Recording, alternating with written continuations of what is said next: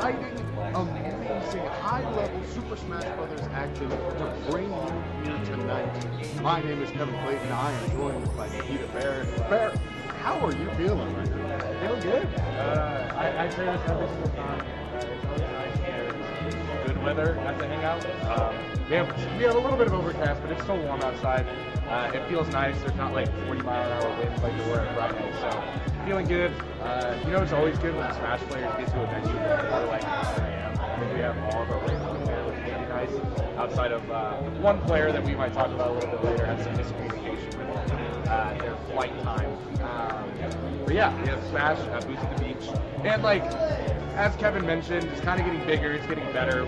If you've been a long time fan of the event, there's been like Smash a couple years ago. There's a high school invitational.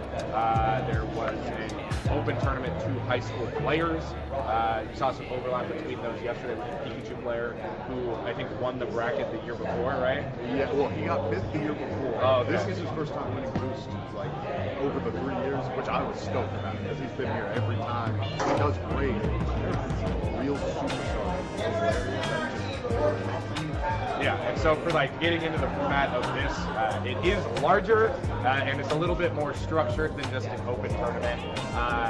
Starting off, we have 28 players invited to be out here. We wanted to make sure that you have like a place to showcase our regional talent. Right? Myrtle has some very extensive players, but not just Myrtle Beach. You have South Carolina, North Carolina, MPBA region. You even go down to Florida and whatnot, stuff like that. You want to share some more like specific details related to Anarchy, the camera formatting and whatnot? Oh yeah, so going to there is... I'm just supporting the players too. 7-player pool, round robin. 4 players from each pool move on to the next stage of the bracket, trying to compete in a 16-person bracket for a prize, and I believe top 8 So, money's on the line. There's going to be a lot of fun, and we get to see a bunch of great talent, like you were saying. I mean, even though this pool 1 has to deal with players like Yoshi, like 6 ranked players in Myrtle. It's crazy. We're going to see Flummer later on in the podcast, but we're also going to see who's ranked 6th, not in the state. Yeah, I think we have like a little bit of a mix-up backstage, so I think we're going to cut to a break. We'll be right back with some action-packed Super Smash Bros. See y'all.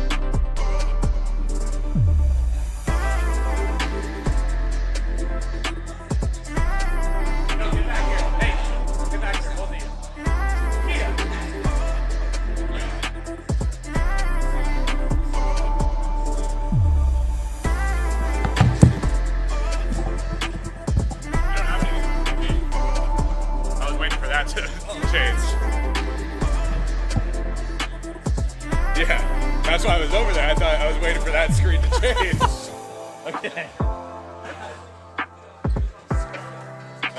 Mic audio is picking up through the webcam. Got it back.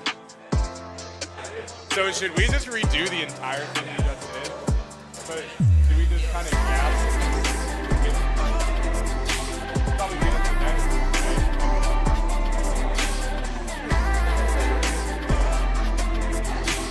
So I think we can talk about format after this match. Same sort of intro, but like, do I address the tech issue or not? Yeah, whatever. Yeah. Just say like we're back again or something.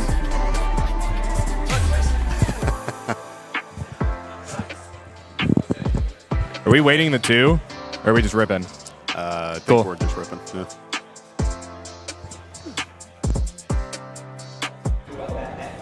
So sorry for the delay, y'all. We had a little bit of a hiccup with audio issues, but everything should be working out well now this time around. Still got plenty of exciting Super Smash Bros. Action ready here once again. My name is Kevin Clayton, this is Nikita Bear, and we are going to be dealing with Pool 1 of this Boost on the Beach Smash Bros. Invitational. Yeah, I believe we do have some graphics to help the fans at home kind of understand this format a little bit more. We're going to be using like the term wave, the term group, or the term pool. In this situation, we will have 2 pools at a time, and then once they complete, the other 2 pools will start, as you can see here. Group or wave will be synonymous with one another, describing basically when those things start.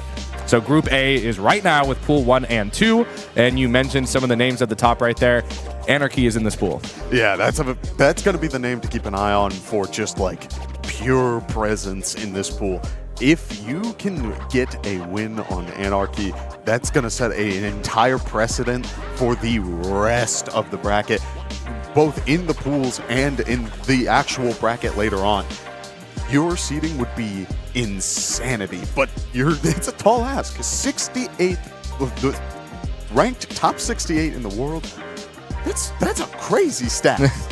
And it's not just you get the win and then you get to move on from that point. All of these pools will be round robin within each other. So everyone won't get that shot at Anarchy. But even if you do get that win, you still might have to face them in bracket afterwards. So it's not just the end of the day if you do get that one win. You still do got to wait until afterwards. And I think formatting-wise, every match will be BO3 in the round robin. Is that correct? Yes, it should be best of 3, as well as just like general side of things.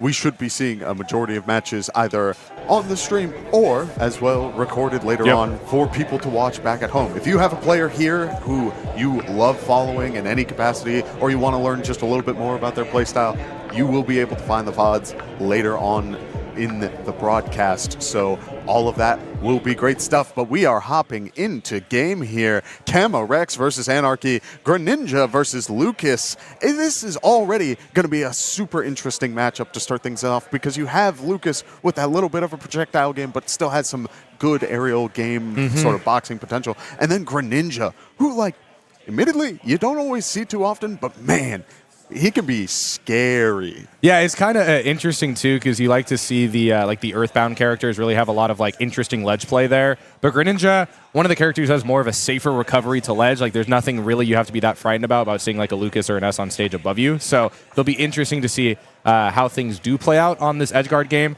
Just seeing like one water shuriken getting sent out there. Not going to do much, a couple % off stage.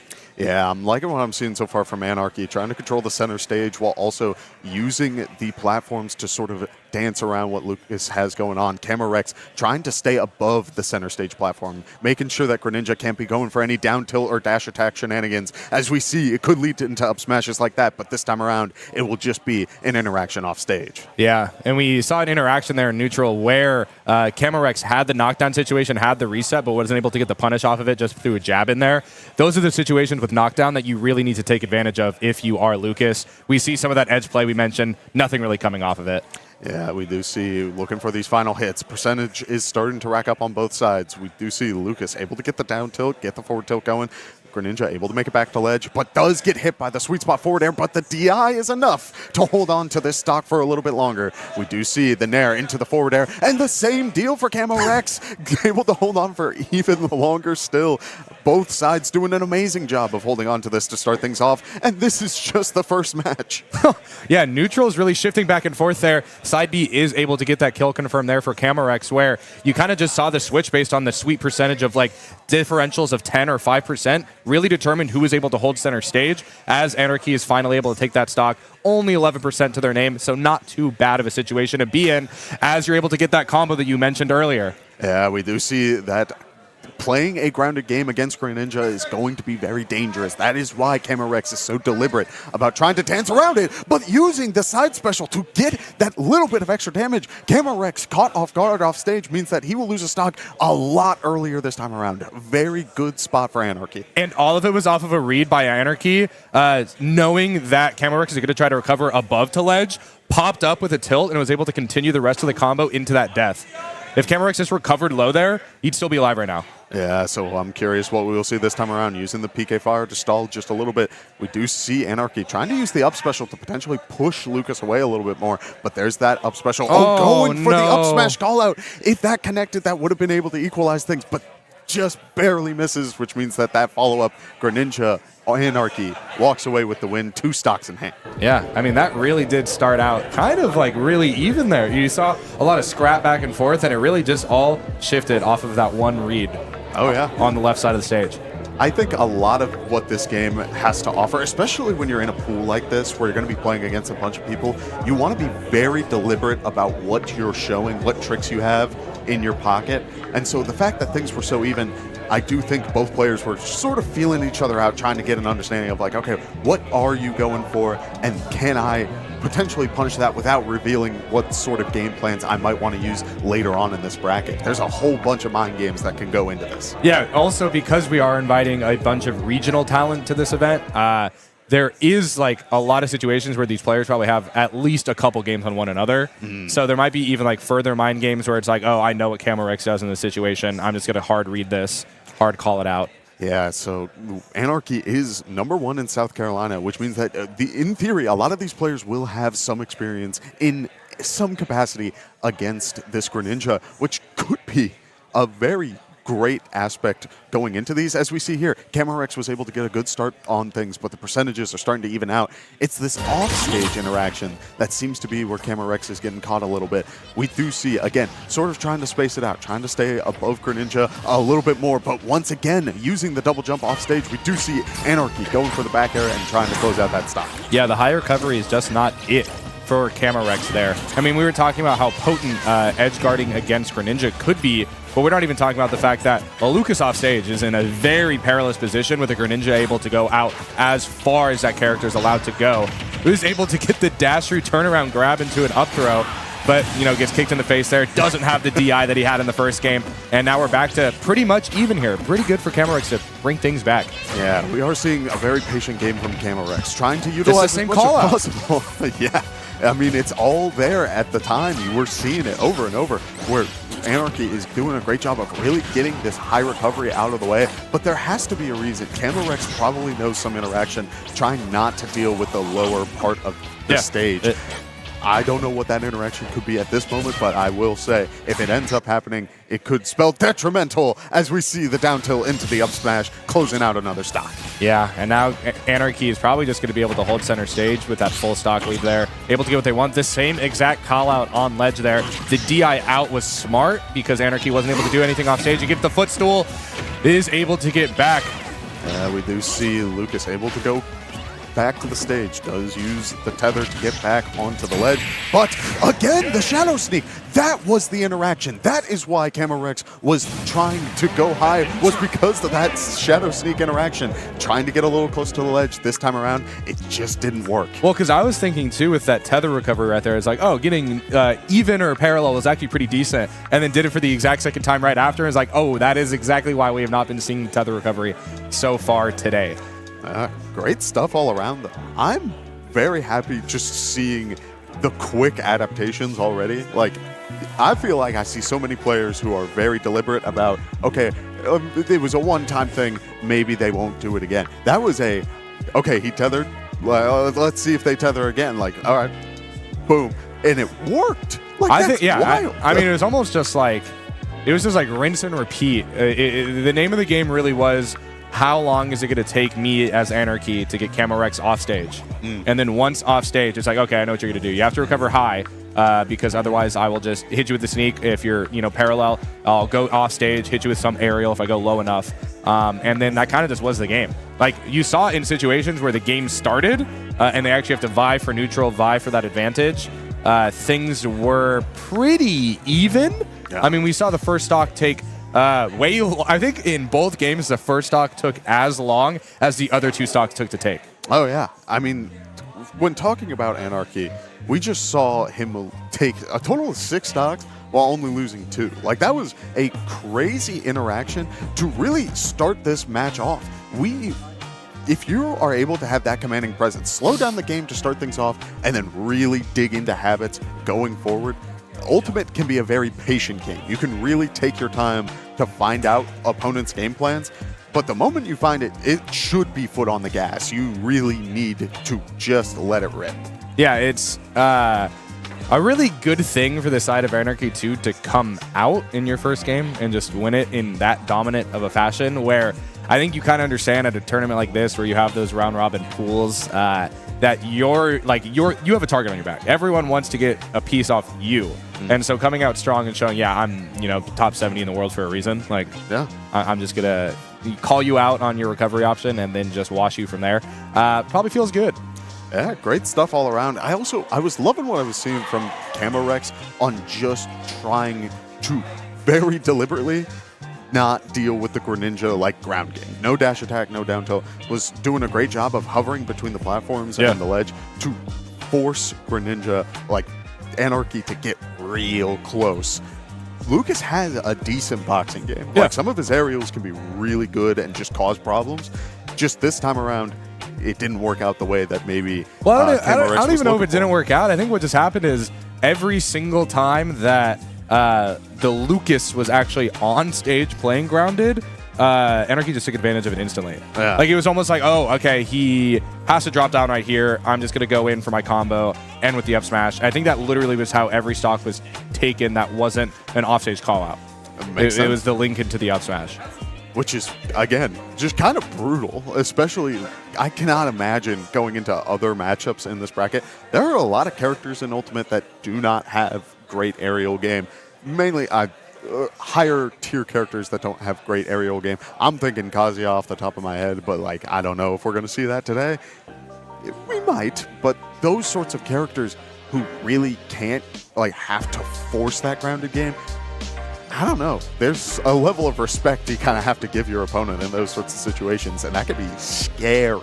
I mean, it's also the thing, too, like, going from the side of Anarchy where you're kind of playing this less popular, like, mid-ish tier character where you're the one who has all the reps against the higher tiers of the most played characters.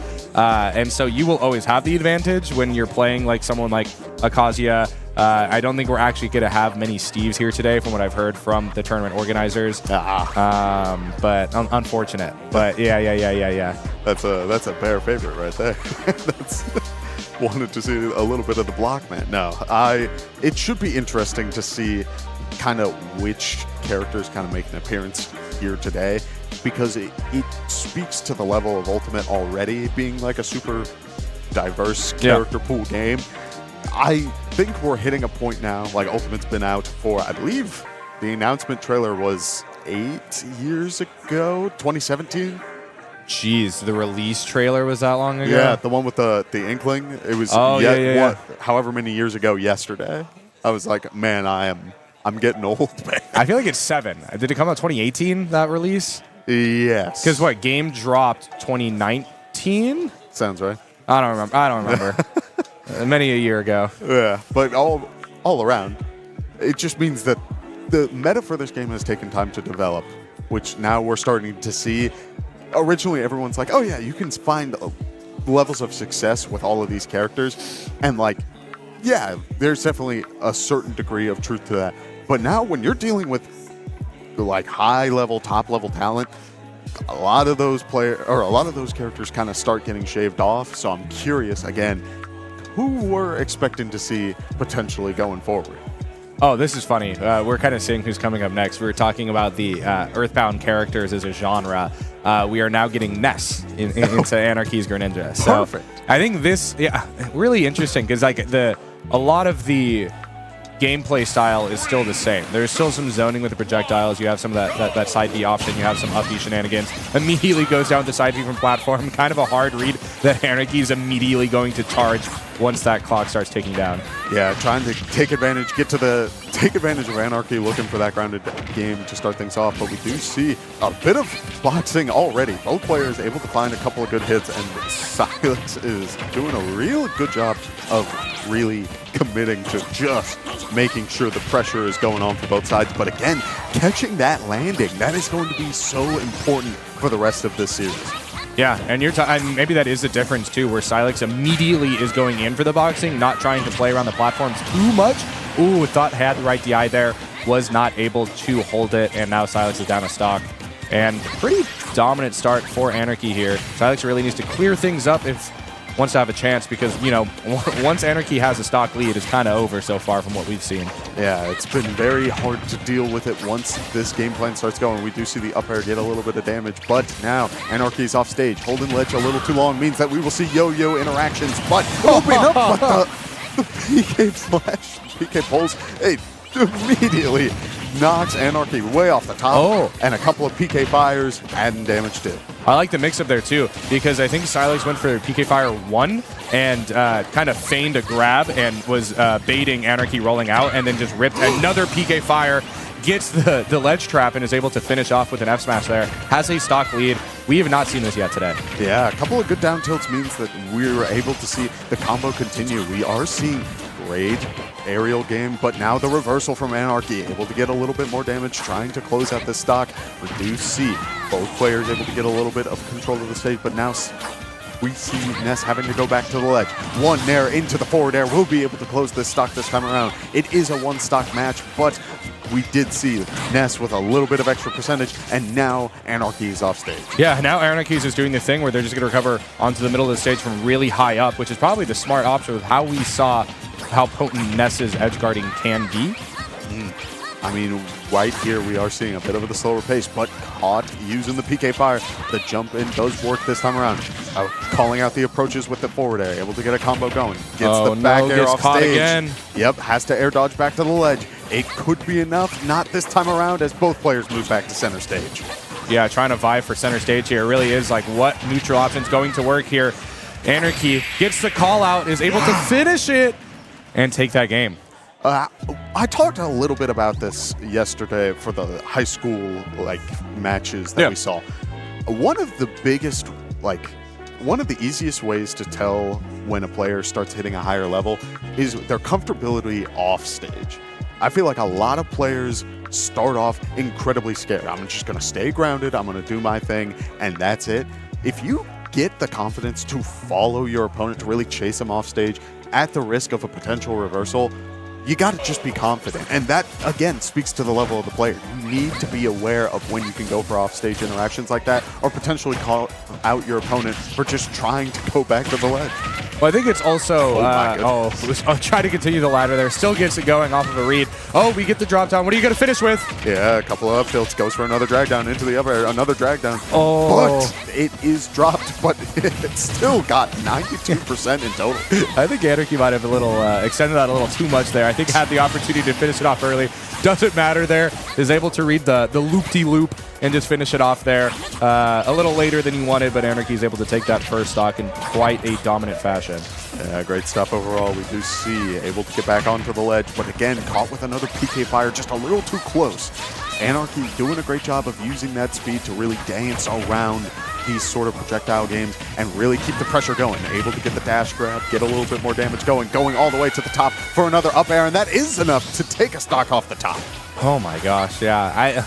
It really does seem like if you don't even things out in the first stock or so, Anarchy is just going to run away with things. Yeah, and I mean, look at this here. We are seeing a little bit more of a boxing game coming out from the Nest player. Silex is doing a really good job of trying to find that opportunity. Does get the back air to close out a stock, and we may see a little bit more pressure going forward. Going for the PK Fire to start things off. A lot of success when it connects, but as we've seen, otherwise the pressure can sort of slow down. Anarchy not rolling like we saw in the last round. But the other issue is the only way for Silex to come back from this deficit is to play scrappy, is to box.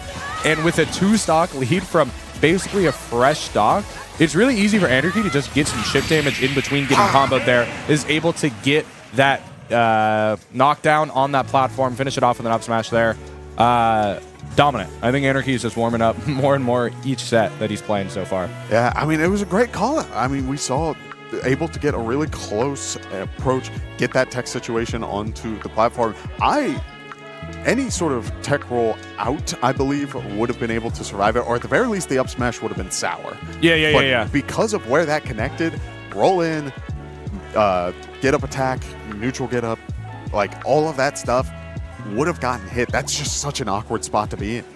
Yeah, and I think we have some more stats as well with Anarchy. It's probably going to look pretty similar to the last game, I think, because of how it actually played out. I think it was exactly the same, where it was last stock situation game 1 and then a 2-stock game 2. I think it was exactly the same. Yeah, the big difference this time around, I think it was that PK Fire interaction we saw in game 1, where we saw just the snowball. If you can catch Anarchy off guard with something, that may be enough to sort of daze the player for a moment and really try to snowball the lead. Whatever tricks you've got, it's clear that you're going to need them. Yeah, I think it was interesting because Silex kept doing the same option in game 2, where I think they knew that Anarchy wasn't going to get chump checked by the single PK Fire.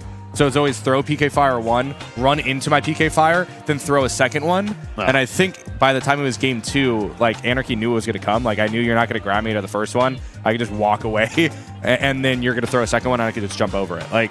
So I think it might have been like using all the tricks a little too early there, where they might have shown their entire hand to start that game, and Anarchy was like, okay, you got nothing left. Yeah, and I mean, you can definitely come up with even more tricks, even during this pool play. Like, there are multiple opportunities to try and experiment, figure things out. But for now, I mean, commanding performance so far. Anarchy definitely making a name for himself, just starting things off.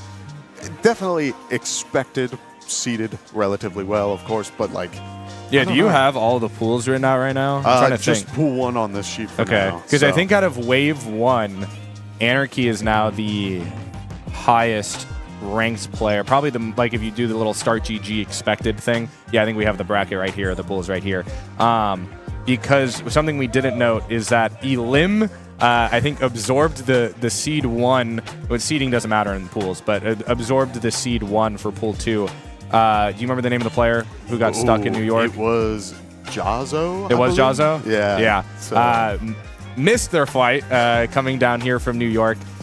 Is a generally local player, but was in New York this past weekend and wasn't able to make it down. So in all of Wave A, pretty good looks for Anarchy. If Anarchy is able to play to how they expect to, kind of place if you do that little start GG show projected, if Anarchy keeps winning, pretty good side because he doesn't have to run into Jahzzo on pool 2. Yeah, we are getting a little bits of information more as this production keeps going on. A bunch of players are filling out information forms trying to let us know a little bit about them, which has been great so far. I mean, like I said, players like Yosh are in pool 1, 6 ranked in Myrtle, but also we were seeing that this player, Yosh, started in 2024. Okay. I don't know what's in the air right now, but there have been so many players across multiple titles, not just in Super Smash Brothers, but in the go-to example I'm going to say is Street Fighter. Capcom Cup just happened. 15-year-old rolls up after playing the game for 1 year, gets second place. What's in the air? What is happening? People are starting to figure out the streamline. I'm not saying this game is solid. No fighting game is ever truly solved, but it seems like people are figuring something out to get real good real quick.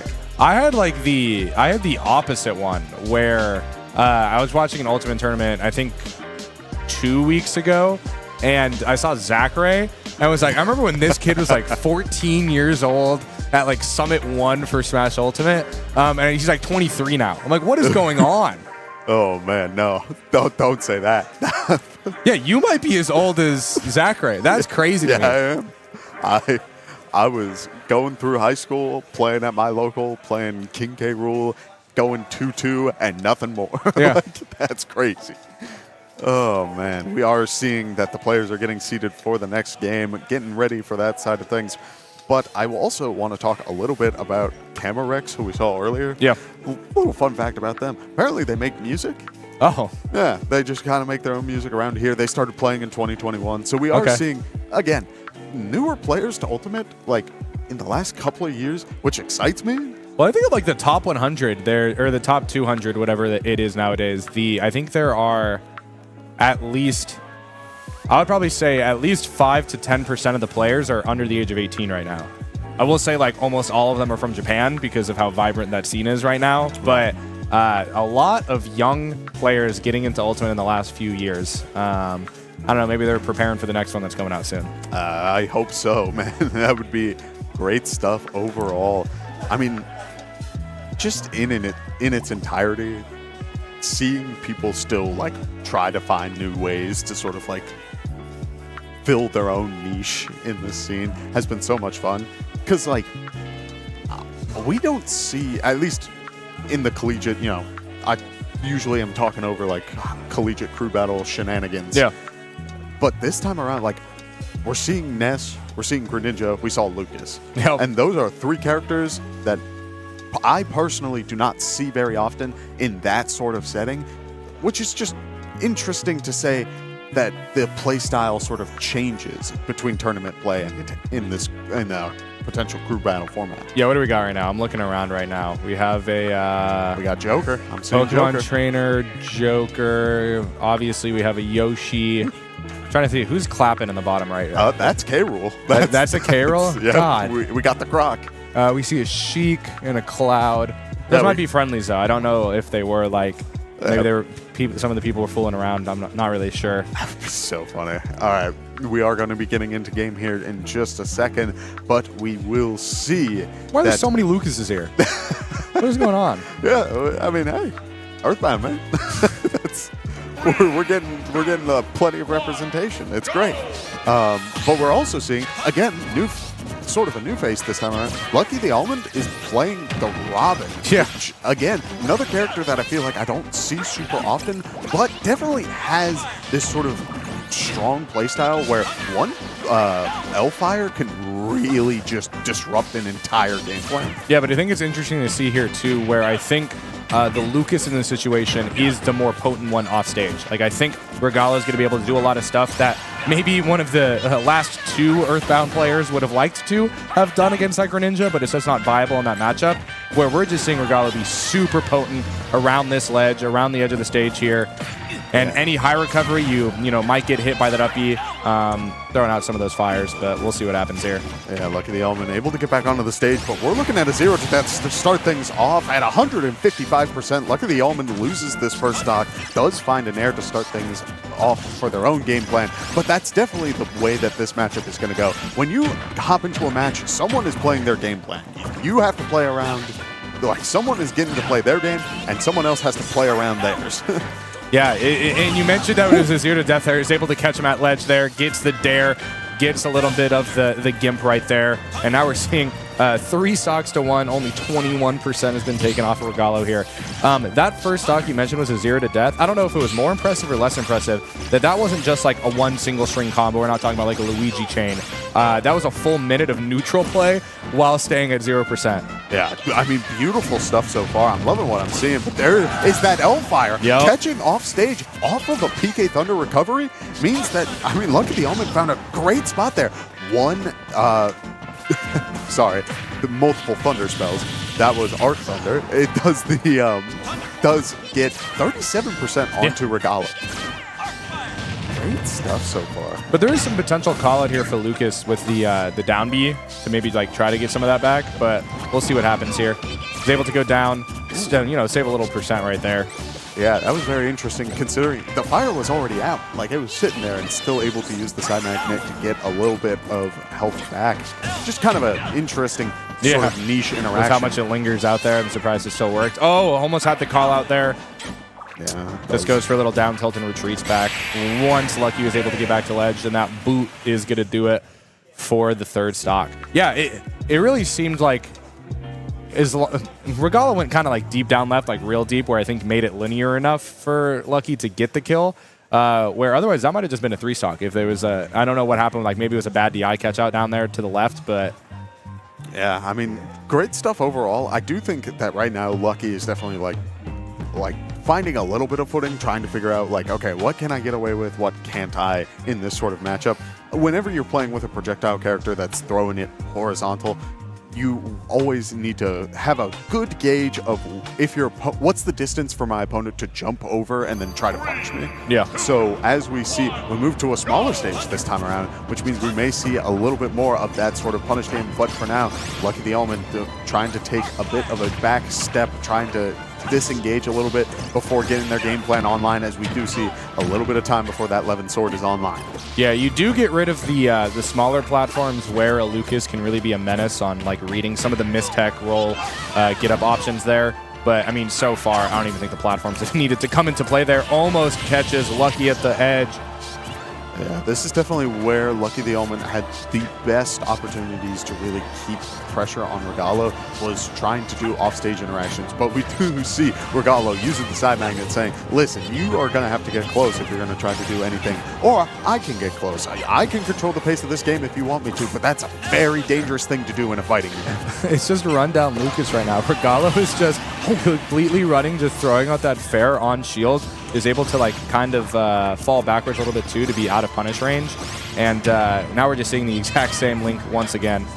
Yeah, Lucky the Element, she's doing a great job of really keeping that pressure going, but does get hit by the Regalo reversal. Does get a little bit of damage in response, but both players taking a step back. Again, Lucky the Element doing a great job of really trying to space out this game plan and tried to get Regalo to take just a little bit of an extra step forward, but when you have PK Fire, you could take a step back and still get your game plan online. Yeah, is able to tuck the PK Thunder right there, get back to ledge safely, but we are still in this very scary situation of being edge guarded. Is able to get the reversal here.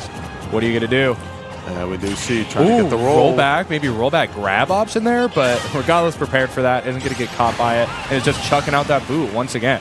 Yeah, I mean, that forward air definitely has insane knockback on that sweet spot, but I did like what I saw from Lucky the Element, able to go for a Thunder, trying to stuff out the PK Fires potentially and trade that out. Problem is that you still have to deal with that side magnet. You got to be real careful, but trying to keep Regalo off stage, potentially get the game plan online, does find an up air to secure one stock.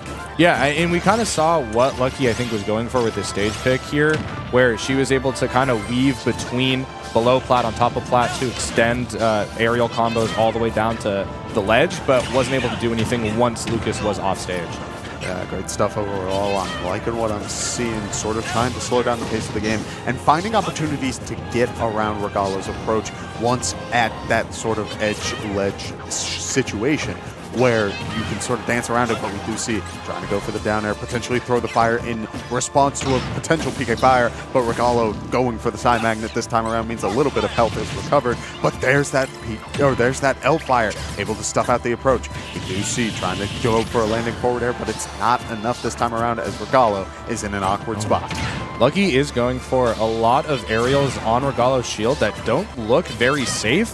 I think fortunate enough that Regalo just rolls immediately after, but there might be a time where that just gets immediately punished with an option out of shield. Regalo just regenerated like 20 health off of that. That's wild, because that went from kill percent to not. Like, we went from having one more potential interaction on this stock before losing it out, and that's not what you need in a situation like this, as one more forward air will be able to close it out as a solid win for Regalo. I think she was holding out too, so it looked like the DI was leaning outwards, so I think it was like a dash back option. So unfortunate to get caught right there. Really good stuff from Regalo there, though. Yeah, I mean, we definitely saw, again, at the end of game one, a bit of that, like, oh, hey, this is sort of the approach I need to take to this game plan. I love the idea of using like a light Thunder spell to try and match the PK Fire, like in the middle, like stuff out the approach that way. It's just that side magnet was like, it's the one tool, if any other interaction against characters playing in a similar way, that would be ideal. You could slow down the pace of the game as much as you want. But suddenly, now you could potentially heal your opponent. You're feeling the pressure to approach as a character that is slow. Like, yeah, Robin's that's the issue there. She wants to be able to try to hold space, kind of buffer movement options by placing various projectiles in certain places. And yeah, Lucas and Ness kind of just break that. Like, I mean, game plan aside, both players definitely found opportunities and tried to punish each other's game plan. Like, there were multiple opportunities for Regalo to, like, call out the roll-ins. Like, you had Robin on the side of the stage. Yeah, I could jump off, or I can try to roll in, potentially get a little bit of that game plan going. But again, we're starting to see some really dominant performances here. We're not seeing super, like, nail-bitingly close two-game series. Usually when someone gets that initial momentum, they snowball it hard. Well, I mean, this was even more dominant of a performance than any of the other Anarchy matches we saw, where I think it was just straight 2 stocks here. We had the 0 to death for the full first minute of game 1. Like, yeah, this was a quite dominant performance that we've been seeing so far. Yeah, great stuff overall. We are seeing the players are getting situated for the next match. But while we wait, I'm curious what sort of, like, if you are feeling the pressure as a Robin player, you have some good, like, get off me options. I know that up smash covers a ton of space to the side, like, you know, like Pyramithra, like Marth level of, like, scoop. But I couldn't really tell if it was close enough for this Lucas. It felt like the spacing was just barely off, where you could dash back and then PK fire. I think it's also like easy to talk about like what moves are viable in a situation outside of the fact, but Regalo was just like rushed out. Yeah. Like it was an option where like Lucky would roll away or dash away, and it's just Lucas just straight zooming after. Like, I don't know if there really was much situation to even try to use your get off me options because she was too busy running away from Regalo's pressure.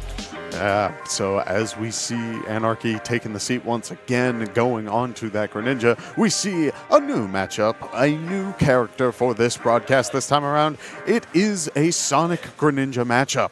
Yeah, and talking about some of those more meta characters, we finally get to see one of the more prevalent characters in the meta right now in that form of that Sonic. Yeah, this is going to be one of the few characters who can probably beat out Greninja's speed in the ground game. So I would expect Ojutai to really keep their game plan going. But as we start things off, Anarchy's doing a really good job of controlling the pace of this match. Yeah, but I think like with how strong Sonic can be on the ground and how good Anarchy is at reading grounded gameplay, that it might not be to the benefit of the Ojutai to like actually play grounded. Because like one catch at this percent will just lead into an up smash. Right, as we do see Anarchy very deliberately trying to get back to the center stage, saying, hey, I'll let you spin dash, go for it, but I want control. I want to have all the options I need to deal with your game plan once you start dashing in. And then those platforms as well. I think that really will be where Anarchy's able to get a lot of his confirms. Get a lot of damage and try to link into that kill. So I think taking note of trying to like read what Ojutai is trying to do out of their options on the ground near the platforms. When Anarchy, so good at reading movement, hasn't been able to actually get the hit on it, but was like basically right there every single time Ojutai tried to recover. Yeah, we do see trying to get that ledge trump situation, but it doesn't work out this time around. Ojutai able to get back onto the stage, using the shield to survive just a little bit longer, but an up throw was able to take the stock. I wasn't expecting that. No. Yeah, just the empty land into grab into up throw on that platform there. I mean, I guess that's like one of the tricks out of the bag, a little bit of a mix-up there. Yeah, I mean, when you're sitting at a high percent like that, we do see Anarchy potentially going for water push off stage sort of setup, but opts to just get back onto the stage, not messing with that Sonic speed, as we do see Ojutai get back onto the platform, eat a forward air, sitting at 88, but is able to make it back to the ledge this time around. Yeah, went out there, went for it all there. And that's kind of like what you're talking about with that risk reward we mentioned a couple of sets ago, where I think Anarchy realized, even if I do get reversaled here at this percent, it's kind of fine anyways, but the reward would be I would be up 2 stocks while Ojutai would be on their last stock in this game 1. Yeah, we do see the back air able to hit sort of on that ledge. We do see the down tilt into the forward air able to close another stock as Anarchy is sitting nice and pretty at 124. Almost anything could take this stock, but a little bit of a patient game means that we could be seeing even more extra credit for the percentages. Yeah, what do you got here? Yeah, Sonic really doesn't have much of an option there to get a kill, even though Anarchy is at over 130%, and you get the grab. Oh no, and Anarchy is just chaining Taylor. You're probably going to go out there. Yeah, it does try to find the Shadow Sneak, but it's not enough this time around. We do see Sonic able to get back onto the stage, find the back air, and close out the stock. 66% in the pocket, but even so, it could be enough to try and even things out. We did see a very nice up air, but not much more. A very early air dodge trying to not get hit by a potential forward air. Yeah. Does get called out and does mean that smash attack will close out this game. It was almost like a damned if you do, damned if you don't situation there for them, where it was, okay, I know that Anarchy's going to go for the fair, so then obviously I need to air dodge out of this. But if I air dodge out of this and I air dodge down, what'll happen is Anarchy will be right there to clean me up right after. So I mean, it's a 50-50, and sometimes in fighting games, that is your best odds, and sometimes that is your worst nightmare. So in this situation, it doesn't work out this time around, but all the same, it does seem like we're seeing a bit more, able to close out that one stock, but Anarchy once again just kind of showing how dominant of a presence, like going forward, this is the player that you need to keep an eye on. Oh yeah. Well, I think, like you mentioned it too, after taking their first stock, that Ojutai did look like a little more comfortable. We saw some more of like those combo strings being put together. Ultimately didn't lead to anything else, but I think it did look like they were a bit more comfortable in this game. Yeah, trying to catch out with the up air, Ojutai trying to get a little bit more damage, but Anarchy doing a really good job of catching the spin dash. I feel like you can't always and there do it that. is. Great stuff overall. Able to find the side special once again to close out another stock off stage, only taking 8%. Oh, and it's all our Anarchy right now. Is able to get a little bit of a combo there. What are you going to do? Oh, back to the punish option. Misses right there, but is still kind of in this situation. Oh, able to throw out an aerial to get off, but right back to the ledge again. Was going for the forward smash, trying to call it all out. Does get a bit of a down air combo, does get a little bit more damage. Tries to go for the Shadow Sneak again, but it doesn't work out this time around, as we do see the spin dashes trying to get a bit of momentum going, but Anarchy again doing a great job of sort of dancing around that game plan. Air dodge is used, but is not punished, as Ojutai is able to get back onto the stage. Yeah, and what do you got here? I think a lot of it is, too, Ojutai is getting these options in neutral, like getting these raw grabs, and just like maybe it's like the weird percentage you shouldn't be going for it. Did Anarchy tech that? Oh no, it was sent a little bit under. Just the spring has just enough knockback to be just a little awkward for now. We will probably see a tech situation a little bit later on, but for now, just kind of slowing down the pace. Oh, I say that and then the back air. Oh, man. But yeah, I really don't know what Sonic has on the throw options on Greninja at these percents that we've been seeing, because it really just seems like, okay, I'm just going to chuck one of these throws, and like that's the follow-up. There's nothing after I return to neutral. Yeah, I liked that idea of trying to use the neutral B to get a little bit more damage going, trying to call out Anarchy for going off stage, but we did see a very nice close to that stock, as here comes the combo game. There's the air dodge. Reads the air dodge out. Isn't going to go down for the air dodge down. Sonic might be able to recover here. Yeah, it does have to go pretty low. Is able to get back onto stage, but at the cost of 47%, does find the forward smash to close out this stock. Could potentially find a bit of the combo game to start things off. There's that grab into a up air. The back air doesn't connect, but the spin dash does. As we see, that forward smash can hit as Greninja is trying to grab that ledge. It could potentially close out the stock incredibly early. Yeah, and I think that's the big difference maker there, where I think in last game, Ojutai would have gone for that grab and instead just read where Anarchy was going to go, and I'm not going to grab you. I'm just going to hit you with an F smash, because that will confirm into a kill. Yeah, we do see another forward smash charge. Again, trying to close out this stock at ASAP. Anarchy trying to go high. Does land on Ojutai, though, and they're not having any of that. And the up special does get pineapple beneath PS2. We do see a little bit of pressure game going. Does go off stage, both players. Oh, platform read. Oh, man. Caught on the platform, and I think the water had a bit of influence on that. Oh, you might be right on that. Yeah, kind of a really interesting scenario too, because I was worried about Ojutai going off stage right there, because like Anarchy lives off stage. Like, that's, if you're going to have a situation where that risk reward might lean more into the risk category, that's your final stock. Anarchy could do the craziest thing off stage, get the kill while losing their stock themselves, and that's just a win right there. So I was worried there, is able to recover, get back on stage, and Anarchy was ready for it and just hit off the platform.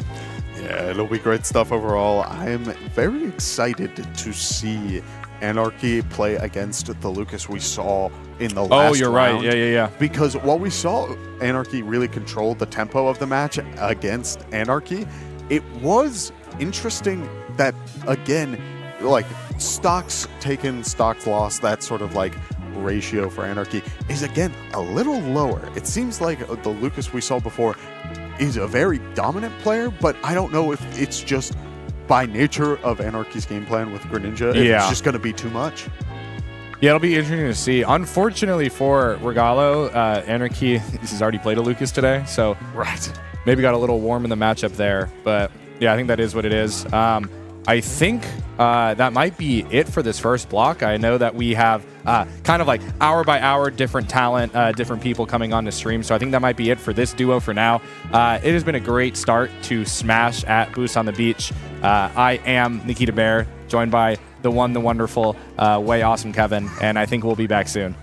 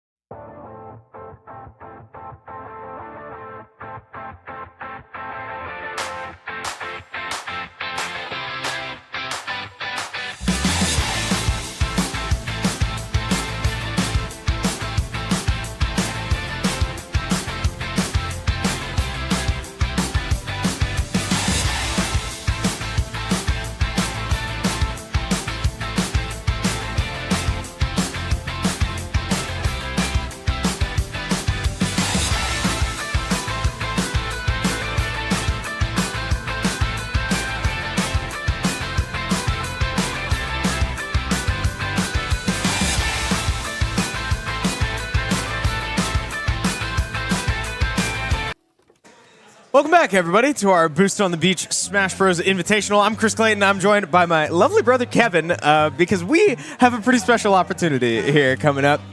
For those of you who may be caught the end of that BRB screen, you might have seen the coming up next.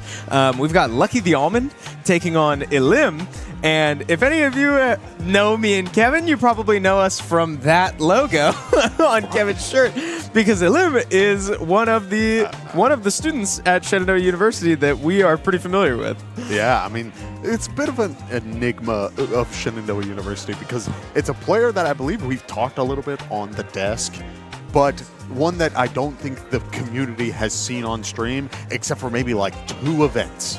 And both times, you can see a lot of different potential like characters and playstyles, and like it seems like Elim kind of finds a playstyle, sticks with it until there's another opportunity to really try something else. Yeah, Elim is an interesting situation, or an interesting character at Shenandoah because he's a dog at Rocket League. So he plays for the varsity Rocket League team at Shenandoah. They compete in NACE Varsity Premier. They're very good. But because of that, he cannot compete in Smash at the same time. So we don't get to see Elim on our broadcast back home very often. So this is a pretty cool opportunity for me and Kev, just selfishly. But we've got an exciting matchup because Elim is not the only person on our screen. We get to watch Lucky the Almond as well, one of the stronger players in the Myrtle Beach area, a very well-known Robin in the area. Yeah, this is going to be fun to watch because I feel like Rob is going to slow down the pace of this game a lot. And the last time we saw Lucky the Almond, playing Robin in a fast matchup seems extremely difficult. So now going to see this sort of magic setups that we would expect out of the character, I'm really looking forward to seeing the wild sort of game plans they could have as they re-grab their book to throw it. Like we're seeing already a much more sort of aggressive but pace-controlled playstyle out of Lucky the Almond. Yeah, you've been here with Nikita for a while, and I'm sure you can attest the competition here has been very impressive so far and will continue to be very impressive. We've got some awesome players coming in today to participate in this invitational, and these two are no exception. So, Lucky the Almond now up over 100%, relatively even percentage game as we continue through. Nice little jab reset, can't get much off of it though out of Elim, so stock count remains tied. Elim going for the down airs off stage, trying to get a little bit more of that game plan online, but the down throw into the up air will be able to close out that stock this time around. We do see a sour spot forward air into the nair. Going for the tech in place means that an L-Fire will get even more damage online as Elim with that big body is just eating more and more. Yeah, something we know about Elim, you and I, is that the character pool is very deep. So that could be something to keep an eye out for between games, but we'll get there when we get there. We just might switch off the Rob if this game doesn't go how he likes it. And I mean, you said it, Rob's got a big body, and with these Robin hitboxes, that can cause problems the longer this goes on. Yeah, but I'm loving that interaction there.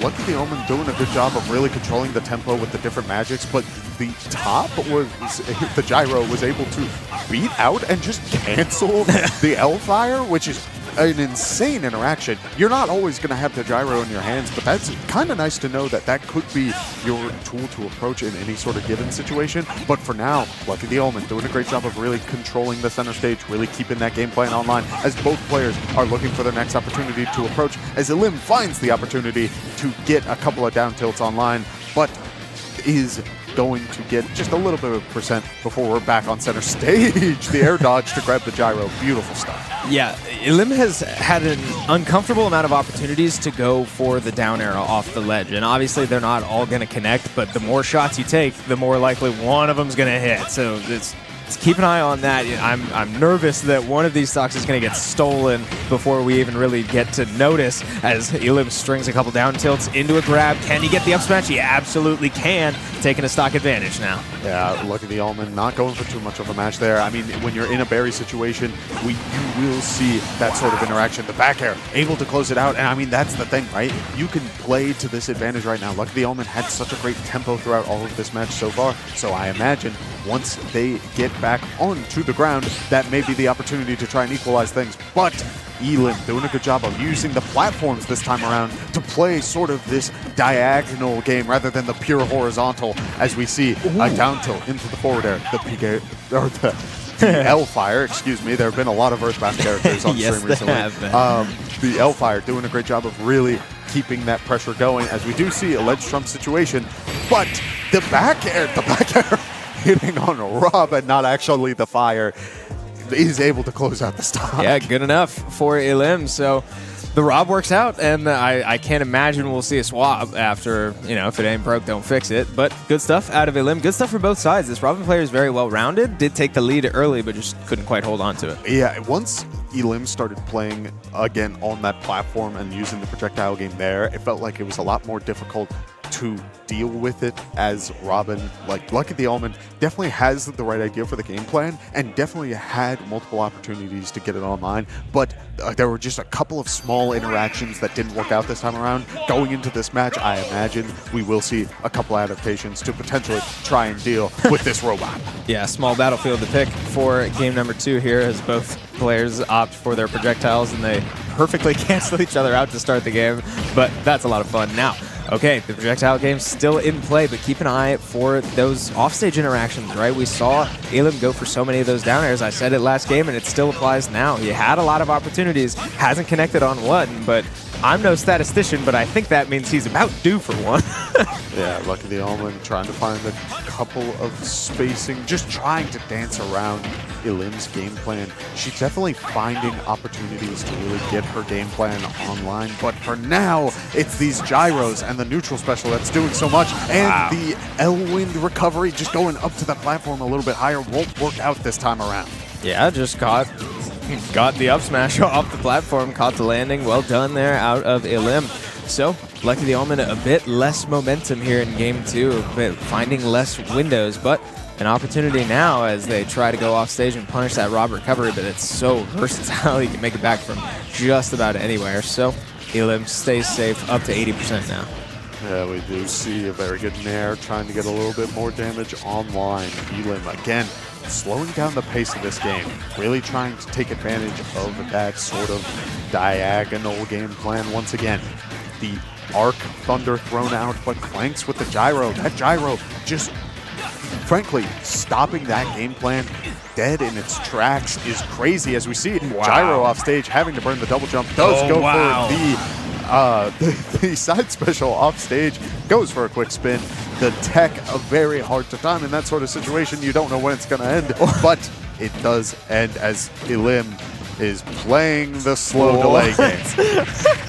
Elim just waiting it out. I mean, he's got a 2-stock lead. The clock's still at 5 minutes, but I mean, I guess he is in danger of losing this first stock here soon, and he is unable to make it back from that one, so he does finally lose that stock after running away for a good amount of time. Back to low percentage now, as if we're in a new game, but with a full stock lead, Elim feels like he's in pretty good control right now. Yeah, we do see the 11th sword bouncing up, is able to get Elim off stage for just a little bit longer, but there's that gyro, able to set up into the laser, does throw it down to potentially get the neutral get up. There's that arc, or the L fire to get a little bit more damage online.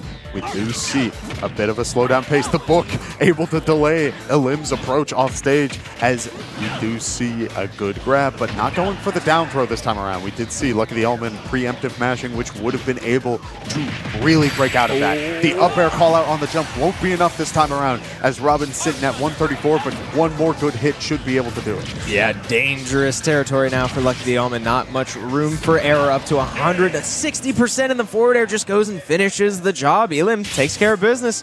2 stocks left and a series in his hand. Yeah, I mean, off-stage forward air, it definitely has good knockback at that level of percent, but it's when I don't see the kill spark, like, I'm like, really? But I don't know. Ultimate's been out for how many years, Chris? It was the anniversary back in like 2018 of the trailer. Yesterday, so like it's been a while. Wow, that's kind of a cool stat. Yeah, right? that it was just the anniversary yesterday. That's fun. Well, yeah, strong showing out of Elim. We can take a look at his stat line here. Pretty simple stuff in a best of 3, right? He got all 6 of his own and only lost 3, so well done all around. And Elim's off to a strong start as being sort of a last-minute shoe-in into this tournament. Yeah, that's been a big theme of today so far, is that we've seen Elim and players like Anarchy who have been having very strong performances, as well as like Camo Rex and players like that who are getting wins. They're not like, the stock count is much more like higher than you would expect. These games are usually 2-stock games. We haven't really seen like a last stock, last hit situation so far. And so I think that's just speaking to the level of these players starting things off. Once we get into the actual bracket side of things, I think that will really try to like equalize things, and we may see some real nail biters. Heck yeah, we've got some awesome players here, and they are certainly evenly matched among each other, especially up at the top. So it's hard to say who might come out on top here, but I believe we're sort of winding down in our first block of competition, which means we should start getting some fresh faces here soon. I don't believe just yet on mainstream, but we'll have, our next 2 pools checking in here probably like as we speak. So pretty exciting stuff, but it does look like we're going to have... Ooh, there it is. Yeah, Cycelex and Camorex making a return here for mainstream.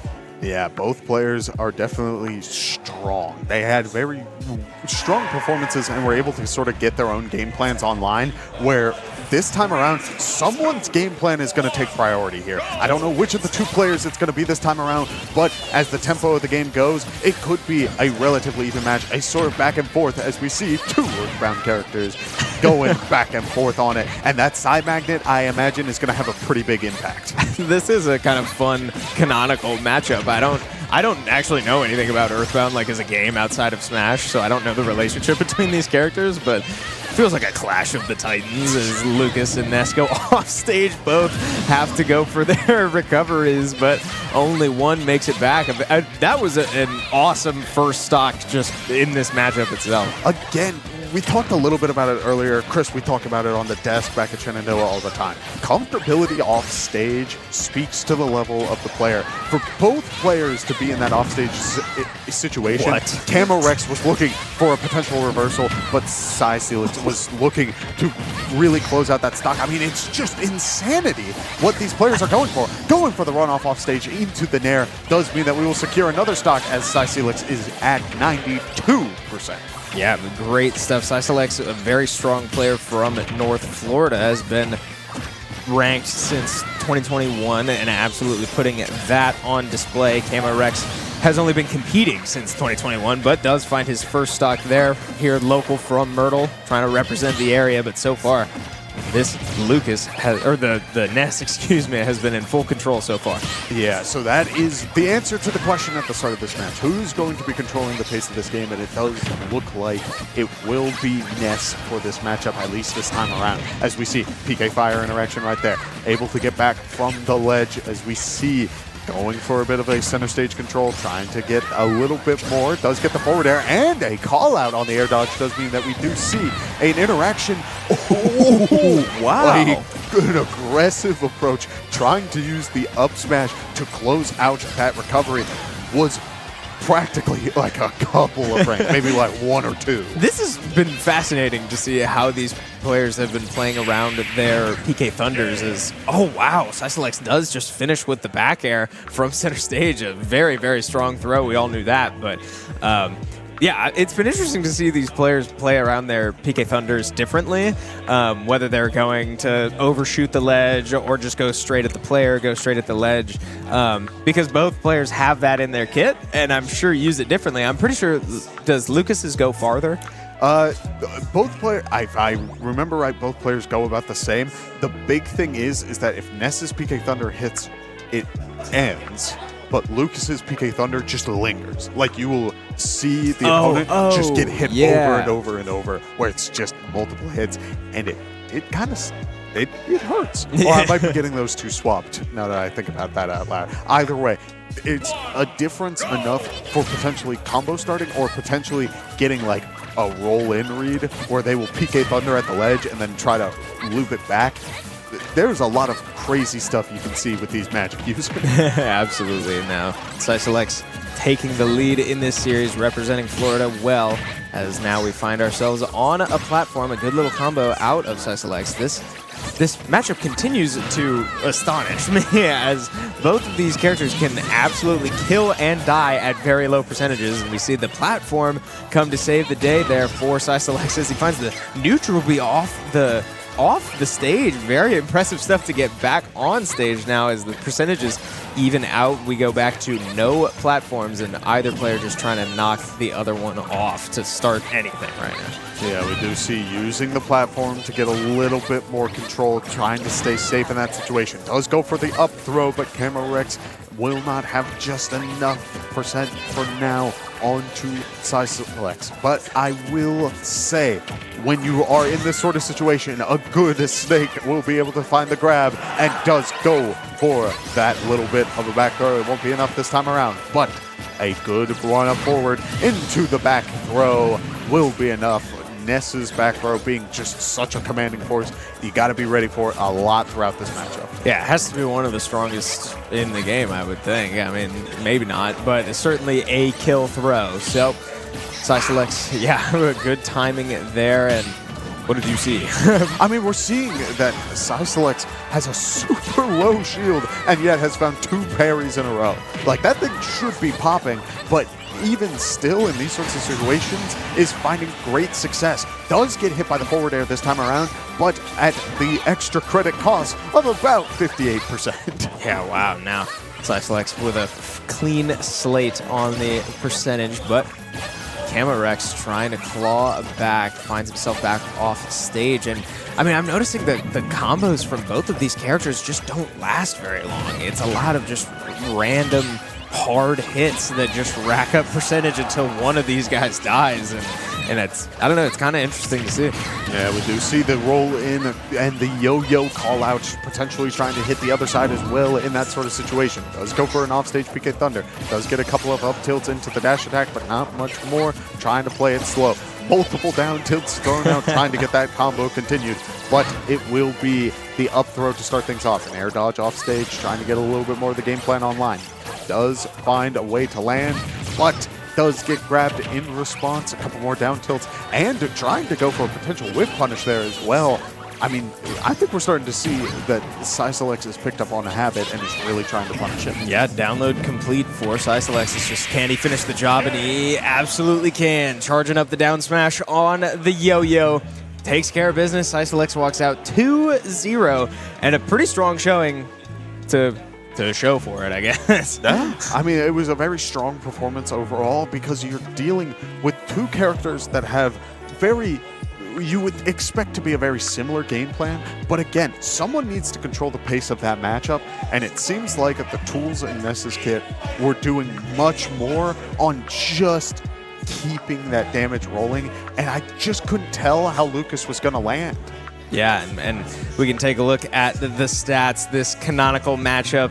Whatever the relationship between these 2 characters in Earthbound, Lucas unfortunately falling short. Cyclex taking 6 stocks, only losing 2, representing North Florida very well. So, unfortunately, the Myrtle Beach locals will have to find a different answer for this very, very strong Ness player. Yeah, this is definitely one of the players that you do want to keep an eye out for. Both times they've been on the stream, they have had a very strong performance already. It's been great stuff all around, but you just gotta be, like, there's a level of awareness that you need to have. This isn't your Wi-Fi online, like, I'm just gonna throw PK Fire and teabag enough to, like, annoy you into throwing your stock away. This is, like, this player's good and has, like, a real game plan going. It's a lot. You just got to be ready to adapt. Absolutely. There's a lot to be excited about, and the energy in here is absolutely picking up. For those of you watching at home, you might be able to see our other stream on the screen behind Kevin. Oh, other direction. There you go. There's a lot going on here at the Hangout in Myrtle Beach, but we're just starting to, and there's plenty more to look forward to. But we do have a pretty sweet announcement from an event you may recognize.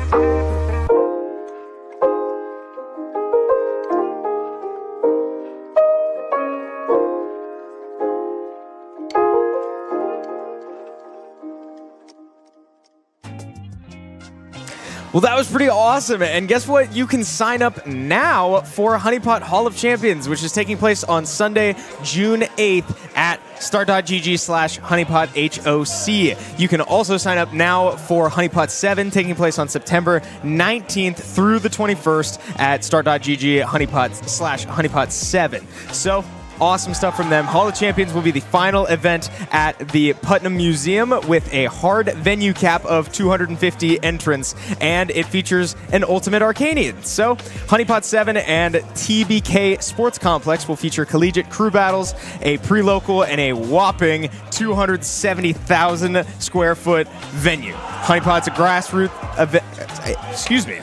is a grassroots and scholastic FGC tournament brought to you by Run It Down, UGS, and Visit Quad Cities. They're doing awesome stuff. If that works for you, be sure to go sign up for that. They're going to have a great time. You will have a great time, and it's just awesome stuff to be a part of. I mean, Chris, Shenandoah University has been incredibly lucky to be able to work with Chase Newcomb, like in this sort of space and this sort of field. To hear about Honeypot and like the progression and what all goes into planning that event, it's been crazy. And all of the other faces behind it, I mean, people like Albie do great work with stuff like that. And there are plenty of other names, I'm sorry, that I am not very good with, because Chris can tell you I've never been very good with names, but I promise lots of great people are helping out with this event, and it should be a great time. I'm looking forward to it. Yeah, absolutely. There's plenty to look forward to, and including our next matchup here we should be getting into soon. I want to take another moment to shout out, we do have multiple streams live here from the Hangout in Myrtle Beach. We've got some serious action going on downstairs. If you're here looking for Rocket League, I believe Wichita State is taking on UT Dallas in Rocket League, and I don't know how much of it's coming through our microphones, but this place is getting active right now. So be sure to tune into that if Rocket League is your thing, especially while we await our next matchup here. But don't go for too long, because we've got plenty more exciting Smash here. And I believe that includes Camo Rex coming back to try to get some revenge on mainstream. I'm fine with that. It means we get to see a little bit more of that Lucas action from what I remember, which is good, because I feel like that character definitely has a strong performance just overall, but you gotta be careful. Like, you gotta understand that now a lot of people are starting to pick up on this. A lot of people are seeing that you've been on these setups so far. So, understandably so, you gotta be ready for it. Also, quick note, if you have a player here who you saw in those pools earlier today, and you want to see their matches, there are recording setups as well here. Those VODs will be uploaded later. If you have a favorite player that you really like to follow, or just enjoy their play style, maybe they play a character that you really enjoy, that will be the approach. But Chris, I got mixed. It is not Lucas, it is a Zelda Joker matchup.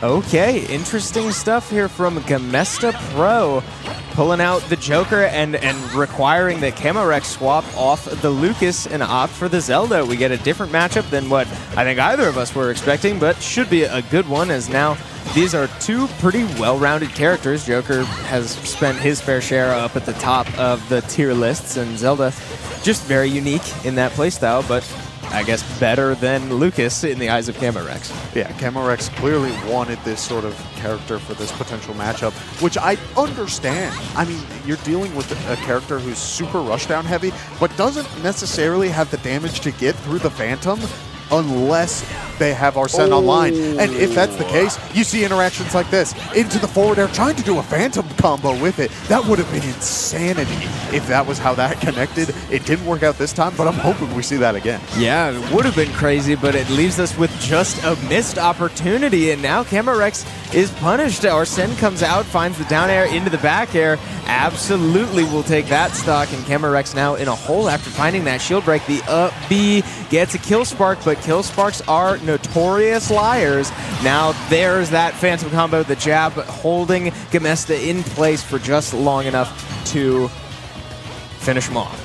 Yeah, we did see, if there's one thing that I know about Zelda, it is, I've learned it from 3DS, who has just shown that this character can get a very brutal from a distance, and even with the Rebels Guard, it's very easy for Camerex to really just control the tempo of this game. Gamesta Pro doing a good job, though, of once Arsene is online, she keeps that momentum going, and it is all her to just try and close out the stock in this small window. As we see, going from practically 20% now to 74%. But we are seeing a couple of good hits from Camerex, and the Phantom Slash to do enough to close out that stock means that Gamesta Pro is going to need to find the next couple of hits to try and close things out. Yeah, gonna have to dig deep, find a bit of a comeback here, but certainly not intangible as Zelda is all the way up to 90%. I'm also realizing only now that it's, oh wow, an offstage interaction goes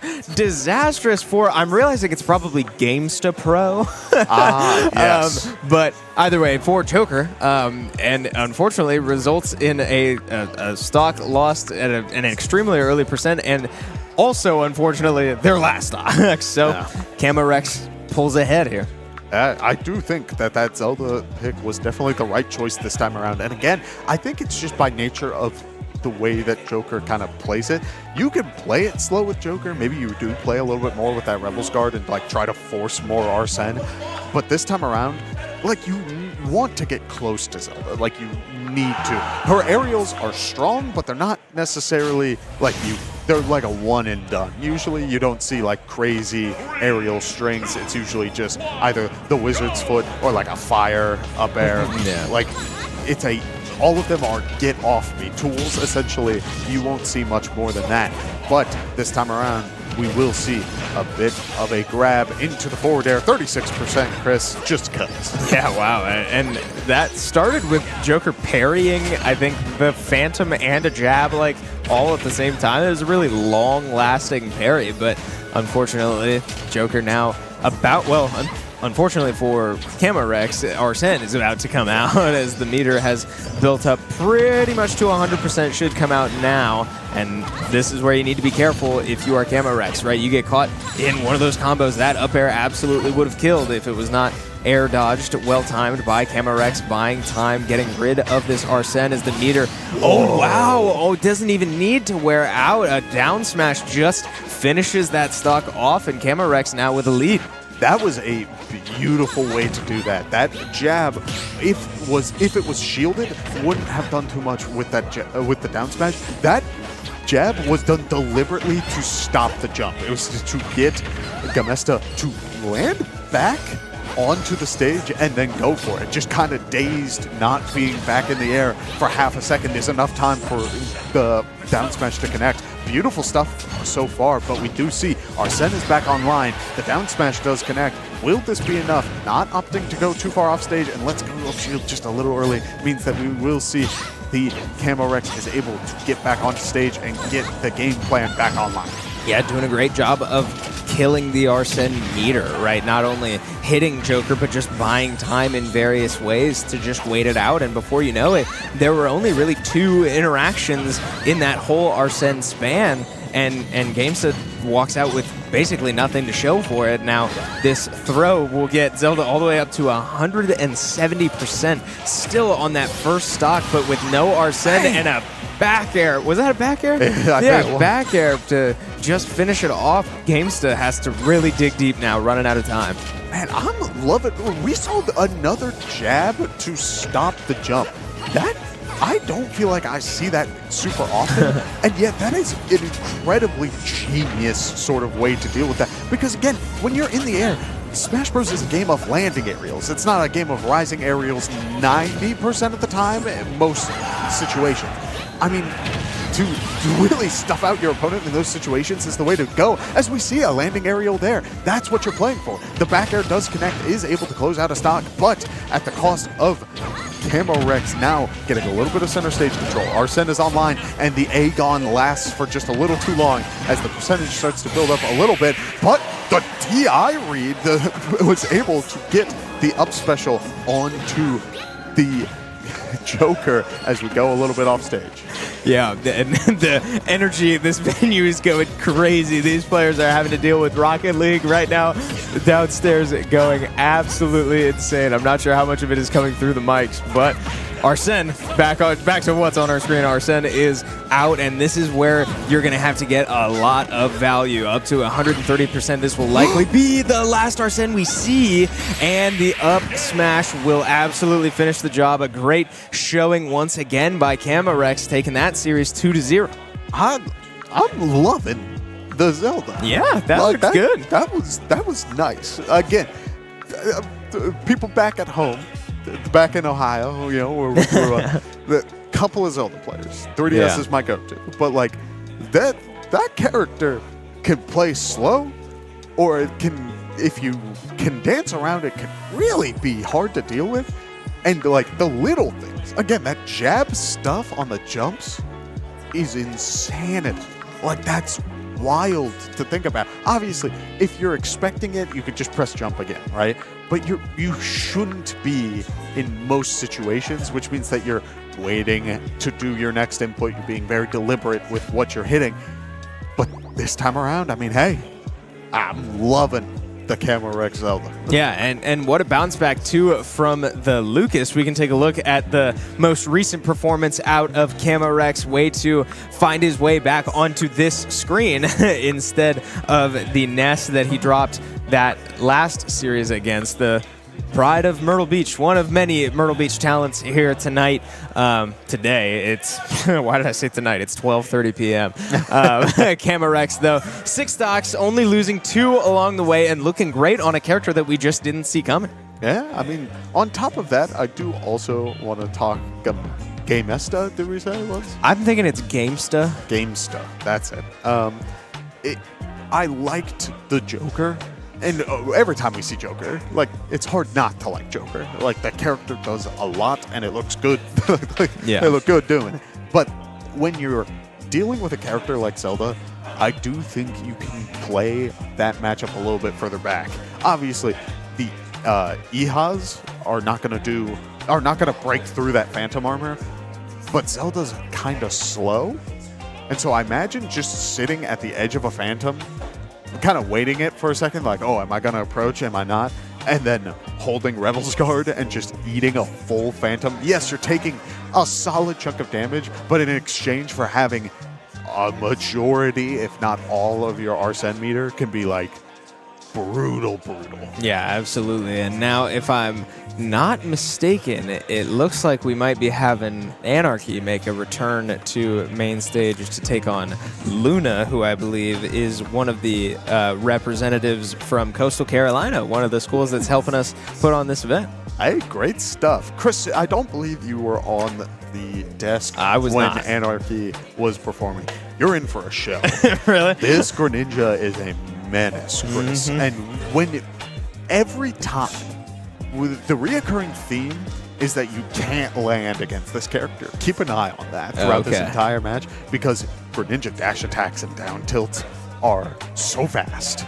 Like, there are very few characters who can really beat out that. And we even saw Anarchy playing against a Sonic, someone who should, in theory, outspeed. But the moment Anarchy got control of center stage, wouldn't leave, would just stay there, and Sonic's like, well, then I'm going to spin dash. Like, that's the entire gimmick. It's like, I'm going to spin dash onto center stage, and then immediately get nared into string, into crazy stuff. So, hopefully, our Coastal Carolina, friend, will be able to have a game plan going into this and like try to really bring out something to sort of jump scare the game plan, really shake things up, potentially days. But this time around, I'm curious what we may see this time around. Yeah, Anarchy is PR #1 in the state of South Carolina, so obviously an extremely strong player, and clearly you've experienced that to some extent.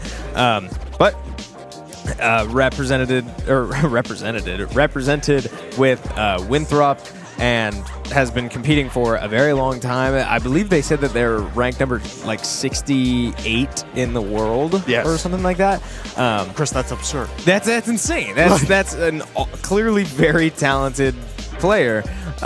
So we get to see that on display, and it looks like the Greninja will be making a return, like you said, and the response for Lunar here will be a Sheik pick. Chris, I've talked about this on the desk a dozen times. I have my opinions on this ninja, and Sheik sometimes is not the best at closing out these sort of stocks, and Anarchy was really holding on for a long time in these matches. Maybe Lunar has the answer, but you got to be very deliberate with how you're dealing with this. Otherwise, you could be in a world of hurt. As we see, the dash back into the forward smash does get a solid amount of percentage, but the jab back from Lunar is going to try and match in response. Yeah, and Lunar just sort of struggling to stay on stage, and sure enough, yep, the up smash does confirm. You said it, Kev, not much breathing room, and especially not much time on your feet. Now, Sheik forced to spend most of that stock off stage, but finally gets some stage control of their own, as now we go back to center stage, just trying to find any percent they can, and Anarchy getting hit by quite a few hitboxes, racking up some percent here. Yeah, we do see Anarchy, yes, taking a lot of damage, but again, look how deliberate the control of center stage is. Ooh, the jab reset into the forward smash. It won't be enough, Chris. It's a Sheik situation where the forward smash is just not enough this time around, but all the same, we do see a couple of really good moments there. That grab was really long, Chris. Yeah, 105% up on Anarchy. Lunar doing a great job of holding his own so far against the #1 ranked player in the state of South Carolina, but so far not able to find that first stock of going for another forward smash, and does get caught using the up B onto the stage, and just another up smash finishes it off. That up smash is so strong from Greninja, and it's finding its value so far. Yeah, like, where do you land? Same deal. Anarchy trying to land on the stage, trying to use the counter to deal with the Deku Nut, but it was used just a little early before the explosion, and it does send flying off stage. All the same, there is still a stock lead. We see the Nair into the drag down combo, into the up air. No double jump from what I've seen, into the drag down. We keep it going, Chris. Look at that. Oh, wow. Isn't that insanity? 80% onto this Sheik play. Lunar 80% without a double jump, wow. and gets forward aired. 92 off the stage, off to the left. What? It's crazy to see you react this way with somebody who has seen so much Smash in your time, but I think that is a statement to the level of Smash we're seeing, right? This is clearly a very talented player. Trying to just showcase his craft, and it looks like we're gonna switch it up here from Lunar. Did not like the Sheik, and we'll be swapping to Jigglypuff and see if that goes a little bit better. I like the idea of this. If he's catching my landings, then I just won't land. The goal is I'm going to play this puffball, and we're going to see what happens. But as we start things off, it does seem like Anarchy's doing a really good job of trying to use the up airs to really just keep Puff in the air, saying, hey, if you want to stay up here, I'll keep it going. Why not? Yeah, a lot of success in that first stock from their last matchup on the Sheik. Wasn't able to take the stock, and then just not much to show for the rest of that game. And now Anarchy just feels like he's taken pretty much full control as we load it into game 2 here, and it's a bit more of the same. But so far, not as true as it was 20 seconds ago, right? 88% basically both ways, but Jigglypuff is so light, and Anarchy able to steal the first stock at just over 100%. Yeah, there is a great game plan going on here. I do like what Lunar was doing. We're seeing a very good percentage build up, and we just need a potential last hit. It could be the back air, it could be a forward air string off stage. Whatever it needs to be, it can be found, but for now, Anarchy doing a really good job of just keeping the combo game. Again, sort of trying to take advantage of these landings, and Lunar playing it relatively safe so far, like really finding opportunities to land, utilizing that floatiness to try and get away, but these up airs into the forward air, Anarchy following all the way up, will be able to find another forward air to close out another stock. Oh. And that's crazy. Just a straight up rest off the respawn platform, and Lunar able to secure their first stock so far, and now maybe with an opportunity to break a shield. Nope, gets parried. Anarchy in no danger for now, and Lunar, but just able to get a stock, something to write home about because this feels like it's getting out of control. Yeah, I mean, this is the kind of play that you need to be ready for. We do see the pound connect into the nair, going for a down tilt, trying to get a little bit more game plan going, but we do see able to tech in. That could have been a very dangerous spot if Lunar was looking for that potential jab reset. Look at how look how confident Anarchy is dancing around that ledge, Chris. Oh, the back air lives? We did see Jiggly. It's Jigglypuff, Chris. That's a light character. I am shocked. Yeah. That's crazy. Yeah, good stuff so far out of Lunar, but just not enough as the players laugh it off, give a fist bump, and walk away. Anarchy still moving and grooving. How you doing? Keep it moving. Looking great along the way and just showcasing why he is the best player in the state of South Carolina. I mean, we've seen Greninja do so well this bracket so far. In the past, I feel like Shenandoah had a assistant coach, Greninja player, who was very good at just really labbing out this character. And so I've heard and I've witnessed all the crazy stuff that Greninja can do. But I mean, it's insane how much Anarchy just uses the speed and the aerial momentum. We didn't get a chance to see it this game with the shadow sneak, the jump scare move. Side B. Yeah. Anarchy will go deep off stage. Really? And just teleport, jump scare / get back to stage. There's something about this character that's freaky, dude. No, that's hilarious. And I mean, we can take a look at that character that we just watched. I mean, these statistics are interesting. Am I crazy? I thought he only lost one stock. Maybe I'm wrong, but no, he got rested, remember? Right, I thought that was the one. No, he lost another. Did he lose one in game one? Yeah, with the Sheik, it was I forget what happened with the Sheik. Okay. Definitely lost something with the Sheik. Okay. It was the jab reset. It was a beautiful jab. No, into the jab forward reset smash because it didn't kill. I don't remember. I'm gonna trust our production team. The fact that it's on screen, they're keeping track. But no. Point is, great stuff from Anarchy, right? Clearly an extremely talented player and showcasing his skills on one of the biggest stages here, right? We've got some serious talent in this building, and we've got more coming in to keep up, right? We've got these 4 different groups that will be competing for a little while longer here. We can take a look at these groups as well. 2 different groups, 4 different pools, I should say, round robin within each pool. And let's see, where is Anarchy? Pool 1 there, obviously. Look at blind little me reading from the right instead of the left. But there you go, Chris. Yeah, Anarchy so far looking very, very strong in Pool 1, and I believe we should be moving to Group B here somewhat soon. But, well, I think that's at the end of the hour.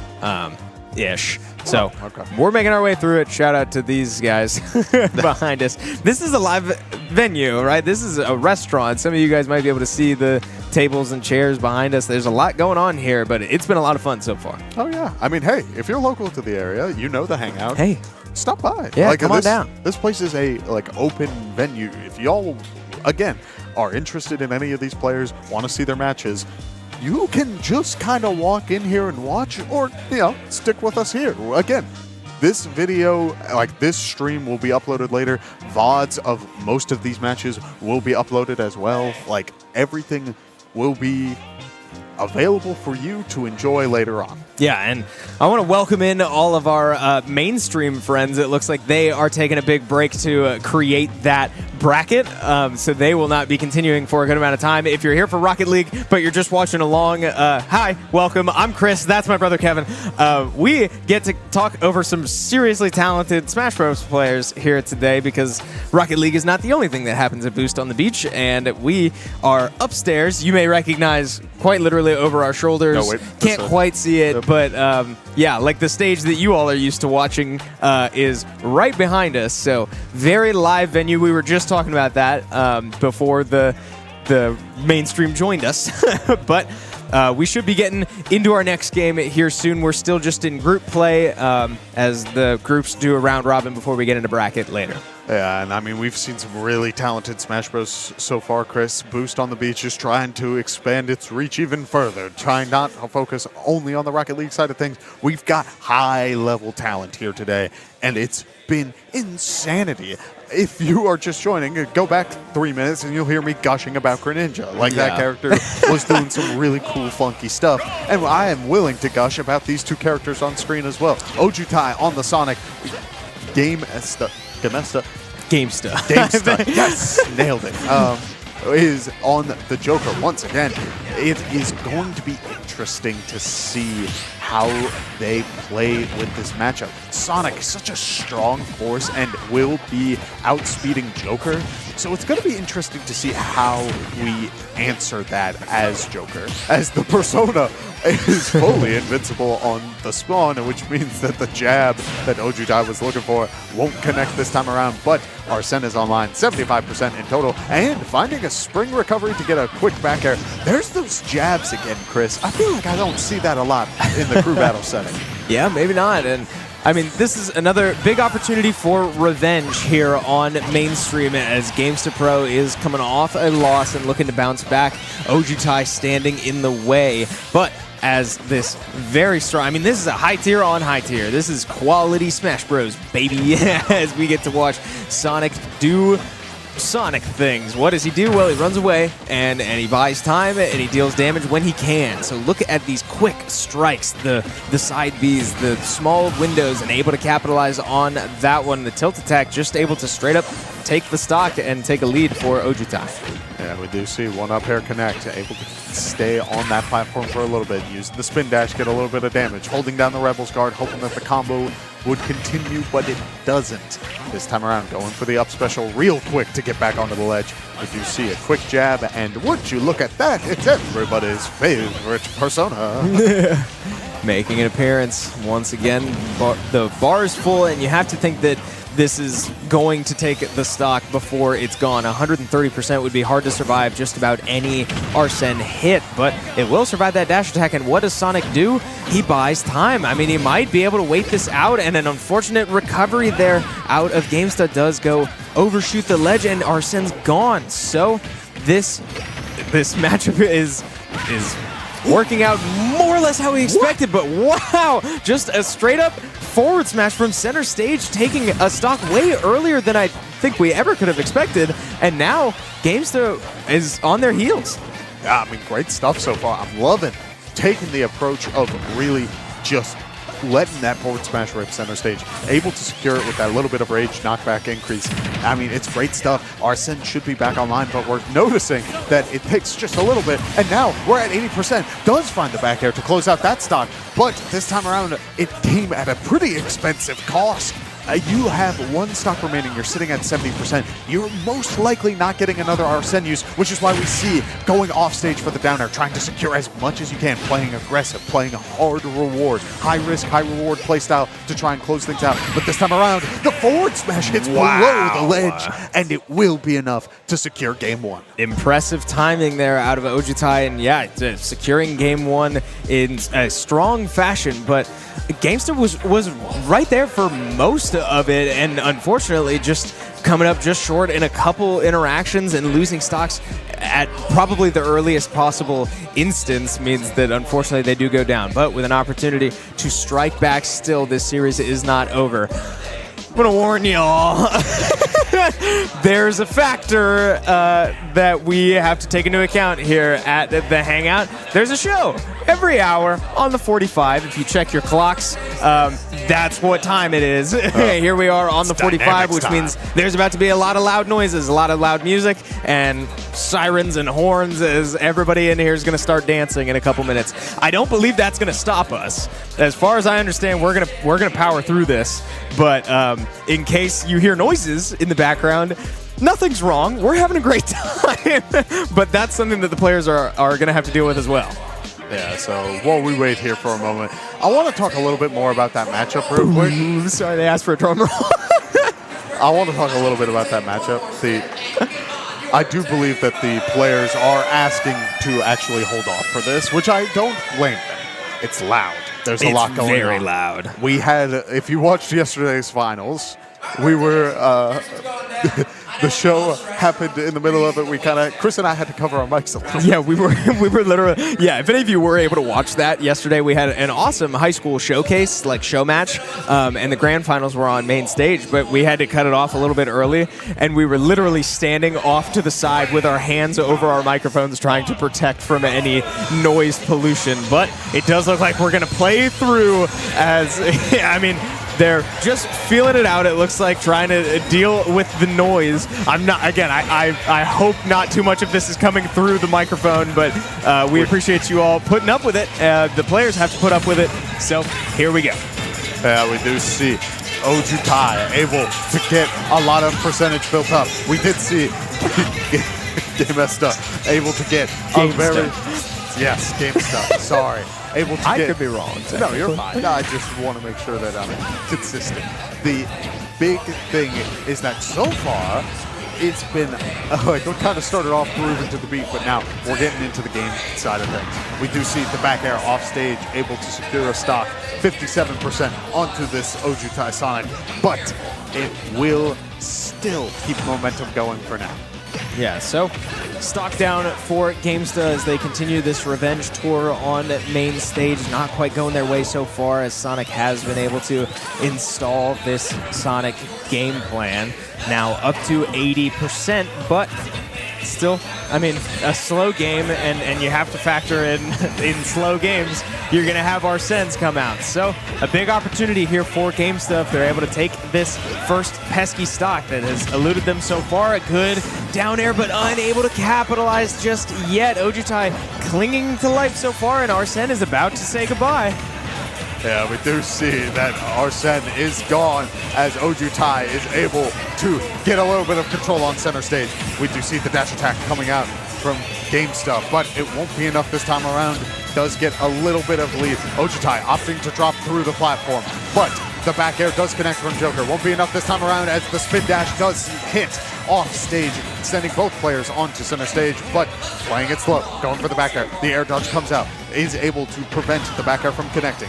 We do see GameSta able to get the down tilt. Sonic going for the up smash, trying to secure an even harder lead, but it won't work out this time around. Down smash connects, one quick jab into the grab. Won't be enough, but the grab the second time does connect and uses the spin dash to go all the way off stage for the back end. I was literally just about to say that GameSta was doing such a great job of holding on to that stock, because we've seen GameSta lose stocks so early throughout this series, and that was looking so good, but right as Arsene comes out, they do unfortunately catch an aerial off stage and go down. But not before, until swiftly taking a stock in return. So pretty much a perfect one stock deficit as GameSta just trying to claw back, but unfortunately it's so hard to do that against Sonic as a character. Right, exactly. And we do see Ojutai at 41%, able to secure a lot. Even so, Arsene online, going for the back air. It does get hit. Ojutai doing a great job of really controlling the pace and has no fear of this persona. Doing a great job of really keeping up with the pressure. Going for the nair. Does get a little bit, but not much. Arsene is now offline. Going for the forward air. Drag down, potentially into the down smash. But GameSta does a great job of reacting and trying to hold on as long as possible. Yeah, clinging on for dear life here. One stock separating this, separating Ojutai from taking this series, and sure enough, forward smash from center stage will absolutely do it. Ojutai taking care of business and walking out with a 2-0 win in that series. A strong performance, and I loved the confidence. GameSta had a moment there of being at kill percent. Like, anything's going to take that knockout. So what is the... We saw Ojutai really take advantage of the default defensive option. The spot dodge was getting a lot of value throughout that series, and then that moment right there was enough to basically say, hey, like, I'm just going to sit here for a second and see what you do. Saw the spot dodge, reacted, one quick fist to the face. It's enough. Yeah, absolutely. And we can take a look at that performance out of Ojutai, able to snuff out the comeback, the revenge tour for GameSta, but taking 6 stocks and only losing 2 along the way. great showing out of that player, and I do believe that is our last matchup of that group. So that should have settled out, and when we moved to our top 16 bracket play, the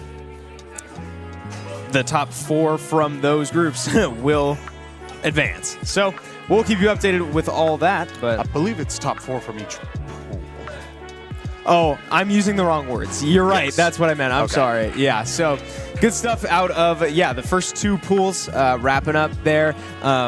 I believe that's going to do it for us here. We're going to take a quick break while we wait for the next group to start. I believe the next group will be starting within the next 10 minutes or so. So we're going to take a small break, probably change up our lineup a little bit, but don't go anywhere, and we'll be back with some more Boost on the Beach Smash very, very soon.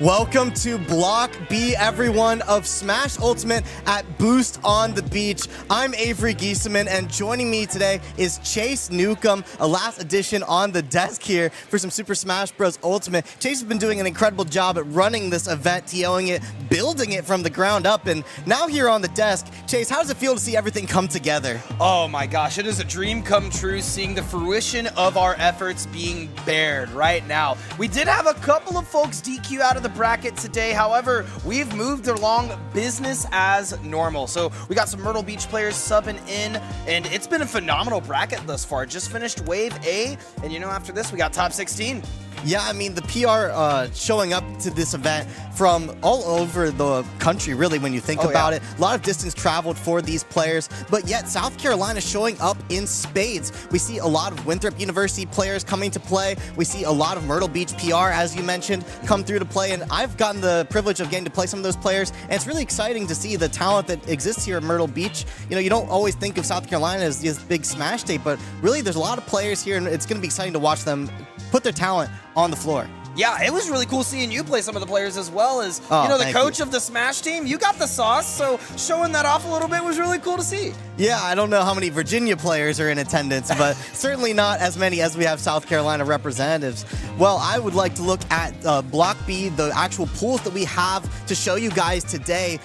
We just saw Group A, which is pool number 1 and 2. Some amazing talent over there, but we are getting into Group B over here. Pool number 3 is what we're going to be starting with, and you know, we have those amazing players coming out. Chugs not going to be able to make it today, so No Tag going to be taking over that number 1 spot here. Twitchy from Winthrop as well as No Tag, both great players in their own right. We got Radiaz on the Sephiroth too, and then we got someone you may recognize if you're a South Carolina Smash fan is Takio down there at the bottom, a local TO and a great player in of himself. Yeah, it was the beauty of going to every new scene for me, Avery, is learning how that scene develops, and it was so cool to hear from Takio all of the work he's put into the scene come to a whole new head, because he's started so many new games down here, and obviously Ultimate's the most popular, so it's been super cool to watch that pan out.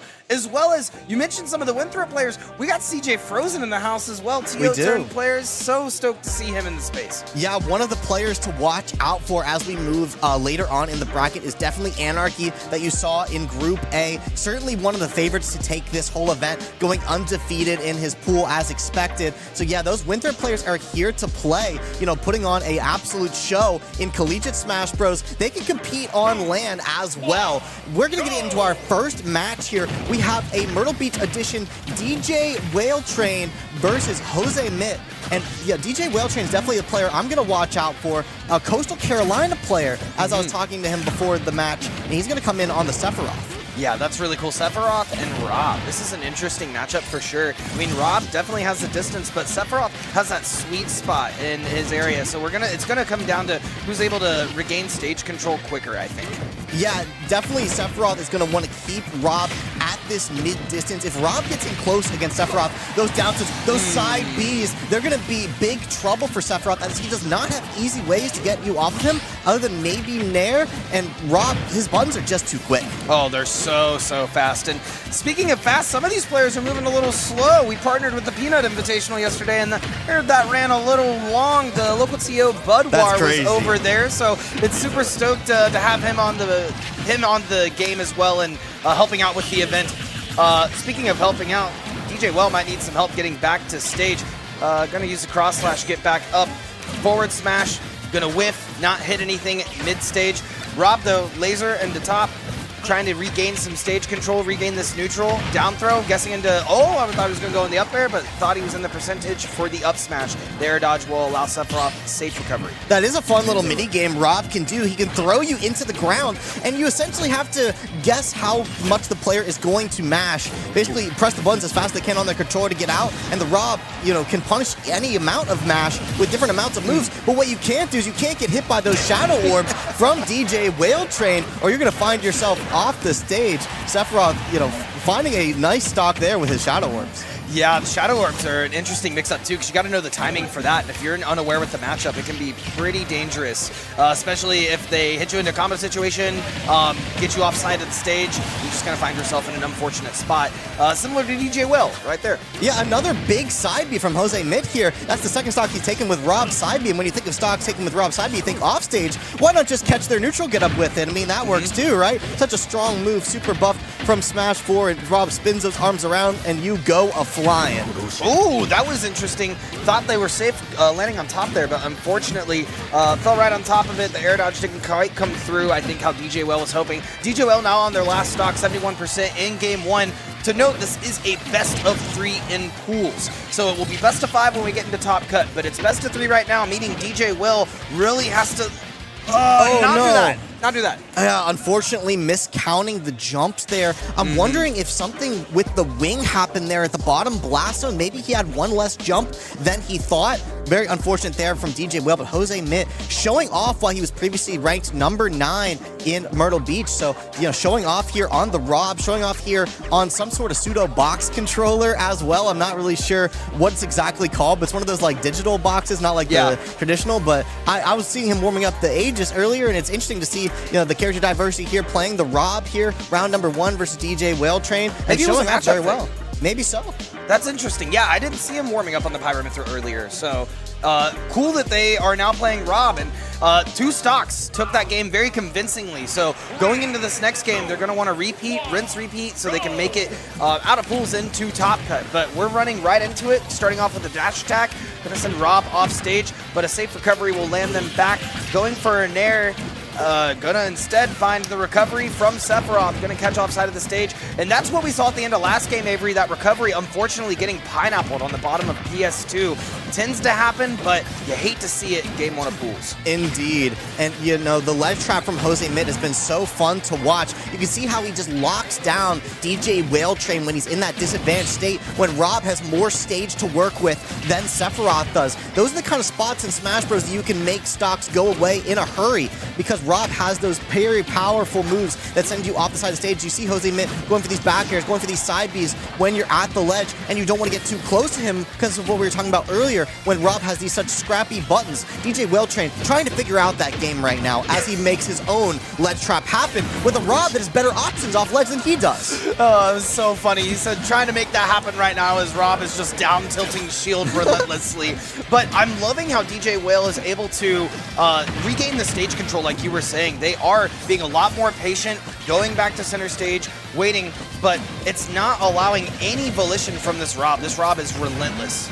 Yeah, and DJ Will, I was talking to him before the cast here, and he does have 4 years competing on this game, whereas Jose Mitt only been playing for about a year and a half. So a lot of experience here on the side of DJ Whale. Maybe he's going to figure out the set as we go. A lot of experienced players like to utilize that game 1 to get that data, and utilize this games 2 and 3 to just pick apart the game plan of the opponent and disable it. And that's actually something I've seen from DJ Whale. You can see how much this match has slowed. We're going to see our first stock taken at about 2 minutes in if the Rob can find the down throw mix-up, but it's actually a mix-up from DJ Whale Train. The mash mix-up coming through and able to get a down air. This is why I love having player cams, Avery. You can go back and watch the reactions of them. Indeed. They were not ready for that. Definitely, Jose was trying to get an up smash out of that, but the up tilt came out. But that's all right. We are now going to reset. Hands up like, whoa, okay. Fantastic there. And we got an even game number 2 here. And like I said, that timer going down here. Sephiroth definitely playing a much slower game here. And I really like the game plan, forcing Jose Mitt to make these approaches happen a little bit more rapidly. But Jose Mitt adapting to the situation very well, going for aggression on these ledge traps. So hard to get around this falling nair from Rob when he does it at the ledge. And it wants to connect into moves like that side B that do such crazy knockback off the side. Jose Mitt loves these ledge traps, and he's bringing them out in spades. Sephiroth already at 83. Yeah, now at 90, trying to get back. They do have the one wing, so that option that they didn't have in the first game, and how honestly they probably lost the game, they now have that option now. So if they can hold on to this stock, find the recovery, they're going to get a nair into an up tilt, going for Another Nair, not finding anything off of it, unfortunately. Rob grab, down throw. Are we going to see an up smash? We are, but instead DJ Well going to get that down air through. And that is a long sword from Sephiroth, has enough coverage. That is the second or third time as well we've seen the down smash pressure the shield on Jose Met. So if DJ Whale's able to actually break that shield, we could see a quick reversal in this game. We certainly could, and one of the tools that Sephiroth has in his kit is that down smash that does incredible shield damage, but DJ Whaletrain right now is using it when Rob has full shield. If he is able to land something like a back air on shield and then a down smash, we might just see that shield pop, and Sephiroth has some incredible setups that can take stocks at 0 with his Giga Flare into smash attack, and that forward tilt sweet spot gonna take it at these high percents. So yeah, if we see one of those shield breaks with DJ Whaletrain is certainly looking for, it could spell disaster for Jose Met. Yeah, DJ Whaletrain is actually doing a phenomenal job as well, playing around top, grabbing it, landing and with a nair to grab it, so that it's not causing as much pressure as Jose Met is trying to put out. But at 67 and 18%, this could be anyone's game. DJ Whaletrain getting a quick dash attack off, landing mid-stage. You can definitely see a little bit of nerves coming through for each player as they are both on their final stock of this set. And we get up tilt from Rob, can't quite find the jump into the up air that would have sealed the stock, and going for these side Bs on ledge again is Jose Mit. It's what's been working, it's what DJ Whaletrain has not been able to get around, but we see the counter for the first time coming out of DJ Whaletrain. If you end up side being into a move like that, it could spell disaster for Jose Mit, trying to get around this ledge trap. DJ Whaletrain finding some stage control for himself, but attacking the shield unsafely. Jose Mit now in the advantage state, and DJ Whaletrain in a tricky spot. You can't quite roll past the side B, understanding the roll distance that Rob goes and placing it, Sephiroth goes and placing the side B perfectly as Jose Mit. That side B has worked so well for him in this set, making so many stocks happen with that move. I mean, it is tricky to get around. It can catch nearly every get-up option if timed correctly. You understand when your opponent wants to get off the ledge, you space it correctly. Jose Mit showing off that move in spades. Yeah, it was great. You know, something that surprised me is Rob back air is incredibly strong. And Sephiroth, one of the tallest characters in the roster. Surprised that we didn't see more back airs just in the neutral play. Yeah, he actually did go for it on a couple of the ledge traps, but I would agree with you, it has some uses in neutral, but, you know, Sephiroth's sword, you know, it outranges back air, which Rob is not used to. Characters like Rob, characters like Corrin. I mean, you see those characters with these back airs that space themselves because they push back away from the opponent. Sephiroth's sword doesn't care about your spacing, it's so long. And so instead, Jose Mit, understanding that, playing this really scrappy game, holding down Sephiroth at the ledge, utilizing that weakness of the height to keep him at the ledge, that's what won him that set. Oh yeah, for sure, and convincingly, 2-0 fashion. Indeed. Which, that's what pools are for, right? Pools are for getting the nerves out, get ready, you got a couple of games that you can shed, so maybe it just was a warm-up factor. Yeah, I mean, and DJ Whaletrain, you know, getting the call that, you know, he needs to play Smash Bros. Today. You know, he hasn't had, you know, weeks to warm up for this incredible event. So maybe, you know, getting the games on now, and that's been incredible to watch. I believe we have a graphic to see Jose Mit's performance in that set here. We can see the Rob, you know, previously number 9 on the Myrtle Beach PR. And, you know, I got the privilege of playing against some of the Myrtle Beach PR players, as I said, and, you know, that's been a great experience. This Myrtle Beach PR, even though you may not have heard of it, certainly has some talent there. And yeah, you know, as you said before, convincingly taking that game. We see that stock ratio coming out, you know, getting that 2 stock average is really, really strong. Oh, incredibly strong, especially for playing out-of-state players as well. Folks that they're not ready or not normally going to play. You know, we come from areas, you know, Virginia and Midwest. You have people all around you can play. When you're on the coast, it's a completely different type of environment. You're on a peninsula, right? So you can't just go play out in the sea. That's not how it works. You got to drive up or out. So it's a little bit harder for some of those other scenes like Rock Hill to get down here sometimes. So super stoked. I know the Myrtle Beach PR players were talking about it earlier today. They're super stoked to have folks come visit the scene and see what they have to offer.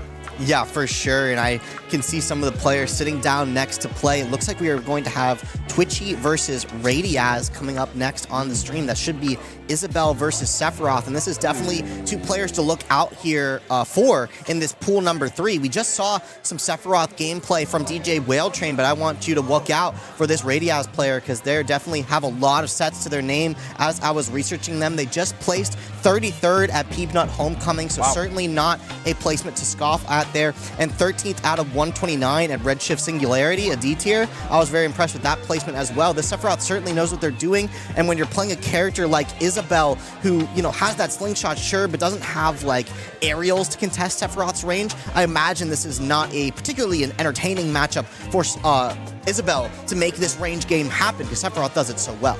Yeah, I mean, you have zoners like Isabel that can do zoning. Whoa, pause. Maybe not Isabel. It'll be Isabel. Okay. They were messing with me there for a second. But yeah, when you have zoners like Isabel going up against a Sephiroth, it's a completely different game because it's a completely different distance than what they're used to. You also, real quick before we get in the game, you brought up Peanut, and Peanut, event that we had partnered with yesterday, and we're so stoked and happy to have done that and see those players come out.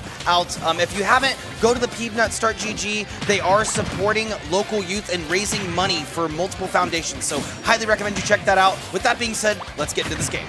Absolutely. I'll have all the Peanut Homecoming stats for us as we go throughout this event. And we already see a lot of aggression coming out from Twitchy here, playing this Isabel so scrappy. And maybe that's what you have to do. You don't want to keep this Sephiroth at that mid-range distance. You have to play with moves like the broom that combo into the up air there.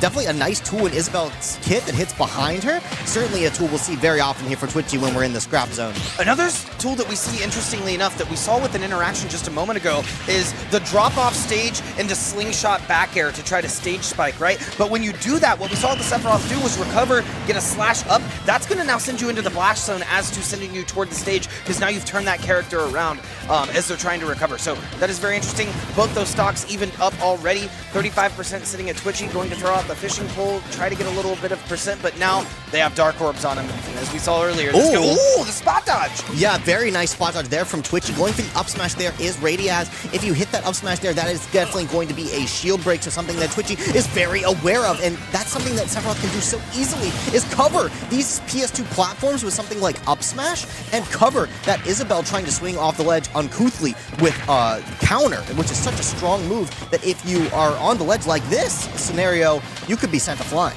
Yeah, and it's covering the whole platform, by the way. Not just part of the platform. If you're positioning it right, it's covering the whole darn thing. So, the fishing rod gonna catch.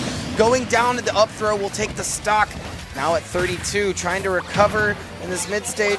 Gonna get a nair, couple of dash attacks, trying to fish out this slingshot combo. Not quite finding it yet. We talked about height earlier and how high Sephiroth is because he's such a tall character. So those slingshots are much easier to hit with Isabel and Villager. This is a very scary scenario, Chase. Look at Twitchy trying to come back with only balloons to their name, and you just can't find the fishing rod that snaps to the ledge. Sephiroth getting the sour spot on that back here, but it's just rinse and repeat, Chase. This is a matter of execution. There's nothing Isabel can do if you just keep hitting the Isabel to the right side. If you hit the Isabel to the left side, then she can tech, and you're in a different scenario where you're back in the neutral phase, Chase.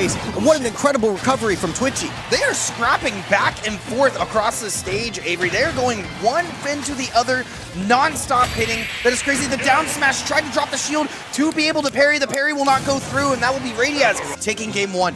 Yeah, you could see the shield slightly low there from Twitchy. Doesn't want to get popped there. Of course, that would spell certain doom. So going for the parry there, as you said, and that's just going to be slightly off on the timing, and it's going to be Radiaz taking that game number one. And I believe Twitchy is the higher seed here. Yes, only by one seed, Twitchy higher. So it should be close. Yeah, very close. This is the 3 versus the 4 seed here in this pool. We're expecting this to be a very good match, and we can, see how good it is. But I mean, I'm very impressed with Radiaz's edge guards here versus Isabel. You may not think that, Sephiroth is a edge guarding character. You may think of him as more of a lead trapping character. He has tools like Giga Flare. He has tools like F-Tilt. Yep. But when you have Isabel, a character with no hitbox on her recovery, only balloons, what is there to not gain from going out there and throwing your sword?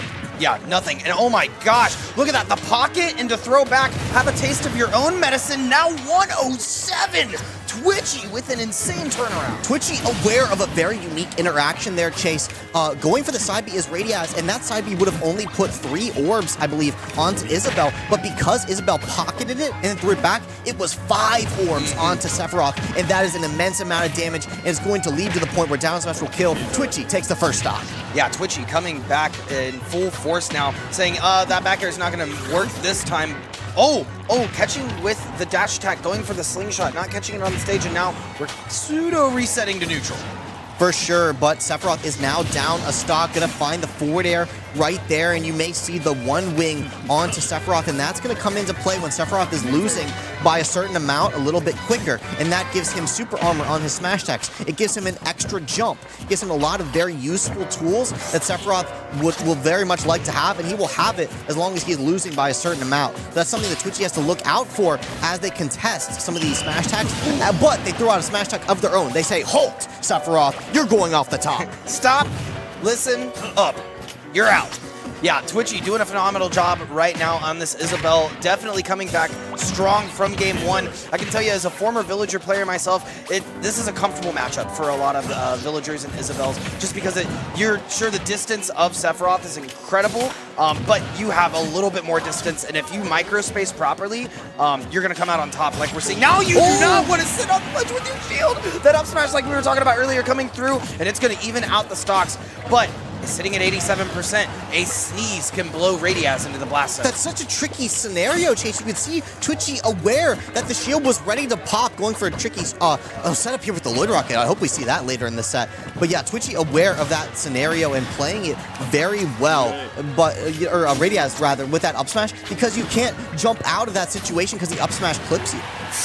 Ooh, now at 155 as well, the Sephiroth is in the danger zone, going for the Nair, gonna find the other end of a slingshot, trying to make it back, doing a great job getting back into neutral, but now we're in a mix-up. Isabelle Twitchy looking to finish this out, going to find it. So now it is 1-1 in this best of three. Yeah, I want to compliment Twitchy here on the amount of awareness that they have on these ledge trap scenarios. We see that Sephiroth is going for a lot of these like landing nairs near the ledge. Think of that like Rob nair where it combos into Rob side B. It combos into things like back air, things like forward air. But Twitchy understands the DI and the timing of it. You can get out in a lot of those scenarios. So like things like back throw back air, things like nair back air aren't always true. You can DI away, but you have to react to knowing when the Sephiroth is going to go for those setups and DI preemptively. Hold away from Sephiroth, hold closer to the blast zone. It's an inintuitive thing to do, but something that Twitchy is doing very often, and it is holding them stocks. Yeah, absolutely, because when they hold the stocks later in the set, like we saw that first time in that first game, it's a lot harder to maintain control of the game, especially when you're worried about Sephiroth dropping off stage, back airing. You get into a world of trouble off stage. Exactly. Yeah, absolutely. So doing a great job maintaining this neutral game and playing that first stock a little bit slower. Yeah, we're going to move over to small battlefield. This is the counter pick of Radiaz, maybe feeling like the space of PS2 wasn't working out in his favor. Let's see if he can find a couple more of these edge guards that has been working for him very well. But Twitchy, starting off with the scrappy playstyle with those up airs, is going to put Sephiroth at these high percents where the wing is going to want to come out soon. But Radiaz coming back right away in a hurry. I mean, these players are scrappy, Chase. Yeah, Radiaz also noting, you mentioned earlier, doing a great job of recognizing what, or Twitchy recognizing what Radiaz is doing. Watch out! There it is. Yeah. Radiaz taking the stock, but you'll see that the Isabelle is actually putting Lloyd Rocket underneath the platforms to cover the up smashes we've seen all set coming out from Radiaz. Oh, and a great back air there from Twitchy is going to take the stock. Wow. The lightness of Sephiroth, so deceptive. You would think this character would be a midweight, but no, he's closer to Kirby in weight than a lot of the midweights. So that back air will take it at 90%. Sephiroth gonna get the wing here at 2 stocks because Twitchy is dealing so much damage and under so much pressure. Is Radiaz at this ledge? How do you get away from this? Isabelle is gonna be able to DI away from that up tilt up air, but such a scary scenario trying to find the down smash with that fishing rod. So tricky. You can send your opponent up and it kills another offstage scenario. Twitchy with the ledge trap.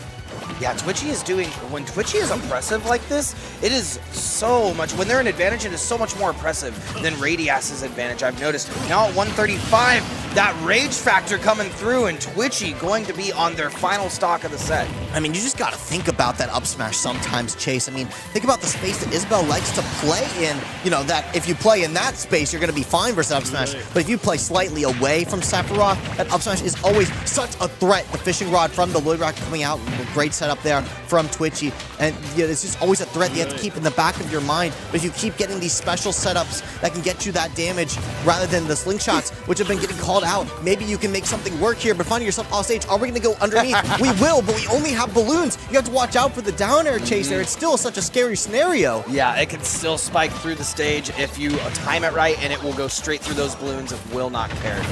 It certainly won't chase, but the Lloyd Rocket up air, that is a true combo coming out good. from Twitchy there, aware of the setup. So much trouble coming from Radiaz on those platforms with that up smash, but Twitchy's saying, I can control these platforms too with something like Lloyd Rocket. You know, you might not think of it as a Snake C4. Oh, I have to avoid this. You get hit by that on a platform. That turnip that Isabel throws up, it will KO you very, very early because you're already so high in the blast and you can't SDI out of that rocket as you go up. And it's going to hold you, it's going to hold you up. And it's not going to blast until later. That setup that Twitchy was using to counter Radiaz earlier, noticing the up smashes Radiaz was throwing out underneath those platforms, said, let's put a Lloyd Rocket down. And to your point, Lloyd Rocket is arguably harder to see than C4. C4 at least blinks, right? With a stage like Smashville or the stage like Small Battlefield like we just saw, it is very difficult to see the Lloyd Rocket if you're not looking for it. That's a great point. You have to look for Isabel as she brings out her little green shovel. You know, not something that's easy to see. Let's look at some of the stats there from that game. What an incredible game 3 to start our block chase. I mean, such incredible Smash Bros we have here at Boost on the Beach. Number 3 in South Carolina, by the way, is Twitchy. Recently committed to Winthrop University. I'm excited to see how they perform there. I believe on their academy roster. Such a strong roster. I mean, I love those players over there. And I mean, look at this taken loss ratio, only 1.1. I mean, this series that we saw here was down to the wire every single game. Yeah, it was very, very close. And like I said, the advantage state was nuts on either side, but when you looked a little bit closer, Twitchy was just adapting a little bit better than Radiaz throughout the set consistently. I would say, like, if you were off stage, like, Twitchy was finding these little mix-ups that were able to save a few stocks in scenarios where Radiaz was, like, hoping that Twitchy didn't know the answer. Like, there is no answer when you're recovering from super low and you're getting back air or you're getting forward air. You're just gonna die. But there's these scenarios that start from the ledge that can cause those scenarios. Those initial scenarios are the ones that Twitchy is aware of, and instead of ending up in an impossible to win scenario, now you end up in neutral again, where both players have the same amount of advantage state. And in those scenarios, Twitchy, as you said, just performing slightly better on those combos, slightly better on the execution, slightly better on the KOs. That's going to win them a game 3 set, but I expect very great things from both those players going forward. Yeah, fundamentals were solid in game 1, but the adaptivity throughout the set just went to Twitchy on that one. And we're actually getting ready for our next set as well.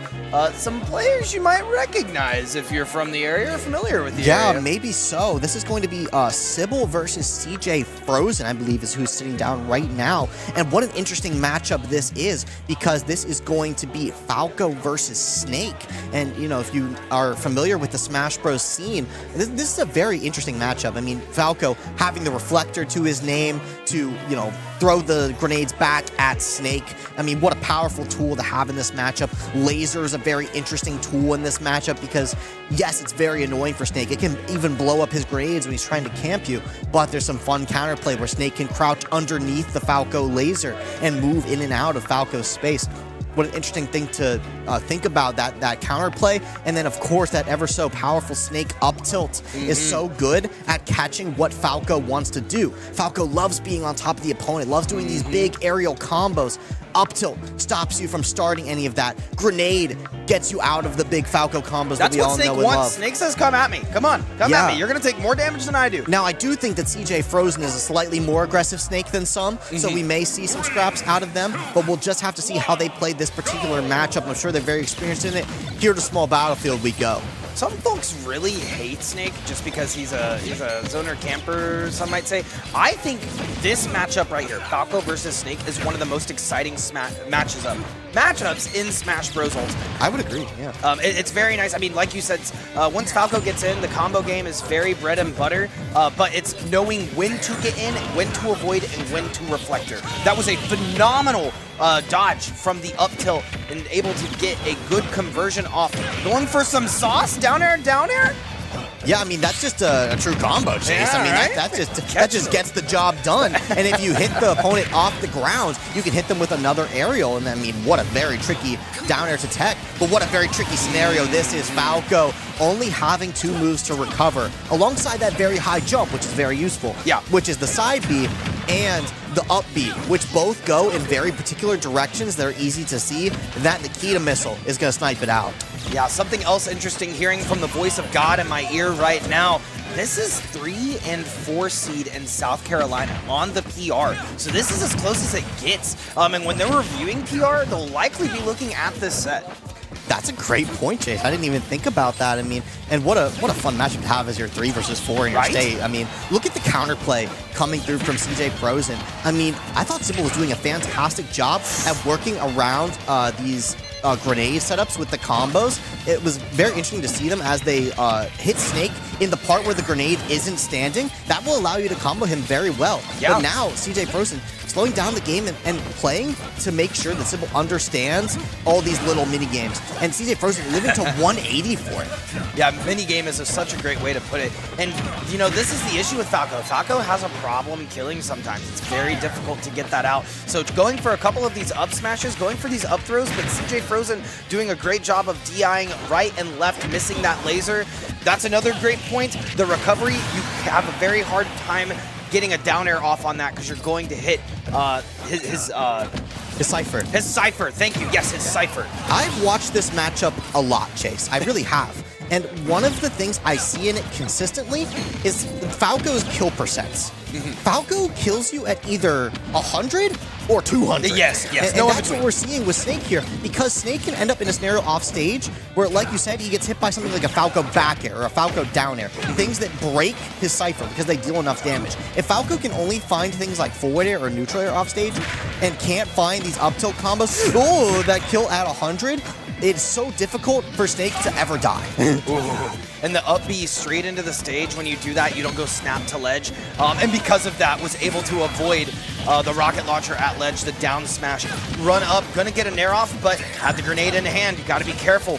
The rocket launcher is certainly an interesting tool, because if Falco chooses to go for that side B instead of the up B, watch this tricky setup, Chase. Almost got it, gets the remix. I don't even get to talk about forward smash because CJ Frozen forward smashing in the other direction than you normally see Snake forward smash. Let me talk about that whole scenario. I have to steal the mic for a bit, Chase. Please do. Typically, all right, let's say you're Falco. I want to forward smash you this way because you're trying to recover with something like side B horizontal.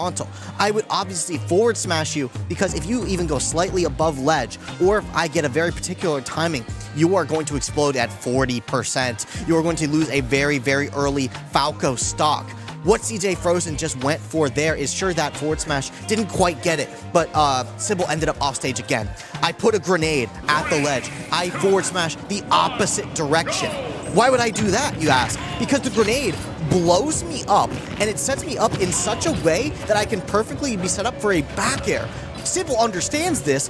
Air dodges the back air, doesn't matter. I go for another back air, which ends up, Falco doesn't have a lot of options after air dodge there. I went over earlier how he only has up B, side B. If he goes for up B there, he gets caught by the back air. That's what I'm saying. Like, that back air was just a true setup from CJ Frozen. That's the kind of things you understand when you're right next to each other on the PR. Oh my gosh.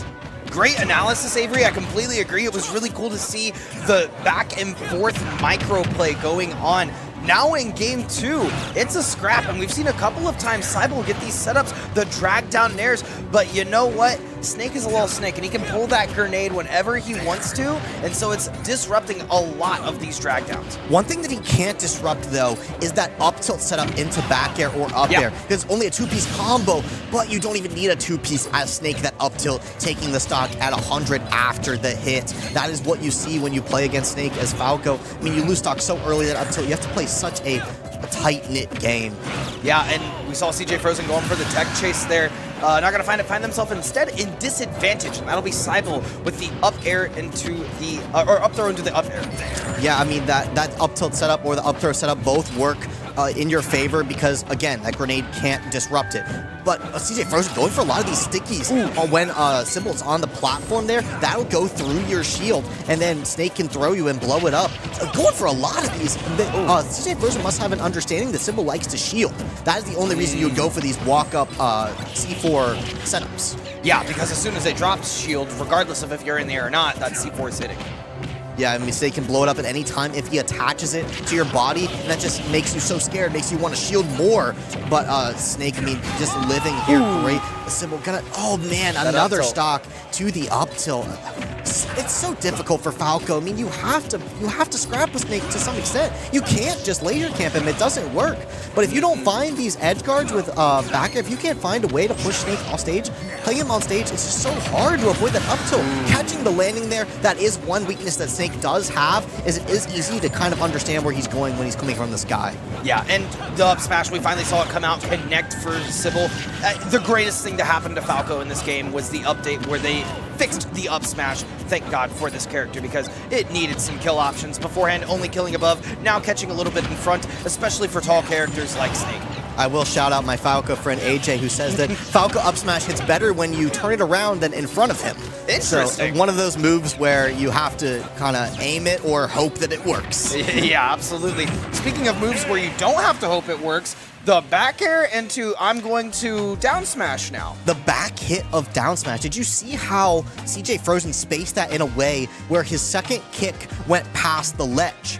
Falco was not able to grab the ledge there because Snake's leg was past it. Maybe you're able to grab invincibility and then wouldn't actually like catch you as you're grabbing, but because it was extended and actually off the stage, that's going to be another early kill for CJ Frozen. I mean, what a great showing from Sybil, but just dying at 100 so often. That's exactly what we talked about in the matchup. And, you know, when Snake's going to win, that's what it's going to look like. Yeah, exactly. And a very close game, albeit CJ Frozen was able to take that one 2-0. Let's look now at the stats. 6 stocks taken, 3 stocks lost total. That's a 2% or 2 stock ratio. Thank you. Yeah. Yes. 2 stock ratio. Number 3 in South Carolina. We mentioned they were 3 and 4. That is the ranking. CJ Frozen showing why he is number 3. Yeah, that's fantastic, and you know, quite an impressive stock ratio, I may add.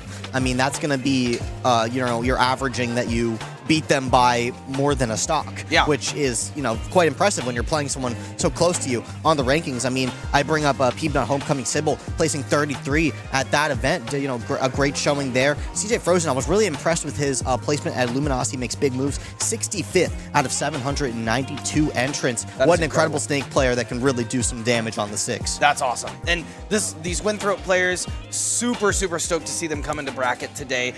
They're phenomenal. We shouted out Honeypot a little bit earlier on stream. That is my event that we run in Davenport, Iowa, and we will have collegiate crews this year. So who knows? Maybe you'll see some of these Winthrop players out in Davenport, September 19th through 21st, 2025. Maybe so, and I love maybe even you. Maybe we'll see you there. I would love to compete there at Honeypot Chase, you know, playing for Shenandoah University and, you know, getting to be in the Smash team for a long time. I always love seeing the collegiate talent that comes through for those.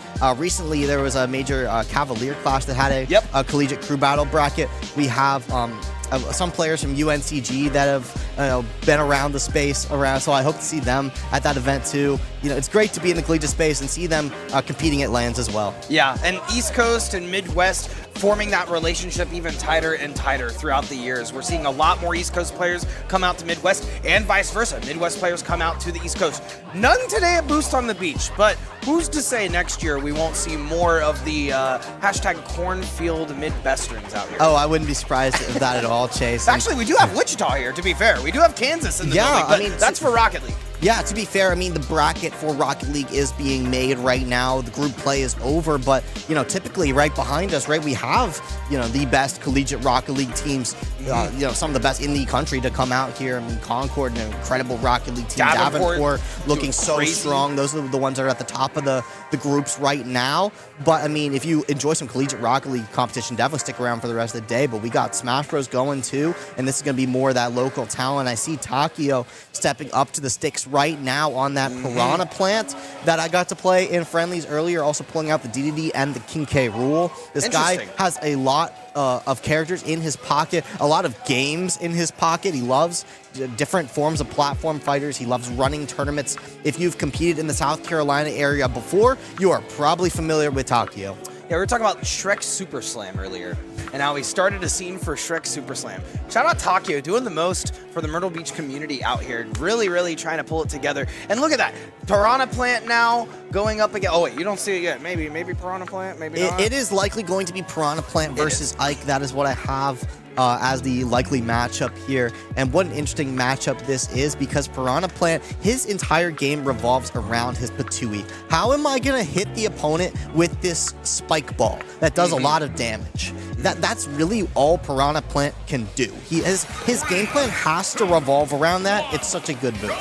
Not to be confused with DDD Gordo. No, you Not cannot hit it back like you can DDD Gordo. It has much more priority. And Takio plays this kind of style where he likes to play the smoke screen, where he hides in this poison cloud and does either Patui or down B in the cloud.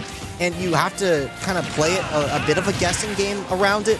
But what I was going to say about the matchup is Ike doesn't have to play the guessing game all the time, because you can space around it with a sword. Or go straight through with that side B, right? You can just get right past it. I come from the Minnesota scene prior to this. The #1 Piranha Plant in the U.S., Lucky, comes from that scene. Lucky and Loaf, the Wario and the Piranha Plant. So very, very familiar with the North Star sets, watching, commentating the Piranha Plant. It can be a very tricky character if you're not ready. Yeah, and again, here, pools are only best of 3, so Nico does not have time to adapt to these sort of ledge traps that Piranha Plant goes for, these sort of puzzling neutral interactions that he goes for. You have to figure it out within 3 games. Yeah, and that spacing can be pretty difficult to get around the Patui if you're not ready for it, like we saw on the ledge.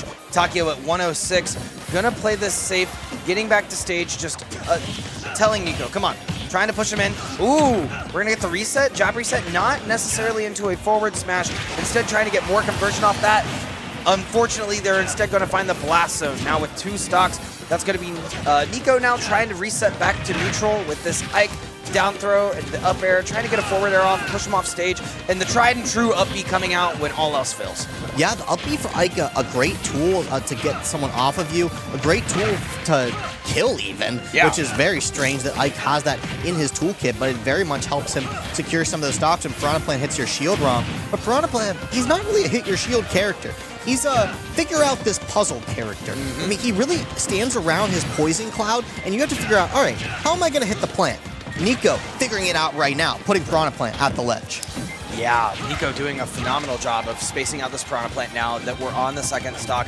And that first stock maybe took him a little bit by surprise. That's another tool Piranha Plant has to a great point, is that back air. We were talking about back airs that space earlier. That's another back air that spaces, but you're not going to be able to space a down throw into a, I couldn't tell if that was a nair or an up air coming out. It was a down air into an up air chase. That was a Pyra combo coming out from Nico here on the Ike. I mean, you know, I can't say I've ever seen that kill confirmed from Ike. I think might have caught Takio slipping there.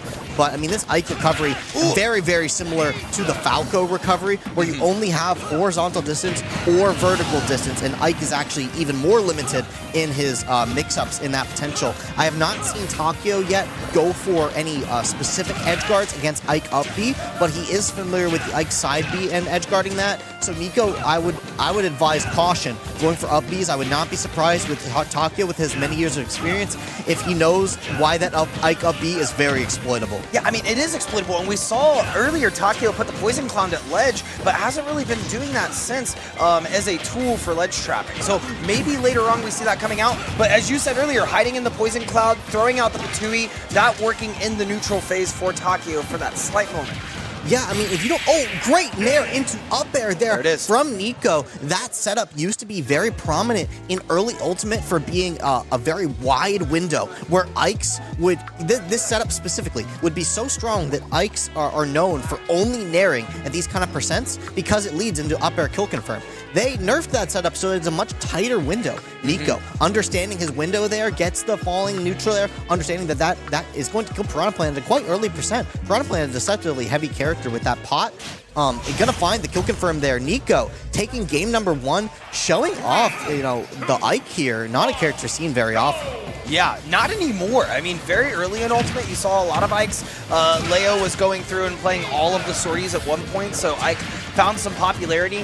One of the better Ikes, you know, like I said, Midwestern, Raven King out of Chicago, so we see him play quite a bit as well. But Nico doing a phenomenal job keeping this Piranha Plant Takio at bay, and now only needing to take one more game to finish out the set. And I definitely got to talk about an interaction we saw at the very beginning of that of the neutral here chase. Yeah. When Ike neutral aired through the Patui with the Ike sword to hit Piranha Plant. The Patui did not interact with Ike. What an incredible tool that this sword gives you versus the plant. You don't always have to play his mini games. And Nico just not messing around. That forward tilt, it's not Sephiroth forward tilt chase. It hits like a truck throughout. Yeah, and to that point, I mean, phenomenal spacing we're seeing from Nico to even be able to pull off these setups in the first place. Takio playing with that Patui, gonna catch Nico, slipping a little bit, trying to jump from the other ledge, finding the other side of the Patui once more. Takio looking to take the first stock of this game. Now that's gonna be the up B out of shield, the tried and true classic for some of the players or characters on this roster, including Ike. The South Carolina TO is going to have to pull deep here as he gets super armored with that Ike up B. Is going to find the up throw, but not quite going to do it. The Piranha Plant does not play well from behind. You want the opponent to play into your game. You want them to get scared. You want them to not understand what to do. But Nico, just so fluid. I mean, like you said, with the spacing, with the speed, Nico just has no fear. Yeah, and you saw Nico there trying to go for a down air at ledge, but Takio trying to use that Patui again, which could be dangerous like we saw earlier with the back air. If you space it right, that sword's going to go straight through. Yeah, watch out here as Nico does get the back hit of neutral air through the Patui there. That might have confirmed into the back air here with maximum rage. That could spell disaster. Takio gonna get that rage off the board, but find themselves at 83%. It's a scary spot to play against an Ike. We know those neutral air confirms are coming soon. And there's a tool we've not seen used quite a lot in the set, the Nair coming out from the Piranha Plant. Once you're in, does a great job of setting up some conversions, and we're seeing Takio using that more and more, trying to play around Nico, playing very aggressive.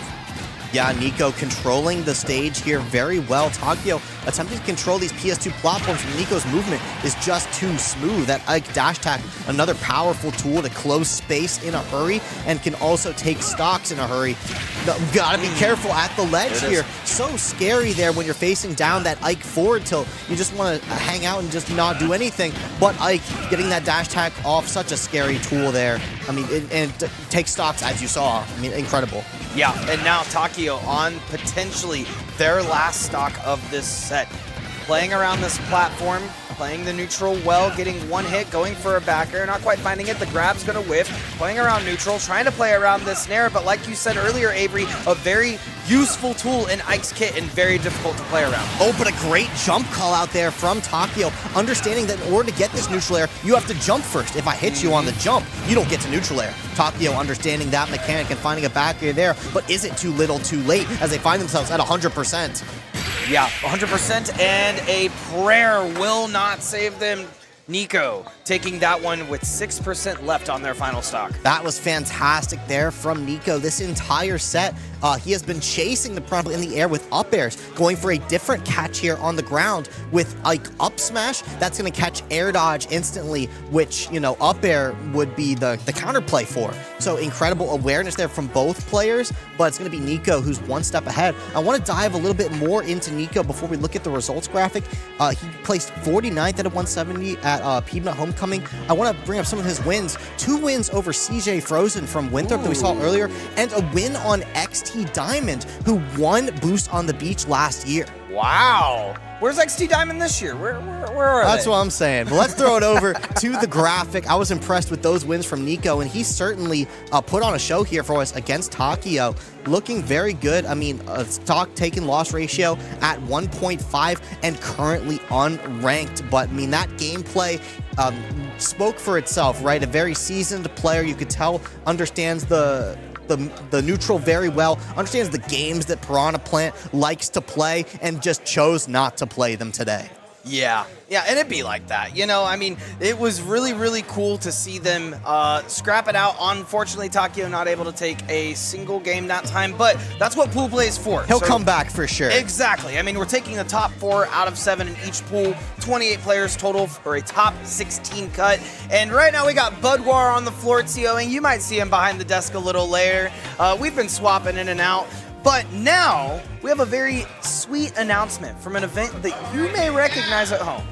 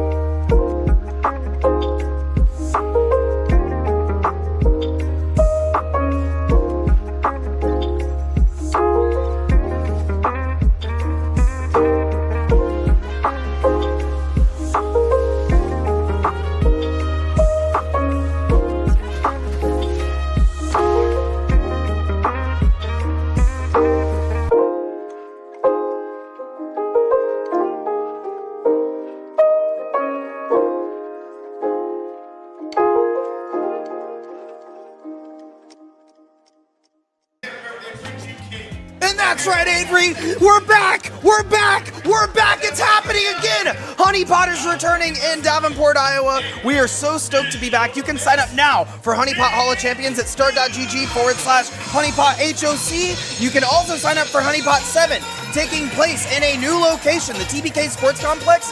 273,000 square feet. I don't know how we pulled it off. I don't know how we did it, but it's there. Start.gg/honeypot7. We're open to see tons of folks out there. It's ran by Run It Down, UGS, Visit Quad Cities. Obviously, I'm one of the head event organizers, so I'm ecstatic, but we are partnering and we are stoked to be presenting Honey Pot here at Boost on the Beach. Yeah, you're going to want to register early for such an incredible event out of the Midwest. Chase's home turf there over here in South Carolina. We're both a little foreign over here, so you're definitely going to want to check that out. That is going to be an incredible time. Yeah, it'll be great. We'll have some of the crews, hopefully, that are out here today at that event. Collegiate crew battles are coming this year. We're hoping to hit around 600 attendees. So all over the Midwest. For those of you that don't know, Honey Pot had 31 states represented at Honey Pot 6. We're hoping to hit 50 the next time. Really represent the Midwest in the best way we can.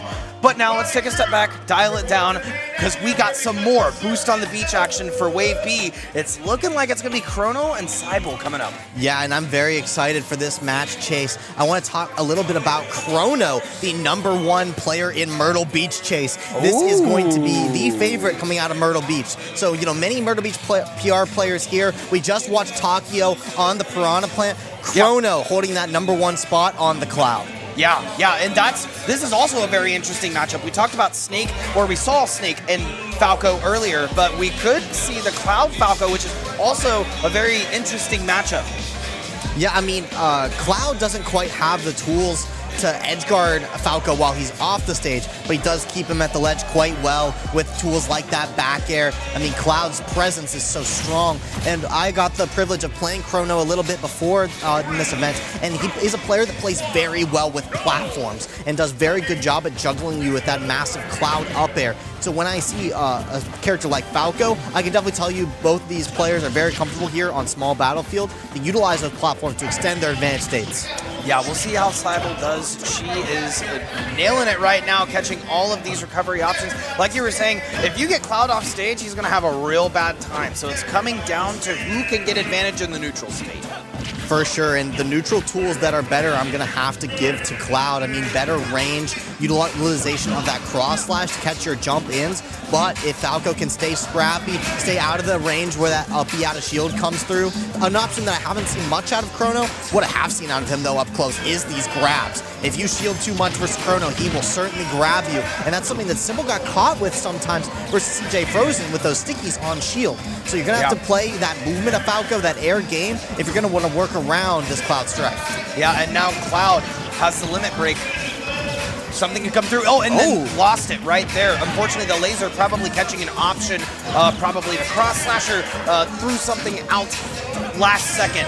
But playing around this very well. There's a side B into the back air combo. Yeah, that is the setup right there that takes those Falco stocks at 100. Yeah. If you get something like that, something like up tilt back air, those are the stocks that win Falco games. When you can take those stocks, those percents, and those stocks are consistent. You hit the first part of that combo, there's nothing they can do. They just get hit by the second hit. And that's a certainty that we're going to see right there is Cloud back air at the ledge. Ooh. A very difficult tool to get around. These Falco combos certainly coming out in spades. Chase, loving the drag down neutral air. Yeah, that drag down was pretty schnass, I'm not going to lie. But Forward now does it forward too. air, into the up tilt, into the down air, into the up tilt, into the back air. You can see, Chase, how you start one thing and it just piles down like dominoes. You can see you drag the Cloud down, you raise him in percents, you get him to 90 or 100. You get that kind of setup that just kills him if you get the first hit. Sybil lands one of those, doesn't quite do it, but sets Cloud up for an edge guard, which is a layup as well, Chase. What incredible play from Sybil. Oh my god, Sybil doing phenomenal. She said, I don't need the after image combo. You can hold shield if you want to. I don't need that into the back air. I'm gonna hit you with these drag downs and see how you react. Chrono, now doing a great job. I love the empty hopping right here under the platform, Avery. It's a good tool. It's a mix-up option saying, yeah, it's safe, come on in, and then you get hit with the back air before you know it. Certainly, and Sybil putting on some incredible pressure here. Chrono has just not been able to get his game going, just under so much pressure from the bird. I mean, just incredible. Yeah, and now with Limit Break one more time, we'll see if Chrono's able to pop something out here. Oh, but it's coming. It's going to get reversed, sent back to the Chrono. Chrono now at 111, going for the up throw option, going to charge that limit one more time, maybe finding something in the pockets. Yeah, I mean, gonna have to dig deep here, both at high percents, but Falco with an entire extra stock. Falco, a lighter character though, gonna find the ledge trap here. Incredible ledge slip there into the down air. That's the kind of steps Chrono's gonna need if he wants to catch this Falco up safely, something that Cloud struggles to do.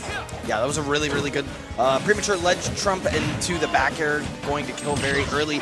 Now we're seeing, once again, limit online. Cross slash not coming through. Sybil just waiting, being patient, dropping off ledge, going for the nair option. It's not looking good for Chrono here, but going to make it back to ledge nonetheless. Yeah, barely going to be able to grab the ledge there, and a lot of rage here onto Chrono. This is not unwinnable spot. Doesn't have the limit quite yet, but if he can find the way to get Falco off stage, it could spell disaster, but the spot dodge into the down tilt is going to do it. An odd move in Falco's toolkit to take stocks, but it is certainly there. Does a lot of knockback, sends you straight up. That's going to do it for Sybil here in game number 1, but a bit of a scary scenario at the end from Chrono, an adaptive player that very well may figure this out. Yeah, and we talked earlier, you mentioned quite a bit. Falco, you're going to kill at 100 or you're going to kill at 200. Down tilt is one of those interesting moves that if you catch him, you're going to catch him in that range and it will kill off the top. Yeah, it does work for Falco in that range, but you do have to be quite close in order to pull that off. And, you know, Chrono finding themselves just slightly too close to the Falco in that case scenario is going to find the down tilt. So, yeah, Cloud wants to play in this mid-range. Falco clearly wants to play in this close range, and that's what happened in that game number 1. But to your point, Chase, I mean, Falco has a much easier time edge guarding Cloud than he does Snake. Yeah, so, although, you know, Falco, if you get past that 100 range, you may struggle to kill. It's easier to have moves that send you off stage that lead to death. Oh, absolutely. Yeah, and oh, look at that. Now we're seeing a forward air drag down into an up tilt conversion. That's why people play Falco. They love their conversions off of that up tilt.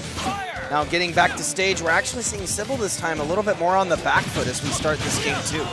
Yeah, I said it once, I'll say it again. Chrono played very adaptive when I played him before this tournament. He definitely figures you out, tries to learn your habits, and that's what it takes to be #1 in Myrtle Beach. You have to understand that it's a set. It's not a race. You can figure out what the opponent wants to do. But Sybil and Falco are race characters. I mean, the Falco plays off of speed, off of making sure you don't have time to figure them out. And that's exactly what Chrono doesn't want to happen. He wants to play that mid-range. He wants to understand what Falco wants to go for in these scenarios. Sybil playing fast and making this comeback happen in a hurry. Speaking of seeing what they want to play in these scenarios, Avery, it was interesting to see Chrono use a falling up air for the first time. Falco, a very light character that likes to jump around a lot. We've not really seen the Cloud use the premier move of Cloud, which is the up air.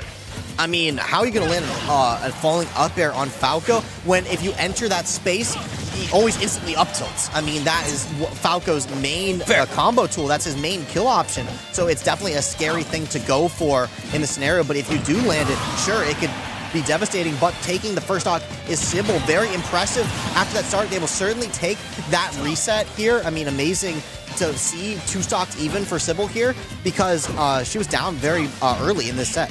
Yeah, she was, but she's playing a little bit more patient now. Gonna get the grab into the up throw, drag down conversion. Chrono doing all that they can to get out, trying to air dodge out, finally gonna find themselves out of that, but with 63% to show for it. Look at the slowdown from Sybil, understanding the Chrono had limit there and that she had a big lead. Don't want to interact with Cloud in that spot and take an unnecessary cross slash. Speaking of spot dodging that cross slash, yeah, back throw or down throw cross slash was a true combo in Smash 4. Not quite in this game. Thank God.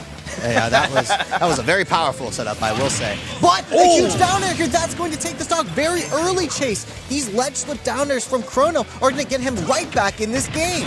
Yeah, that was incredible catching that. And to be fair, we could see the same from Sybil, but it is 1-1 now. Final stock. Chrono needs this stock to stay alive in this set. Certainly so. I mean, this is game number 2 here. Sybil only needs one more to get the clean 2-0 here on the score sheet, but throwing out a lot of aerials here. These are things that Chrono likes to see. He likes to see that Sybil is getting a little bit anxious, a little bit more shield heavy here, and Cloud is just such a great character at catching those kind of options. You can see the mix-up on the recoveries coming through from Sybil. Definitely wants to take this game. Does not want Chrono further figuring out these recoveries and these ways to secure these Falco stocks. The limit coming on board from Cloud. What an incredible tool to have, a chargeable comeback mechanic. That cross slash might just do it at the ledge, but scared of the cross slash you're gonna get grabbed. Goes for the side B high. If Chrono catches that, it could spell disaster. Yeah, and that shield is not looking too hot, Avery. Sybil gonna have to be careful as she does not have much defensive options left. This Chrono cross slash is relentless. I am so impressed with Chrono's play right here. Just being so patient in the spots where he needs to be patient, yet being aggressive. In the spots where he needs to be aggressive. The Cloud up B, barely not being spaced correctly. It's going to be Sybil taking that. And I said, if Sybil's going to take this, it's going to be in a hurry. He doesn't want Chrono to figure this out. That Cloud up B, it's something that's easy to figure out. If you don't space it right, you're just getting spiked to the bottom blast zone. Yeah, there's so much empty space if you don't space it right and you go above the ledge, and definitely Sybil recognized that, got the down air off, similar to what we saw in the previous stock with Chrono doing basically the same exact thing. It's one of those things where, like, for Falco there is no risk and all the reward. You go for that down air and it misses, you go back on stage, you're still in advantage, you ledge trap. You hit that down air, you take the set 2-0. Yeah, and that's it. But we could see them come back again if they make it out of pools in top 16. Let's throw it over to the graphic we have for Sybil. She has been doing phenomenally. As we mentioned earlier when she played CJ Frozen, she is number 4 in the South Carolina PR. She took 6 stocks that set and only lost 4. Yeah, very impressed with Sybil's play here. A great understanding of Falco's advantage state and how to secure these stocks. You know, when you're not playing against Snake, of course, it's a little easier to secure those stocks. But, you know, Cloud, nothing to scoff at in the neutral especially. I mean, able to find these edge guards where they're at. But, I mean, the neutral playing it very fast and able to keep the advantage states. I mean, that's how those edge guards start. So, very impressed with the play from Sybil there, keeping the stock count, the stock ratio quite good as well. I was impressed with that, too. Awesome. Well, we are going to throw it to a quick break. We got some other folks that need to hop on the mic pretty soon, so it's been a phenomenal afternoon hanging out with y'all. I've been Chase Newcomb, joined by Avery, and we will see you potentially in a little bit.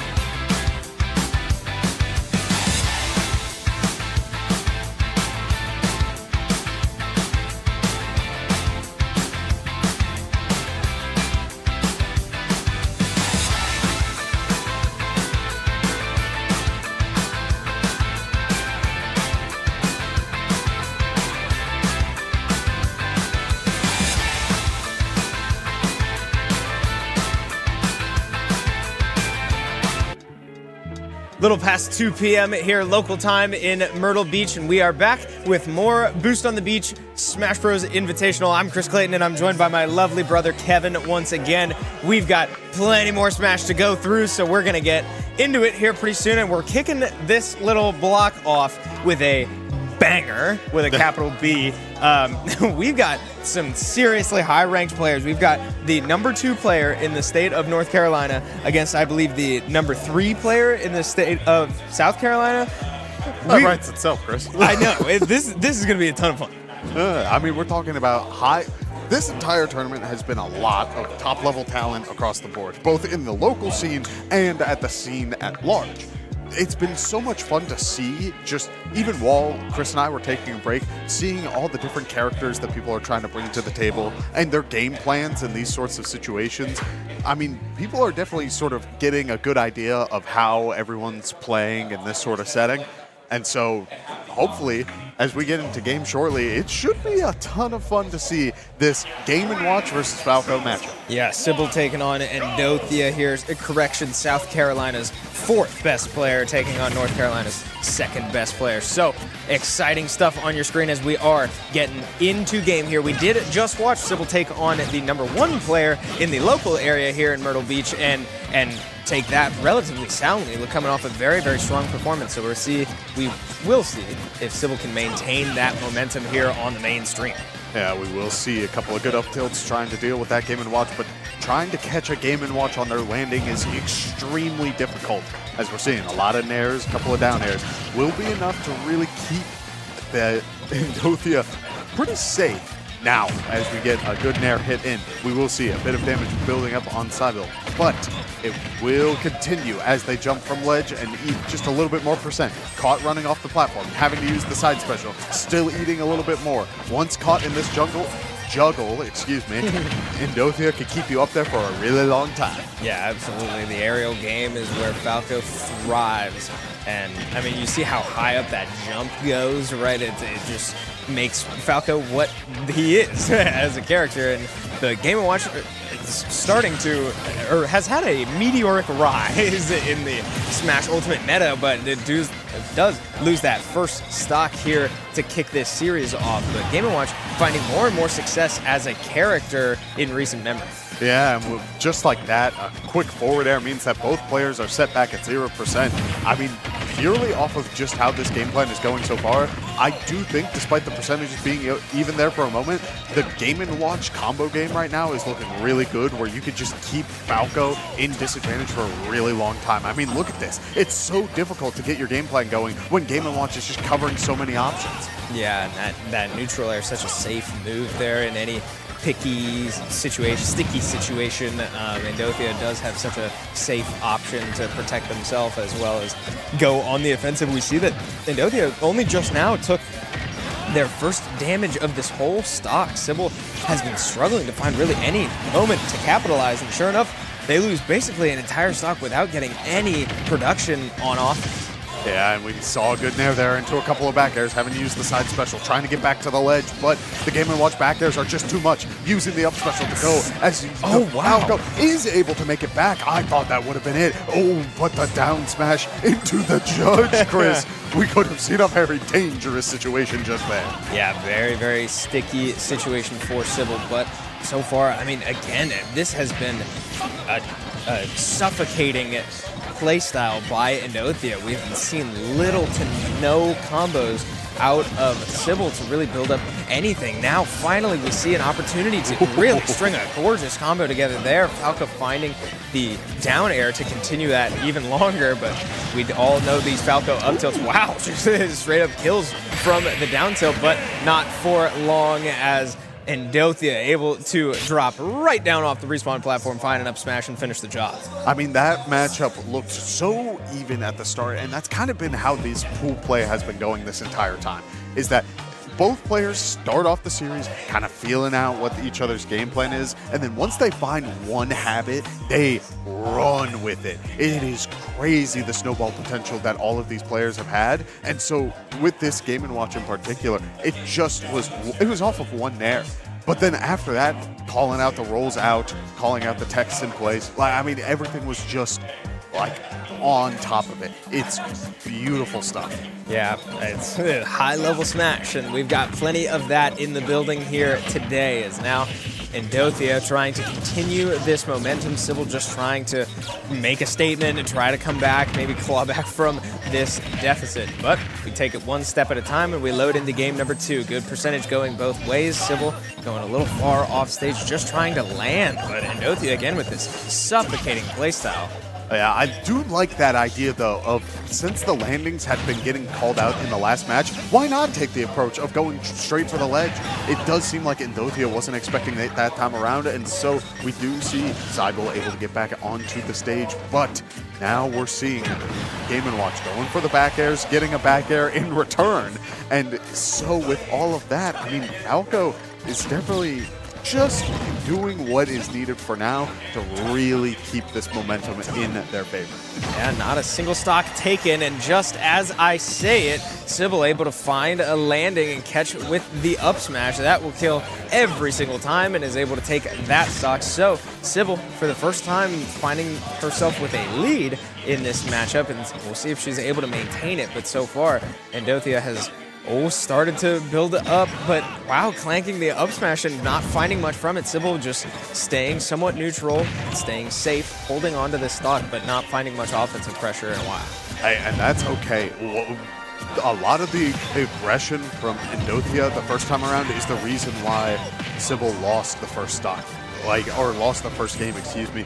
Now we're seeing it, playing a little bit slower, trying to go to the other side of the stage before going down to the main platform. However, Endothia there, ready with the steel chair, basically slams it down and makes sure that this is a stock evening game. But now here come the combos. A couple of good aerials. Here we go. Just keeping that damage racking up. A couple of good nairs, a couple of good up airs. How do you get out of this juggle? I'm not sure what I was expecting, but I just noticed that if Falco reflects the Game & Watch up air, it goes down. That's crazy.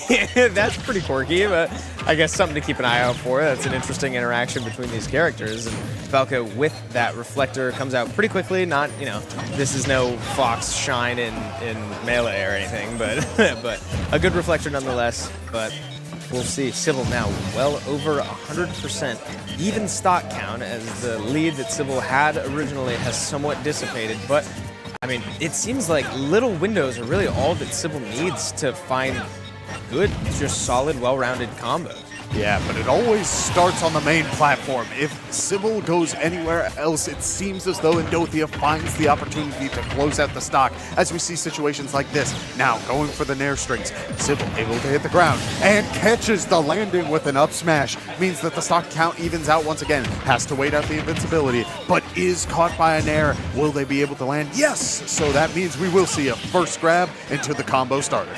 Yeah, good stuff here. Even stocks, and this is dangerous territory for Endothia on the back foot. Again, for the first time in a while, but Sybil finally getting some momentum, but not for long. Endothia with these very dangerous aerial combos. Both of these characters thriving in the air, but need the opponent in the air. Still with a jump. Well timed there. Just a miss from Endothia trying to punish that recovery. So we find ourselves back onto the stage, but percentage game certainly favoring Endothia so far on this last stock. Yeah, Endothia's looking for this closeout. We see 2 bombs into the down smash, maybe to break the shield, potentially the shield poke even. Does get hit by a grab before the up smash comes out. I don't believe that would be enough to knock out Sybil at this point, but it will be close. The down smash will be enough this time around, though. Does connect, and the forward smash with it means that Endothia walks away with the win. Yeah, the state of North Carolina comes out on top in that matchup, and a strong showing, certainly from both states, as we've got some seriously talented, high-ranked players here making appearances. But that one did not disappoint, and unfortunately for South Carolina, they are geographically and in the standings on the bottom. So, Dang, that's rough, Chris. But or at least, that? Below North Carolina. So we'll see if that trend continues. This is still groups, so nothing too much at stake, but only 4 players from each pool advance to our bracket, which we will get into later. But ultimately, yeah, Endothia coming out on top. We can take a look at that performance out of the number 2 seed, I guess, in the state of North Carolina. very, very strong showing. I mean, that entire matchup could have been turned on its head with just a little bit more time. I think Sybil had the idea, found the game plan, and was able to sort of find their landings. But when dealing with Game & Watch, moves come out so quickly, and you can't always get a good read on what the opponent may try to do in any given situation. So that down smash from Endothia right at the end, I mean, it connects, it works, and frankly, at that point, you just kind of have to say, all right, GG. Yeah, yeah. And in that state in the series, we hadn't really seen many of those come out, right? That was somewhat of a mix-up. Endothia did go for a couple, but none of them were really landing, but Sybil just unable to get away from that last one, and that's a classic. You're in the ground, and that sweet spot forward smash from Game & Watch will kill a lot of characters at a pretty low percent. We also saw a judge. Like, yeah, that happened too. We saw the two hammers go down. About that. I was like, oh yeah, maybe you do up smash, like maybe you do something. Nope, going for the hammer. 1 and 9. Hey, Let's see what not? happens. Bonk, it was a 6. I'm like, all right, well, Yeah. Congrats. You got a little bit of fire damage. Yeah. Good on you. Hey, good for you. Yeah, it was crazy. So we should be getting into our next match here. The players are starting to sit down. We'll get into it shortly. The goal is to be done with this group, these two pools, by about 3 o'clock local time here. That's in about 45 minutes. And then we'll take a little break for the bracket to be created, and then we'll go to that after the break. So for those of you looking for the high-stakes elimination matchups, those will be coming shortly as we are still resolving groups. And for those of you maybe looking for Rocket League, you might see the stream behind Kevin's head.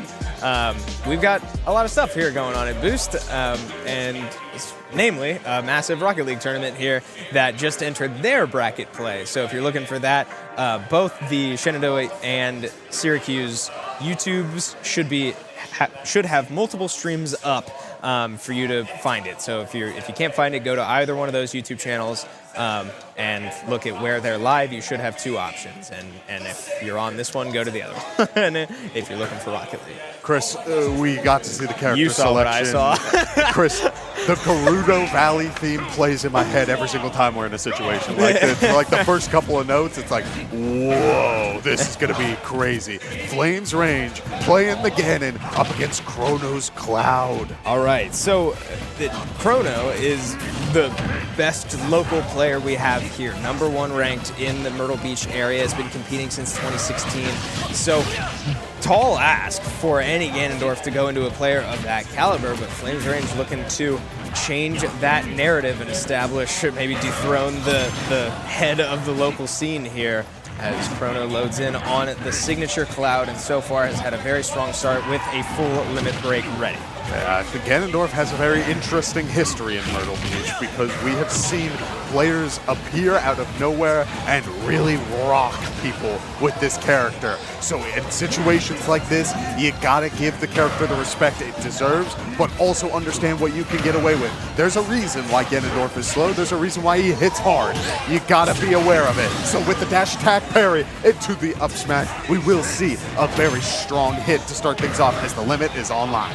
Yeah, limit is a dangerous place to be, just at least standing across from, as Chrono does have the stock advantage. But so far, Flames Range looking great, finding some good credit for himself, building up quite a bit of percentage on Chrono here as now, wow, the down two just kills off the side B. That's crazy to me, but even stock count is the result as now Chrono looks to pull ahead a little bit more, try to, I don't know, separate himself from a scary Ganondorf, but Flames Range looking pretty good so far. Yeah, I'm liking how Chrono's moving around this Ganondorf right now. We're seeing a lot of dash forward, reverse up tilts, really taking advantage of Ganondorf's sort of range and how if he wants to hit far away, it takes a pretty big wind up on a forward smash. So we see the flame choke there, but it doesn't connect as now Chrono has a very solid lead, only at 32%, and is going to be earning a lot of extra credit this time around. A couple of up airs, but will get hit by the Wizard's foot. Yeah, it does look like Flames Range is getting just a little uncomfortable too with how much Chrono's been able to string together some of these combos, throwing out a lot of those heavy commit options from the Ganondorf, and sure enough gets caught going for the down B a little too far off stage, and Chrono's ready to take advantage and find the first win here, but Okay, so through one stock, it looked pretty evenly matched, right? Flames Range looking pretty good on a character that is inherently pretty limiting. I think a lot of people would agree. But those last two stocks, Chrono, I would say, left no doubt. Oh, yeah. I think, again, same situation as we've seen in the entire pool. Players are giving each other the respect that is deserved when you are invited to tournaments like this. You give each player the time to sort of feel out what they like to do, what they're willing to commit to. And then once you have a solid understanding of that, foot on the gas, don't let them get away with anything. Yeah, absolutely. And Chrono put that on full display as now we load back into game number 2 of this matchup. Chrono looking to assert himself as the king of the local scene here in Myrtle Beach, not willing to let other people come and ruin the territory. But Flames Range looking pretty good so far. Does find a side B with the opportunity, misses the dash attack, well shielded. That's going to be a big punish from Flames Range. Massive up smash is there. So we return back to relatively even percents here as Chrono finding good combos, looking to go off stage again. Can't quite punish that one just yet, but does punish the regrab with that dash attack. Yeah, we do see Flames Range is able to grab the ledge one more time. Goes for the Wizard's Foot, trying to potentially catch Chrono shielding near the ledge. It won't be enough this time around, but we do see Limit Blade Beam go out, and a quick up air in return means that Flames Range's Ganon is evening out the percent, but is still in these offstage interactions. Yeah, no stocks taken yet, and that's the second time I've said that, and it promptly lead to a stock being taken. But I guess patterns are patterns. Chrono is able to take that first stock, but now Flames Range just looking to get back on the board as 140%. You don't see opponents live to this percent very often against a Ganondorf as he hits that hard as he keeps finding these down Bs out of combos, but none of them sending Chrono just high enough to kill him, and that absolutely will. Does scoop with the down smash, ties the stock count, but not without taking a good amount of damage along the way. Yeah, I mean, seeing the flame choke there, using that side special, immediate 31%, but in return, another side special from Chrono, able to get another good chunk onto this Ganondorf. A very strong back air to potentially send Ganon off stage pretty far. One more sweet spot back air will do it, and we're in a very similar situation to last time, Chris. Chrono's lead is kind of insane. One forward air into the down tilt. Ganon has no jump, but did land there. Should have the extra jump, opts to just use the up special.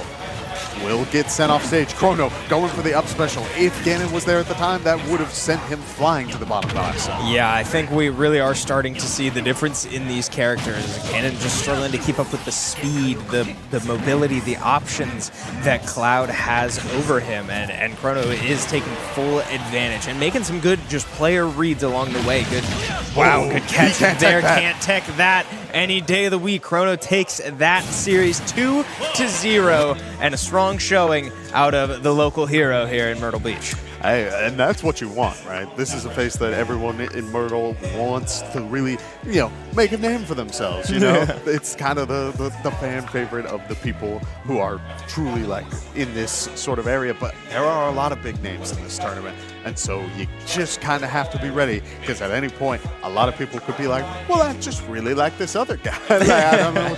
Suddenly I'm a Sephiroth fan, maybe there's a Sephiroth, I don't know. There's some other superstar players. Who's to say? But for now, the number one remains at number one. We can take a look at Chrono's performance in that series, taking all 6 of the stocks in front of him, only losing 2. Again, 2 very similar games that looked pretty evenly matched for the first minute and a half or so, until one stock was off the board for both players, and then Chrono just taking over the game, taking over the matchup, and punishing every little misstep that he could. So strong showing from the hometown kid here, and that'll do it for him, I think, for this group. Yeah, the big thing is that, again, Myrtle Beach has a weird history with Ganondorf. It's true. In the last 2 years that this event was run, it was a high school exclusive sort of deal. It was a high school invitational, or it was a high school open tournament, and then it was a high school. Was it also another open tournament? I believe so. I believe so. Okay. So 2 open tournaments, and out of the blue, we got the privilege of watching probably the craziest Ganondorf we have ever seen. And the weirdest part is that he doesn't compete. Like, he just showed up to this tournament. We interviewed him, we talked to him, and he's like, yeah, no, I don't play online. I don't do any tournaments. I just saw this, thought it would be cool. And yet, I mean, like, he's doing down B cancels off the ledge. Like, he would maneuver around platforms disgustingly. He was beating Pika players. Yeah. Like, it's clear that character has a lot of tools. We didn't see all of them. We saw a good amount of them. Like, that Wizard's Foot definitely can do a lot. But there's like an extra element when you like really dig into that character. Suddenly, the intimidation factor can like skyrocket. Absolutely, and we mentioned it even during that matchup. I said that you're just somewhat inherently limited by the character of Ganondorf, but you might not be as limited as we make it out to be, or as the community sort of makes it out to be, because the good Ganondorf players make it work. It can be art to witness, and it's a lot of fun when it works out. And this, yeah, you're right. This region does seem to just have a weird history with it, but not sure. I don't think that player is here today, unfortunately. I wish, bro. Yeah, would have been a lot of fun. But anyway, with all that behind us, with a good matchup between those two players behind us, it sounds like we are going to take a quick break. So don't go anywhere. We will be back very soon with more Smash Bros.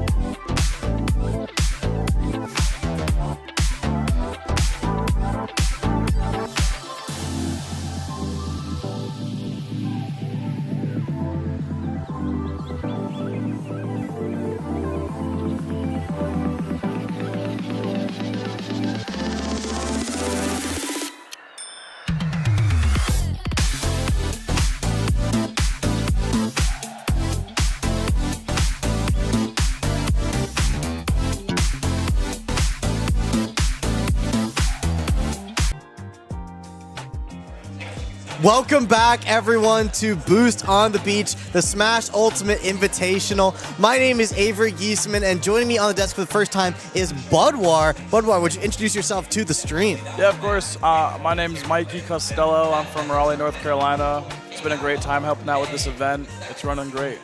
Yeah, I mean, Budwar Mikey's been here running the bracket for us, hopping on the camera for us. I mean, what more could you ask for in a presence here at Boost on the Beach? And we couldn't be more excited to bring you the top cut. So what you saw before was the round robin pools. Now we're in the final bracket. Let's throw it over to the bracket. Let's take a look at what we have here. This is going to be the final phase for the Boost on the Beach Invitational bracket. You can see these are the top 16 players that all advance. You can see some big names there. We got Anarchy there at the 1 seed. We got Regalo at the 2 seed. I mean, some great talent all around here. Some of the best players from South Carolina, Myrtle Beach, North Carolina. We've got a lot of representation here, and I couldn't be more excited to get into it. Right, and a couple of guests as well with Cecilix from Florida. Fantastic player. You might see him popping off at a couple of regionals really all across the country. Yeah, I believe Cecilix is going to be our first match of the day. Could be, or we might be seeing Nico versus Anarchy. I see Nico going up to the stream setup right now. We'll have to see what our first match of the day will be. But yeah, I mean, now that we're in this final phase, this is where you really got to lock in. You got to put all your cards on the table. You can't hold any punches, because in the pools phase, you could certainly lose a couple matches and still be fine. You could still advance, but now you only have 1 or 2 lives in this bracket, and you have to make the most of it. Right, you know, in that round robin pools, you got to play to qualify. You have to win a certain amount to make it, but at some point you're just playing for that seed. Now, you lose twice, you're gone. Yeah, right? There's no safety. Yeah, it's definitely not. I mean, that losers bracket is gonna fill up fast, so you do definitely not gonna be a place you want to be. But these players, they have that experience and they know what it takes to go far in a bracket. You know, we got some great talent here from some top collegiate teams. Great talent here that just play, you know, for fun online, but all have made themselves very good. And teams with a lot of in-person tournament experience. I know you run a lot of different events on the East Coast. I mean, what's that like, you know, traveling to those different events and doing what you do? It's a lot of work, you know, early mornings, late nights. If you don't know, we are partnered here at Boost on the Beach with Peanut Homecoming, which was a formal Smash tournament. Everybody was wearing ties, sweaters, suits, dresses. It was such a great event, right? It basically looked like homecoming, but we were there to play Smash Bros, right? We got in early, like 9 a.m., not too early, but we got out last night 1 a.m. You know, long days for these kinds of events. But, you know, it's just kind of, you do it out of passion. It's a good time. Yeah, I mean, this scene is such a passionate scene. I don't know if you can see the Rocket League behind me. We have here at Boost on the Beach as well. So make sure you're tuning into all the streams here so you catch all the action. We're in, I mean, such a passionate scene. I mean, the Rocket League passion is here. The Smash Bros. Scene passion is here. The Rocket League tournament just moved into their final cut as well. They also played a groups phase. They had 2 groups instead of 4. A little bit less teams here, but all of the teams have been invited and compete at a very high level. So we're excited to see them go into this final phase of bracket. And their phase of bracket, I believe, is also double elim. So that will you'll also have some chances there to come back. But yeah, I mean, we're seeing the Rocket League and the Smash Bros. Begin to develop here as we will hop into Smash Bros. Very soon. It looks like it is going to be Anarchy and Nico as our first match, and that should be a... Nope, they're walking away. Oh, they were at the stream setup. It looks like we are getting Radiaz Cecilix. So that's going to be Raleigh, North Carolina. Radiaz plays Sephiroth versus Cecilix, which I believe is North Florida, Nest player. We have quite a few Nest players in Raleigh, but none that are of the caliber of Cecilix. So let's see if that like Raleigh Nest practice is going to be enough to help Radiaz overcome this obstacle. Yeah, I mean, Sephiroth is definitely a character that can keep Ness at bay. Definitely not one that Ness wants to see in his bracket path for sure. And that experience will certainly help You know, I've found in my many years competing that even if you don't have a representative that is as good as someone you're going to be fighting against, just understanding the kinds of things that kind of character wants, the kill moves especially, what to look out for, the sort of gimmicks that these players might go for, that can help you a lot. Their recovery routes are very important to study, and those are things that any level of player can learn. So that matchup experience certainly does translate into a higher caliber set like this one. And when you're traveling up from Florida, that certainly plays into things as well. I mean, that's going to be definitely one of the farthest travelers we've had for Boost on the Beach this year. Definitely excited to see that Florida representation. I'm hoping that this event just gets more and more states to bring players out, because it's been amazing. Right. Yeah, it's always awesome to just have multiple regions, even if it's just 1 or 2 players, just to kind of give a little taste of like what does that region play like, or what kind of characters do they have, right? So this is going to be pretty exciting. You know, as you said, even if you're not fighting someone as strong at the character, you know, in this matchup specifically, Sephiroth thrives off edge guards. You got to see, how does Ness move? Ness needs to avoid the edge guards, so he needs to know, how is Sephiroth going to swing his sword? So, you know, I'm excited to see, what do these players have?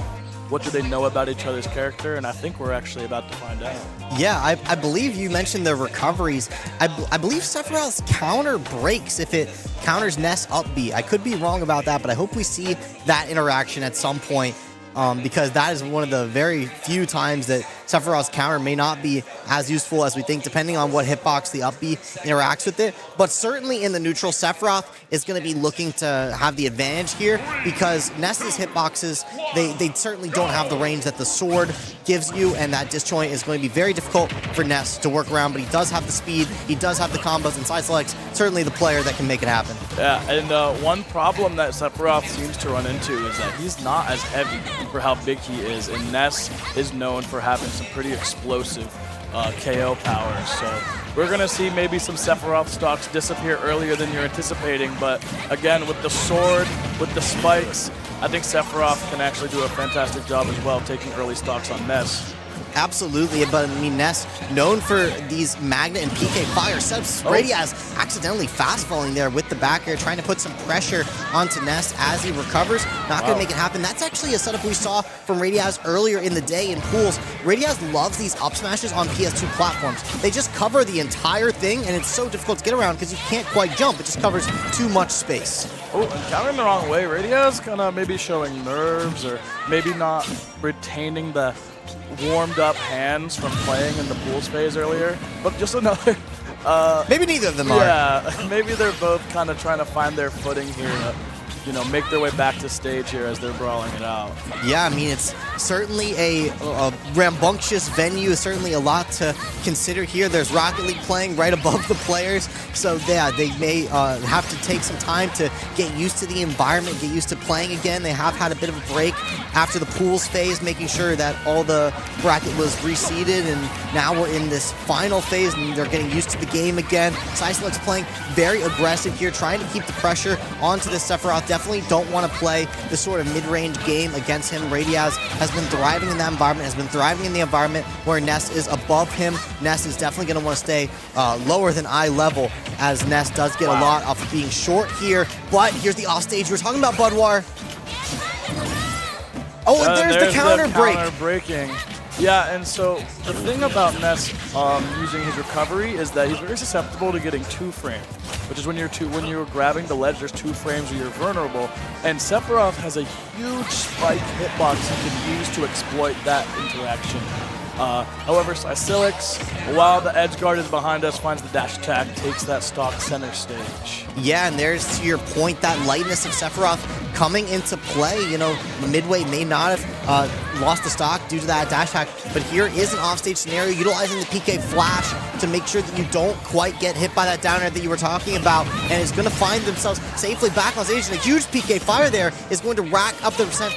Radiaz finds himself at 100%. Right, this is just so much damage. You're going to be finding yourself losing your stock to just fast moves now, and that's really not what you want. Usually when you're at that 90% range, Ness is looking for that back air, very telegraphed. But right now, if you're going to come off this Angel Plat with invincibility, you can just throw out whatever move you want. you're going to find a stock.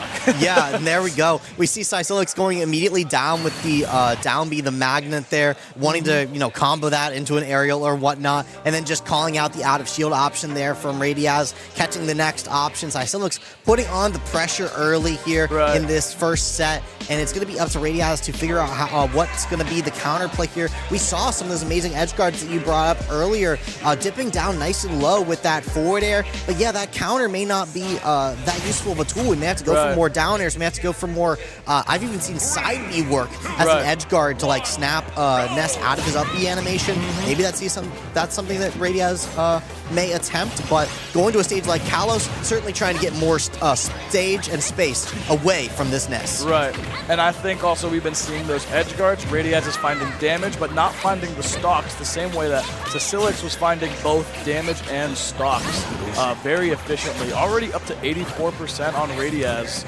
but the one wing online may be able to answer back fairly quickly.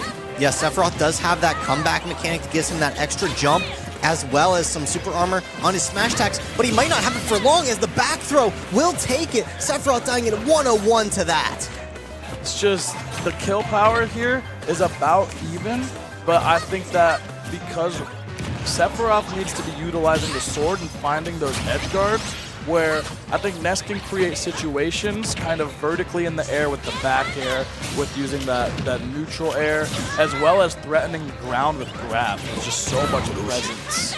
Absolutely, and those PK Thunders to creep above the ledge have also been getting a lot of mileage here for Sysilix. Definitely a mix-up that Radiaz has not been familiarized with, and that's really catching him on the ledge trap, which is where Sephiroth gets a lot of value, and Ness getting these recoveries here and getting back to the stage and being able to utilize this such fast pressure. Oh, catches the roll there, but doesn't quite react to it. That's definitely what Sysilix wanted there, but didn't quite get the punish. It was one of those situations where as a player, you're like, I'm going to cover the roll, but you maybe aren't ready for the timing, so when it happens, your brain's fried.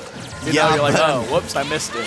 I think Radiaz might be feeling the pressure here as Sysilix, just bounces back and gets punish after punish. And now when you have the one wing, you certainly need it to make this comeback as you try to juggle this Ness, but he safely finds the floor, and a counter punch off stage on Kalos is going to find the late hit of that PK rocket, is going to be able to be countered. But you're so down at this point, you do still have the one wing to your name, so that will be helpful.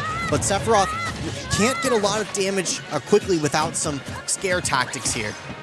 Yeah, this is going to be one of those stocks where you're going to have to find yourself hitting Ness pretty deep off stage, maybe with a combo throw, and then you're going to have to hit the edge guard. You're really only going to get one or two more chances at this 103%. But finding hit after hit, finding the stock, you are in a good position right now if you want to mount a comeback. What a great juggle there from Radiaz, just keeping this Ness in the air. That's exactly what I wanted to see. Ness not having a lot of great options to land, especially versus such a large sword. And if we see one of those edge guards that you're talking about right now, Radiaz might just take game number 2. Oh, I don't know if you make it out. It's going to be close. It's not going to happen. To the very corner of Kalos, that lightness of Sephiroth is going to come out once more, Mikey, and that is going to do it. Man, even on Kalos there, 127, Ness back throw is just too strong.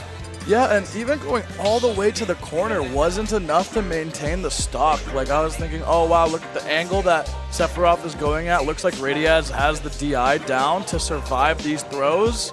But between the power of the throw and the weight of Sephiroth, it just wasn't quite enough. Yeah, it's just not enough. And top cut of bracket here, best of 5, it looks like. So that is exciting. Glad to see some more Sephiroth gameplay. We really saw Radiaz come alive, especially in the juggle game at the end of that game 2. I think they might have something to say here at the start of game 3.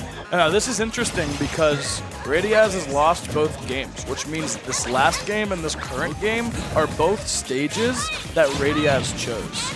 I'm curious as to why we went away from Kalos. Was this something that Radiaz saw and wanted to change, or was it that Sysilix decided, oh wow, I don't want to go back there. I'm going to change one of my bands and get rid of Kalos myself. That's a great point, and that might be the reason that we're going to such drastically different stages here in games number 2 and 3. Looks like Radiaz is going to use some of the planking potential that Sephiroth does have to create some pressure on Ness, make him not want to lead trap as aggressively, because Sysilix has been great in that spot, and forcing him to play above is going to be the game plan. Radiaz following this Ness, beautifully going to force the air dodge here. It's going to be the counter. Yes, it is. Radiaz takes the first stock. And this is maybe the first time we've seen Radiaz have a lead this set. So I'm curious to see how that's going to change what the set looks like, because, you know, as when you're playing from behind and when you're playing from ahead, you're going to have 2 different game plans.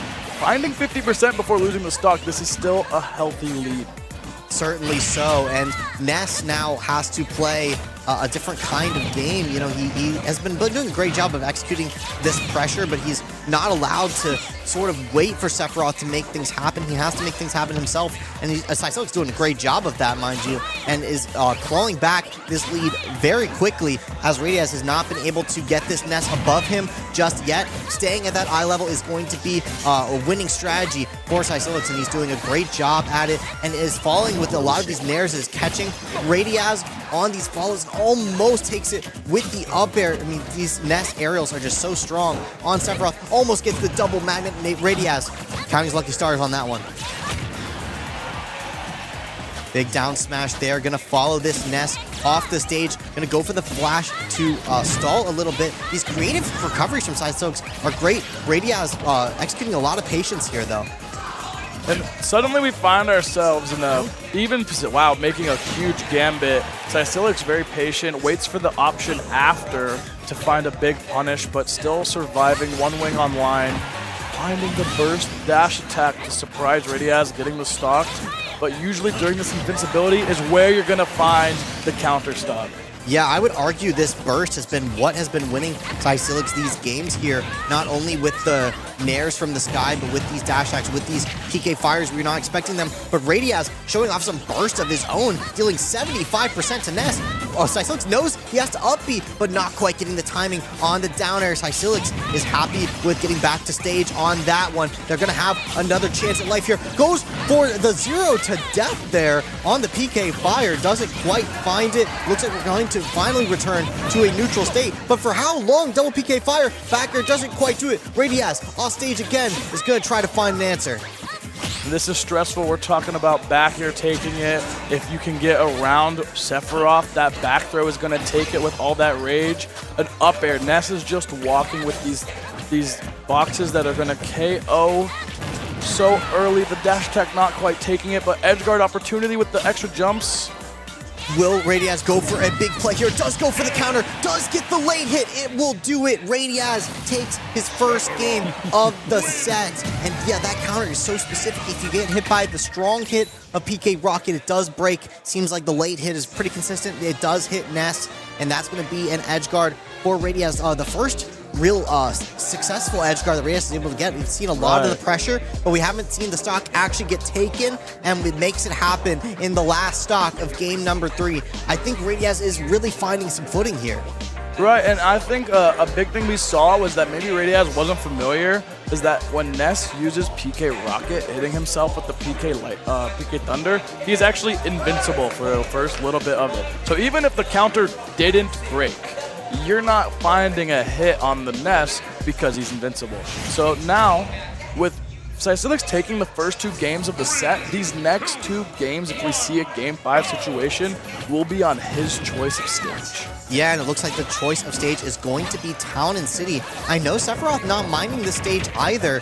Those back airs certainly a core component in Sephiroth's toolkit to take stocks, but one of Radiaz's strengths has been keeping this Ness in the air. So maybe Ness going for that higher top blast zone to help Sysilix live a little bit longer, but Sysilix liking these back airs to KO as well, and likes holding Sephiroth at these ledge traps. Time City definitely going to be a volatile stage, but messing up the recovery. Sysilix trying to cover himself with the PK Thunder there, but not going to happen. And I think this is one of those situations where you're seeing a game 4, you're up 2-0. Maybe you want to try some adaptations early before suddenly you're in game 5 and the set's out of control. And we'll see if maybe that was just a one-off mistake or if this is just something that Sasilix is, I'm going to try this and see what I can do while I have breathing room.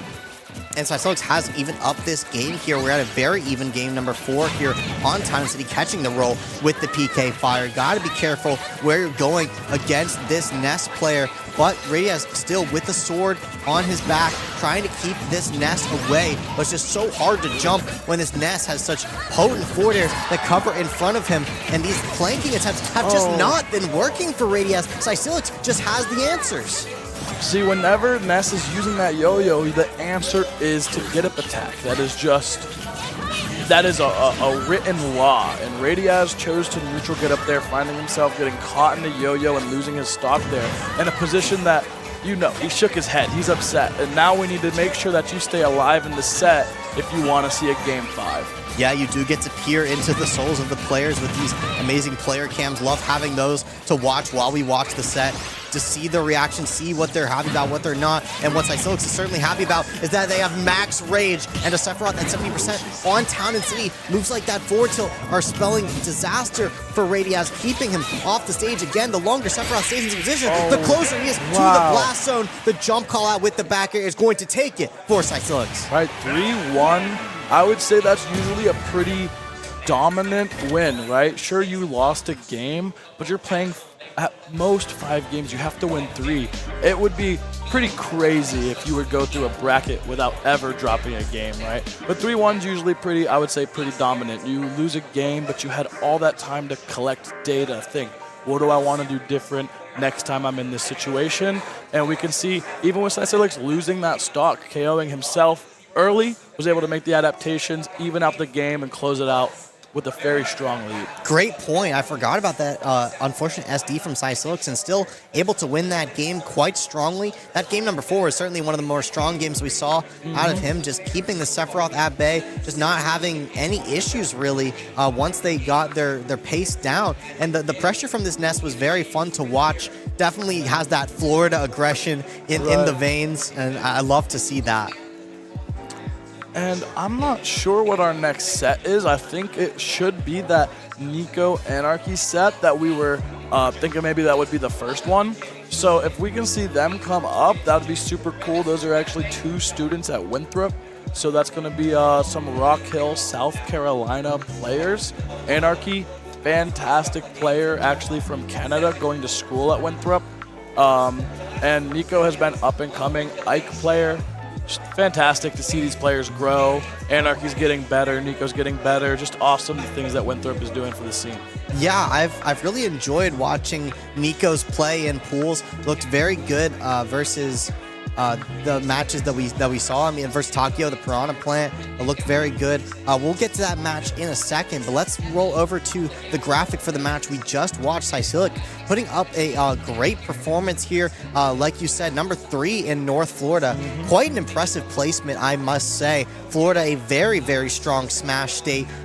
So all around, so you know, you might not think a region of a region is strong, but when you're looking at Florida, this is quite an impressive placement, and the stock ratio there, 1.4, definitely nothing to scoff at as well. A lot of strong finishes here, and looking really good moving on into this bracket. Yeah, absolutely. I think you know, obviously, if you're going to be taking the set, your stocks taken will be over your stocks lost, but 1.5 is basically every other game you probably are having 2 stocks left, which I think is an extremely strong stat.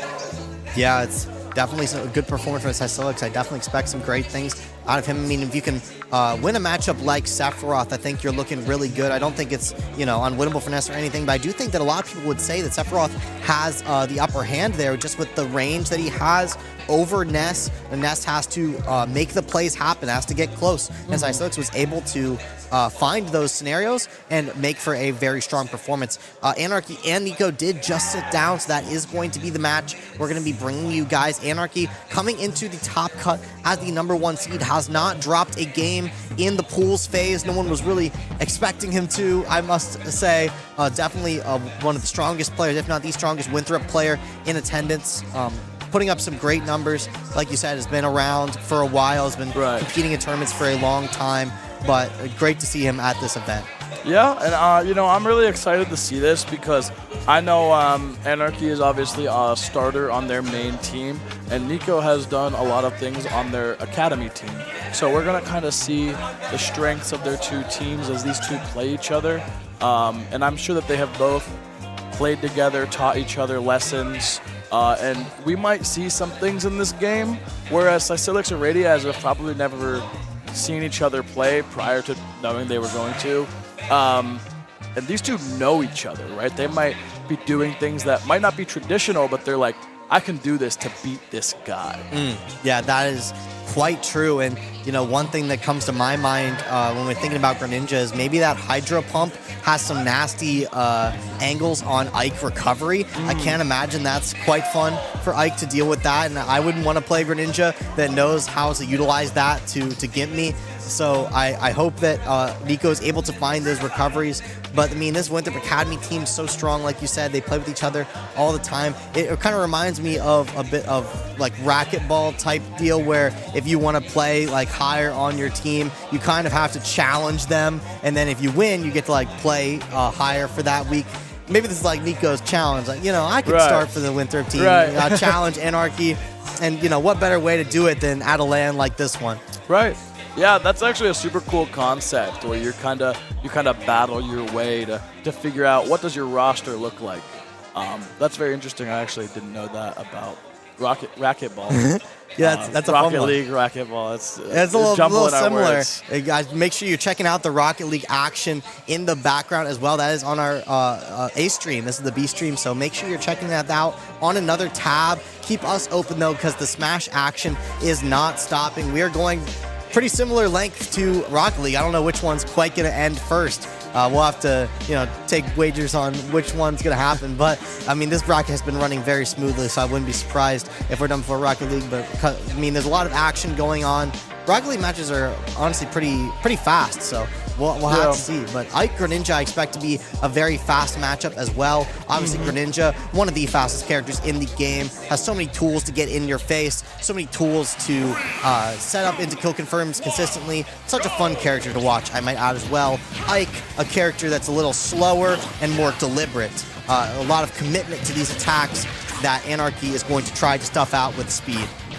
Yeah, and I think that this is going to be one of those cases where Greninja can overpower Ike in such a dominant way, but if Ike is able to find stocks first, he'll be able to slow the game down to a crawl and just take the lead by force, right? So we're really going to be seeing Anarchy trying to control the pace and keep the speed up, while Nico is going to be trying to slow it down and prevent Anarchy from running over him. That's absolutely true. We're already seeing some very flashy setups from Anarchy here. We saw him try to catch the Ike up B with forward smash. We saw him go for the footstool down air. We're seeing these adaptations from Anarchy that only come from knowing your opponent so well. And look at these parries come out as well, and those Ike attacks are deliberate. And sometimes that can mean that the Ike player has to try really hard to mix up their timing. Anarchy, knowing the timing that the Ike likes to look for, punishing accordingly, that's going to be something Nico's going to have to figure out, and I imagine it's going to be difficult when you have an Anarchy that's just moving all over the stage like this. And this is one of those situations where, you know, you have to pick as Ike where your kill confirms don't last forever. Am I looking for a kill confirm, or am I looking for a stray hit? And struggling to pick an option, switching between these nairs and these dash attacks, Anarchy is just running over, finding percent until we find the stock eventually. Yeah, speaking of kill confirms, Greninja, one of the most stable characters in the game at having multiple moves that string into moves that kill. There's that stray hit you're talking about, that Ike back air. Greninja not having a lot of stray hits that kills. He has these two pieces, really, that confirm a lot of his stocks. As he goes for one of the stray hits that he does have, that Shadow Sneak, a very unique tool, where he sends out a little shadow and then suddenly appears there and attacks you. Very fun move there in Greninja's kit. You can see Nico feeling the pressure of needing to take the second stock. They started to rip some Ike forward smashes, and Greninja going to show off a smash attack of his own. That should be it with the Hydro Pump. It sure is. Anarchy takes game number 1. I'm not even sure the Hydro Pump was necessary, but Probably Anarchy not. really making sure that there's no questions asked on, you know, what's the decision of that recovery. Certainly, and that's one of the advantages to being a stock up in that scenario. You don't have to worry about the Ike up B accidentally hitting you and then you trade, and who knows who's going to die first. It's not a scenario that Anarchy wants to play, and Ike certainly cannot go for some of those up B gimmicks against Greninja. Anarchy's just too experienced in the matchup to fall for those, and certainly his character having the tools to certainly punish Ike for that. Going to be a more stable game plan, like you said, from Nico is going to be the only way he's able to win, and it's just so difficult when you're playing a player of this level. Right, and I think we just saw to start this game, Ike using some of that side B to kind of give himself some of that speed to battle Greninja, but that's also going to be one of those options where if you get caught using a side B when you're not allowed to, you're going to find yourself in a painful situation. Yeah, I actually thought that was such a great plan to go for that side B, but once you end up off stage, I mean, you can see Nico in the player cam just looking like, I don't have any options, man. I don't know what I'm supposed to do. And I agree. I'm looking at this gameplay, and I'm like, man, once Ike gets off stage, he is just in a terrible scenario. Yeah, and I think that is a part of the fact that Greninja has this strong forward air that can threaten high, as well as the Hydro Pump, where if Ike is going... Oh, no! Oh, wow. If Ike is going low, he can use the water box to pressure the low recovery. So this is just a character that I think has everything he needs and more, maybe, to battle Ike. But maybe we can see Nico find some damage, find a stock using the tools that Ike was given. Yeah, I mean, Ike does have that sword, and he does have that up B to try to contest the recovery of Greninja with no hitbox, but he has to be careful there as well. Doesn't want the water to push him the wrong way. Anarchy with these aggressive back airs, but he's going to find himself off stage here, just opting for the high recovery, making Nico think about where he's going to edge guard here, and if you think too long, Greninja's just already in a different spot. He is the master of stealth, and you can't quite find the Nair confirmed there. Will Anarchy find his? Can't quite, but with Ike not taking the stock here, Anarchy is looking to take this set very quickly. Ike at these percents where a lot of the confirms will start to connect, and going for these shadow sneaks as well. Nico needs to find a ledge trap here. Oh, and just going for the dash attack, trying to close it out, but also trying to close it out with the up smash and missing. We're kind of seeing these players, it's weird because I feel like that they're not feeling the stress. We just saw them laughing, but they're kind of picking these big buttons, these big explosive buttons, like, I want you to explode off the screen. And Anarchy ending it with a fair there, trying to seal out that kind of mindset. Yeah, I mean, I do think Anarchy playing a very intentionally ultra aggressive game, like more so than you would typically think of as aggression, and that goes into that confidence level. Anarchy knows that he can play at a faster pace than Nico can, both at a character level and a player level, and that's just a bad combination. I mean, Greninja has such speed to get around these Ike hitboxes. He can just kind of react to what Ike wants to do, and you can see Nico's really only able to get things started when sometimes off stage. In the neutral, he's just in such big trouble, and when he's the one off stage, even bigger. Yeah, and I think that when Nico finds these hits, he's actually finding quite a bit of damage, which is really helpful. And also an important thing to note is that one of the weaker parts of Greninja as a character is his block. His shield is one of his weaker points, and that is probably your best tool to beat Ike. So if he can find a way to put Anarchy into his shield and he uses this proper timing mix-ups, like look at all this damage he's finding on hit, but it's when he's doing these linear timings, getting parried, he's finding himself in a very bad situation. Yeah, and Nico was looking in a really good situation there, keeping Anarchy in disadvantage, but you get hit by the wrong Greninja move at around 90 to like 110, and you're just going to lose your stock, and we saw it right there. Your Greninja up smash connecting all the way, but Ike up B going to send Greninja flying off the stage. Will Nico find the stock here? Anarchy is going to miss the ledge. Down. And I think that something I have been noting here is that we haven't really been seeing Anarchy open up Nico as much these last... Wow, that was almost a crazy stock. But it's more so Nico picking one of these big buttons, that up B, that dash attack, or like maybe a smash attack, and that's the opening Anarchy has been using to hit him. Yeah, we get to see trying to pressure the ledge here is Anarchy, and using these big up Bs to try to armor through the pressure is Nico. Just, use the move that even if I do get attacked, I still win the scenario, and trying to put this immediate pressure onto Anarchy, not waiting for the option, nice just stock. using the hitbox. Yeah. Finding a lead here for Nico, again on hit, doing so much damage, threatening stocks with that Nair up there, the classic Ike confirm.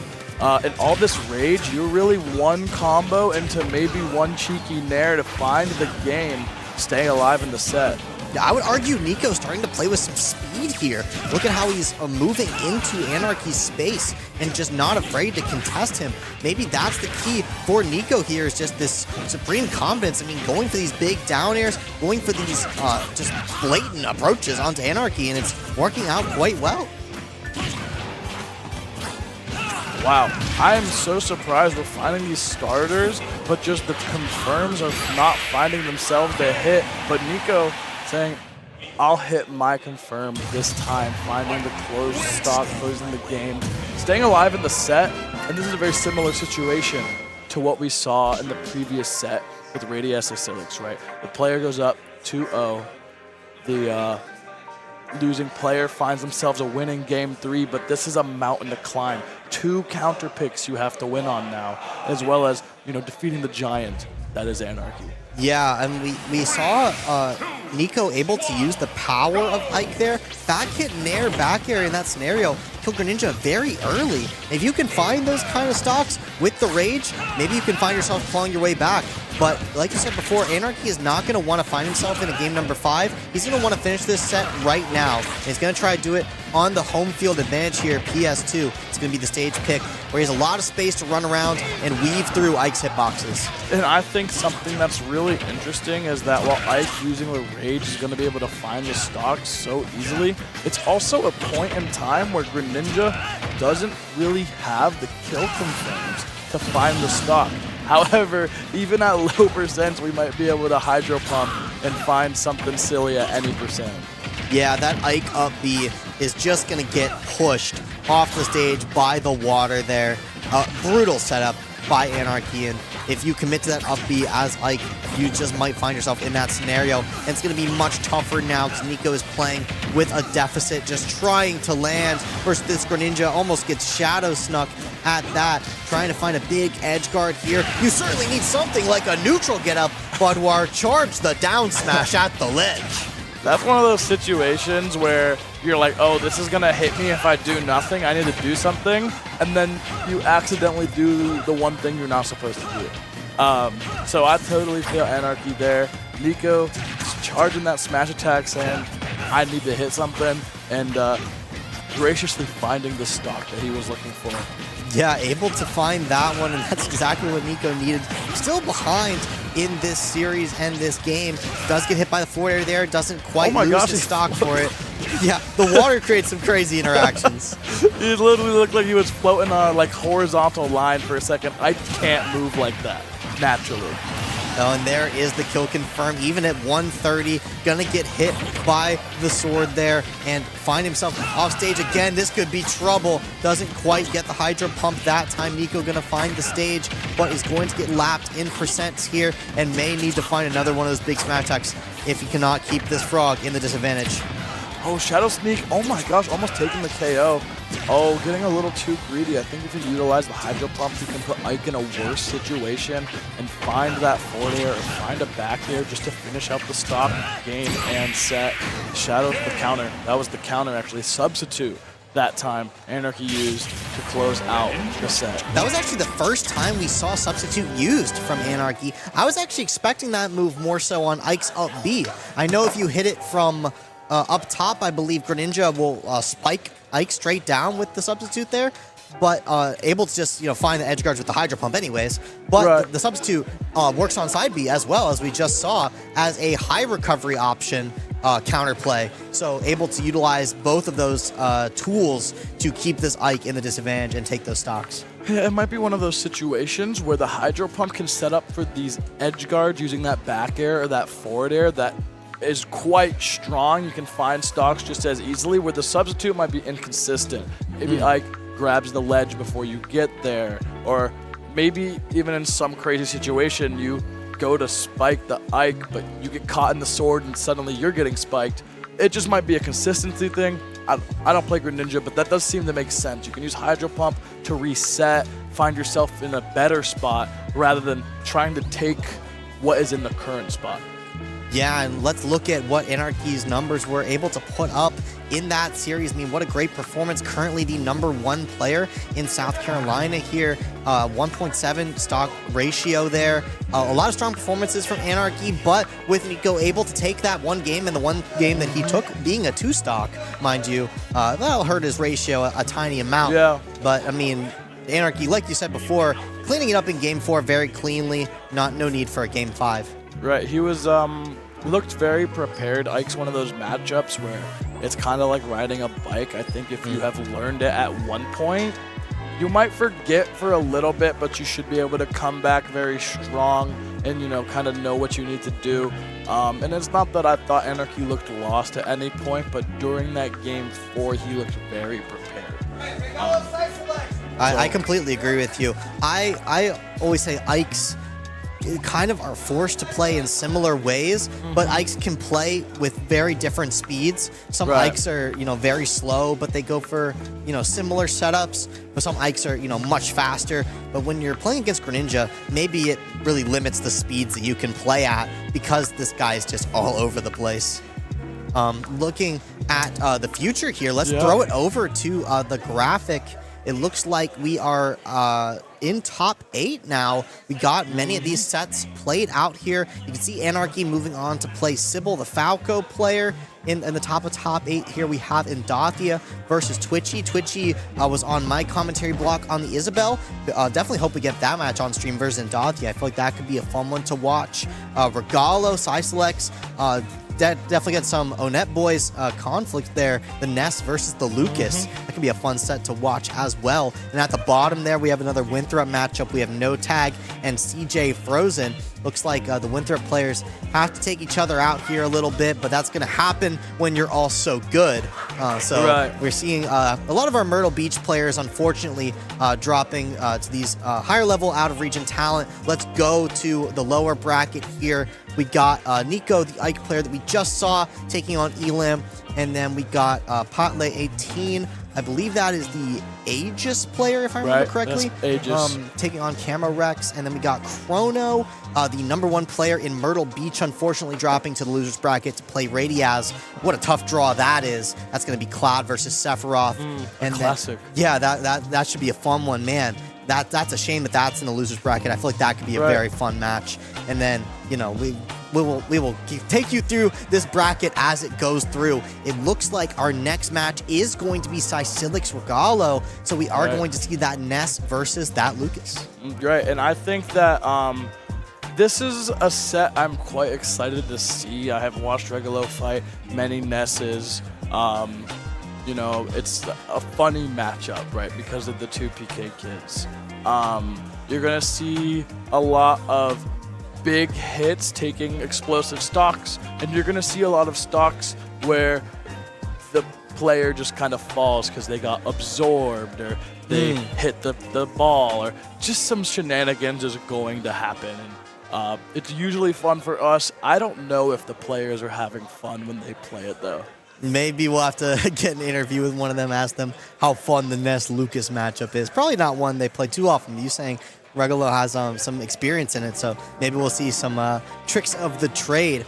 For some people who are new to Smash Bros, what would you say is the differences between Ness and Lucas? Because on paper, they look like such similar characters. Right.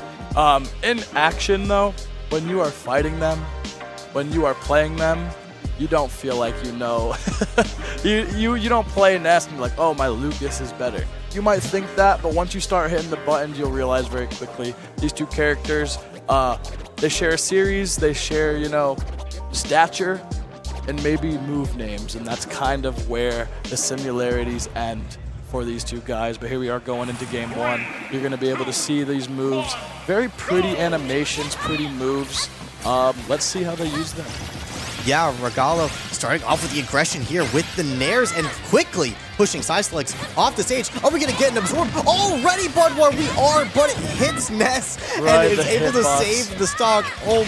And we're going for blood, Budwar. What am I watching? Right, just 3 back airs. The funny thing about Lucas back air, while that spike hitbox is quite inconsistent, the weak hit can find itself.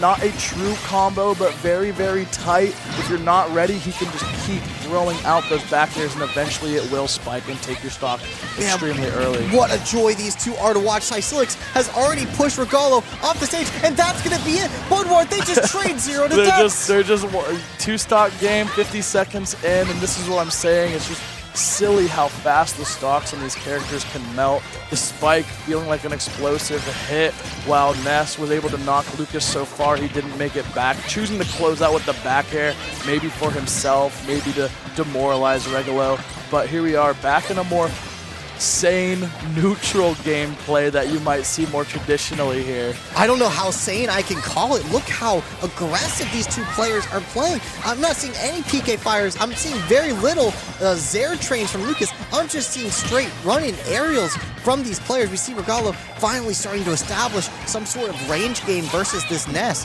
But Cyclix finding these such strong ledge traps as well as Regalo.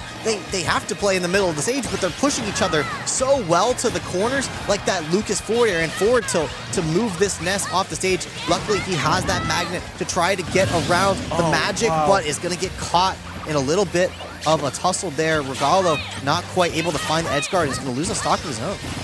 Yeah, and just like a little bit of a mistake was made there, and that's all it takes is for you to lose your stock, especially when you have to worry about if I have to use my PK Lightning or PK Thunder, I can get absorbed, I can die at any percent. That is something that is so stressful. You might find yourself accidentally doing an air dodge you shouldn't, or maybe jumping in a spot you shouldn't, and then you're going to be losing your stock in a much worse way.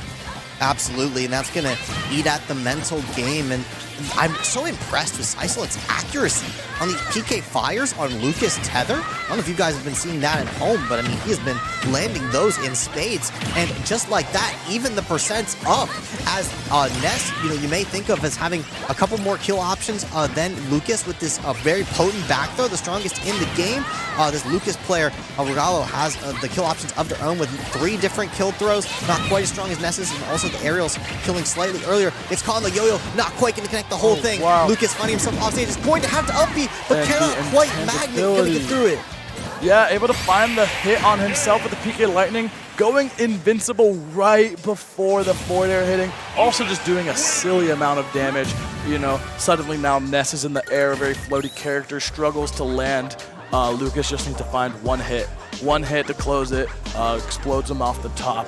Closing out a game that looked back and forth, explosive, out of control. I don't even really know how many more words you could use to describe it. There's just so many. Yeah, I don't think these two ledge trapped each other a single time. I think it was all when someone was off stage. All right, I'm coming, and you're gonna die or I'm gonna die. We're playing this PK game, and it's a fast one. To Town and City we go. And something that's so interesting about this Town and City pick is that compared to what we just saw, where typically somebody is getting edge guarded and finding themselves not making it back, these side blast zones are so close, you're going to find yourself hitting them much earlier than on other stages. Yeah, absolutely. That Lucas forward air is certainly one that comes to mind. That's going to deal some damage here on Town City. Ness back throw, certainly a throw that benefits from the narrow horizontal blast zones of Town. That Ness forward tilt, certainly going to kill much earlier than before, but doesn't need it to charge. Yo-Yo at the ledge. Cyclix going to find an early lead here, and a strong one at that. And we saw last game, though, finding yourself a stock at 0 right away doesn't necessarily mean you're going to have a lead. Sometimes these stocks just disappear. You're at 95, double jump gone, resources gone on Town and City, but finding your way back to center, an impressive feat, especially against a player of Regalo's caliber, using a character like Lucas that can just cover so much space. Look at these guys throwing out moves, trying to get someone to overextend. Man, I'm just not sure. I'm watching Smash Bros right now with just how much these two are just so relentless on each other. I mean, they're just going at it right now with such creativity. I'm just absolutely loving this set right now. Cysilix putting on the pressure, and Regalo just seemingly swinging out a disadvantage every time. These two are just not scared. They're playing such quick Smash Bros. As the magnets from Cysilix are keeping these PK fires from causing any sort of zoning. Like, he just keeps the pace up. And Cysilix, with this lead here, did find themselves in a big combo at the beginning there, but now has established the first serious lead of this set. And it's going to fall out of the up tilt as they live that forward air, and Ness finding himself at 145. And the reversal out of disadvantage. These two just swing each other, and someone loses a stock. Right, and finding the up air here, you're really going to have to find and complete that 0 to death you were hoping to get earlier this game here, close out this lead that Cysilix has created, but just stretching his stock with absorbing those PK fires and just barely living and finding an early reversal is really stretching this game in Cysilix's favor. Oh, almost gets the home run there out of the PK fire. That would have been an early stock there, as Regalo does try to claw back here. Is not going to stop the aggression pushing Cysilix to the edge here again. We are on Town and City, is the narrowest side blast into the game, and we finally see the PK Thunder get absorbed. That is what you were talking about before the set. Such a strong edge guard there. If Ness's Thunder goes into that big blue circle, it just goes away and you fall to your death. And look at this even game basically here. You're actually threatening your stock on a stage like Town and City, losing your jump, and suddenly the situation is reversed. But that was almost another one of those 0 to deaths that we were seeing from these two players, just taking and dealing so much damage, so much explosive kill power. Yeah, Regalo certainly almost took the stock off that one bridge there that we saw, and has already managed to even up the percent. Cysilix still swinging with these back hit of neutral airs at a disadvantage. Regalo can't get hit by too many of those, especially at the ledge. Gonna get the front hit that time. He's gonna send Regalo off the stage, but able to swing so that you don't get ledge trapped that time. You don't want to get caught with any of those nest moves off the stage, especially here on Town. But Town is going to help you in finding this stage, this KO nice and early. This is a dead even game. Despite the percents, look at how far Ness flies to just a forward air.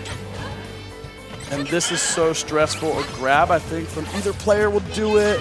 And this is one of those situations where you don't want to be the one to lose this game. You want to push your advantage as Regalo. You don't want to let the other player go up 2-0.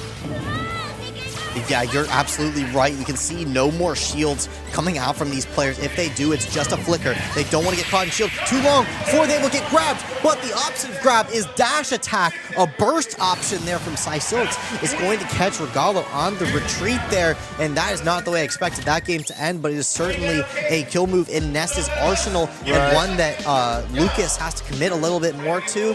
That's one that Cysilix is going to find, and we are going to find ourselves in that 1-1 scenario. Now Regalo doesn't have to win one more game to win the set. They have to win two. Same for Cysilix, but we are at an even playing field.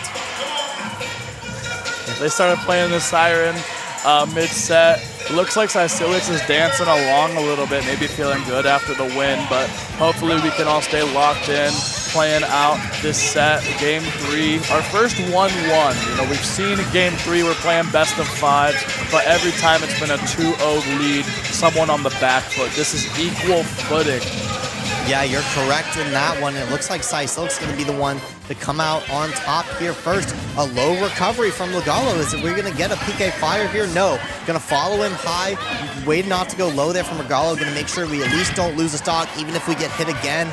But, I mean, Cysilix just starting off a lot of these games by just simply not getting hit. Almost another 0 death from Cysilix, Budwar. I mean, it's consistent at this point. And it's just one of those things where when your recovery is so easily exploited, you're going to have to do things to avoid using it. And when you're avoiding going off the stage, you're going to find yourself taking more damage, putting yourself in spots where you can get hit by harder hitting moves. And that's just the kind of thing that is happening here. You're getting juggled. You're getting, every time you go back to stage, you're getting hit back off stage. And then you get to answer back with your own on the next stock.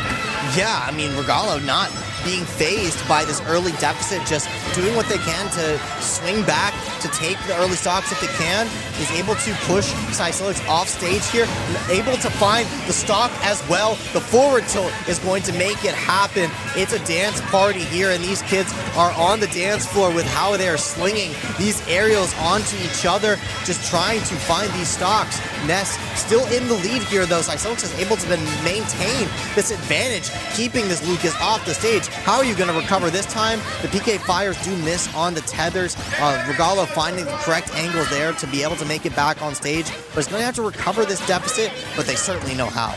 That's true. I feel like that was a backer. You could have threatened the stock and you do that time, but we're going to see what Regalo is going to do to regain this lead. I mean, you had a 1-0 game lead right now. Suddenly you're finding yourself down in game 3 in a 1-1 set. It's one of those things you don't want to win game 1 and suddenly find yourself in game 4 at a deficit. So how are we going to make changes here to find ourselves maintaining that lead that we earned first? Certainly, I mean, winning game number 3 earns you a counter pick in game number 5 if you end up going there, and that is what these players are playing for right now.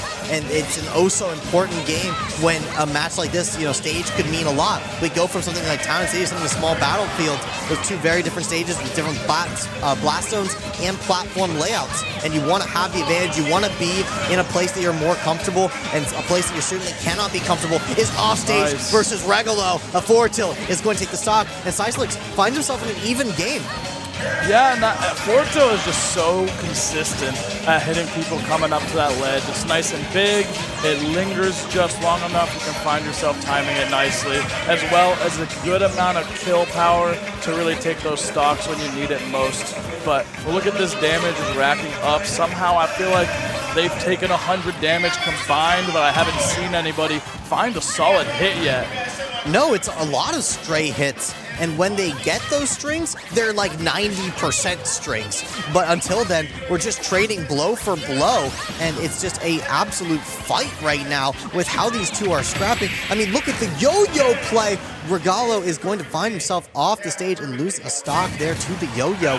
I mean, so many recovery options have just been stuffed by Cycilics in such unique ways. The tether with the PK Fire, the low recovery with the magnet, and now the ledge trap as well, looking strong. That yo-yo, like you said earlier, you know, maybe you can get up, attack it if you're at the right spacing for it, but that time catching just the get-up option that Regalo was going for. He loves going for these swing backs when he's off stage to just get this opponent away from him. No more ledge trap, but yo-yo is going to beat that option in that scenario.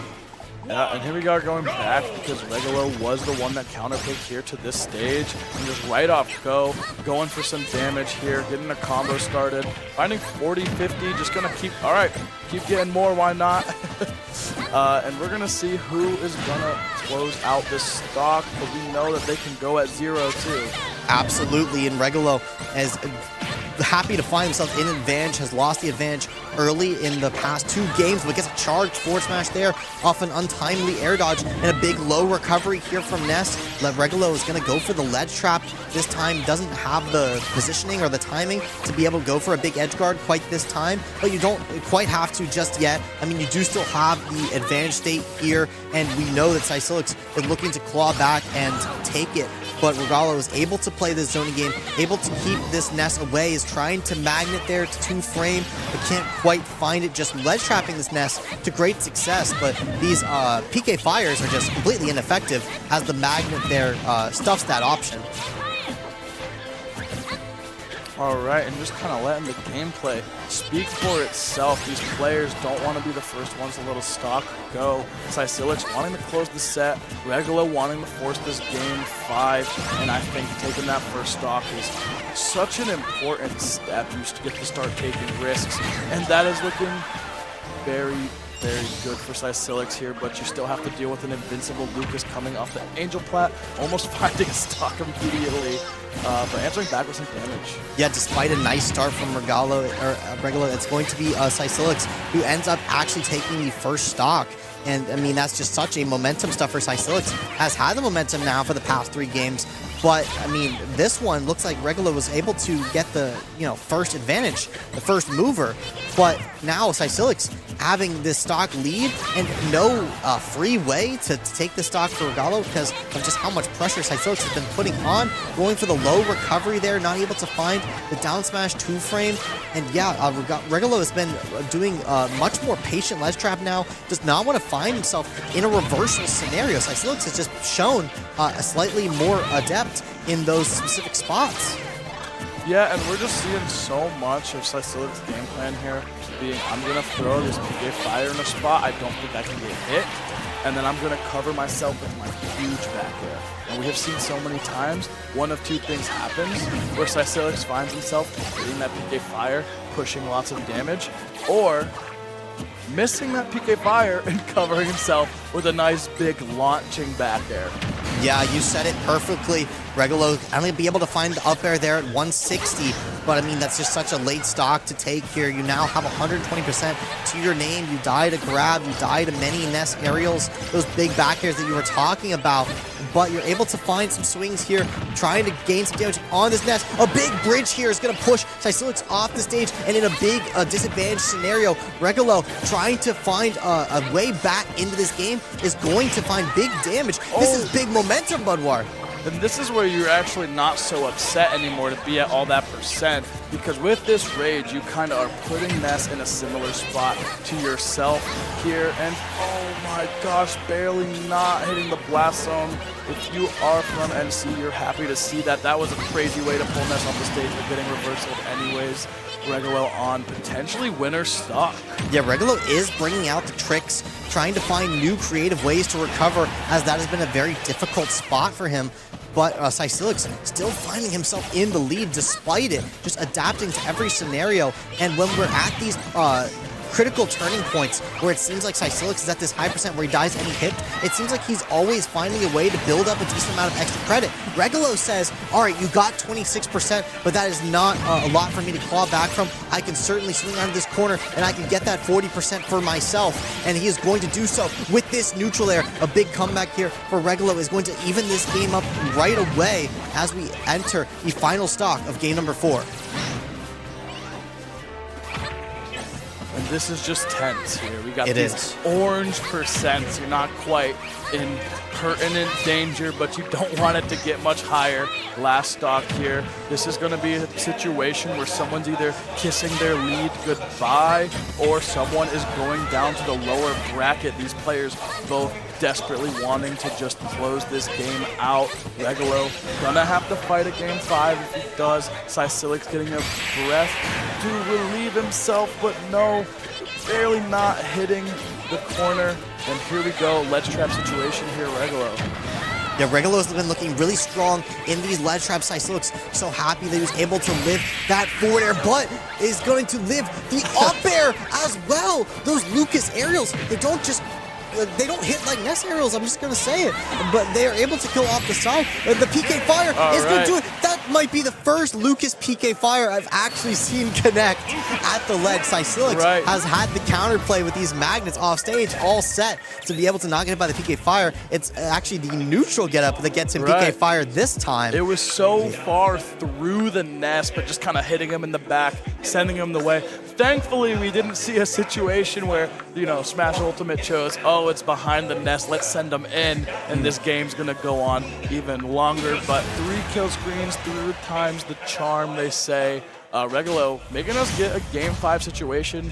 Again, one of these sets, fun set to watch. I could imagine these players are just stressed, frustrated at this point, and now they're playing their 5th game of this, and they need to win it to stay in winners. I would bet that as well, but I couldn't be happier to watch these photo finishes that we've been seeing. I expect this game 5 to be no less, as Regalo is going to have the first lead here on Battlefield, the first time we're seeing this stage in this series. And these ledge traps have been working out really well for Regalo. He's been able able to hold this Ness at the ledge, keep this Ness in a juggle scenario. Those swingbacks that Ness has been having, Regulo has been adapting to. But, I mean, the pressure from Cysilix is nothing to scoff at. We know what this player is capable of, but he's going to find himself off stage. Trade with the Thunder. Regulo finds his first huge lead of the set. And now Regulo is choosing to do these slower, safer options. This is why Cysilix stocks have been stretching longer, right? Instead of going for the magnets, now we're going to let you come back. I'm going to hit you back off, but once you're too far, you have to use a Thunder. I'm going to push you away with my own.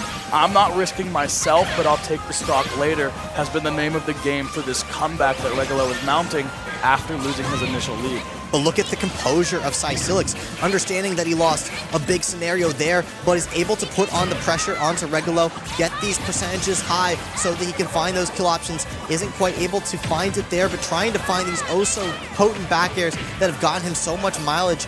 But, I mean, the percent is just building, able to swing out of that scenario with the back hit of neutral air, finding himself at even stocks. Regulo playing a nice zoning game, almost quite like a sword character, keeping this Ness at bay with these forward airs. That's what we love to see out of a Lucas as he gets pressured off stage. Cysilix in the advantage now.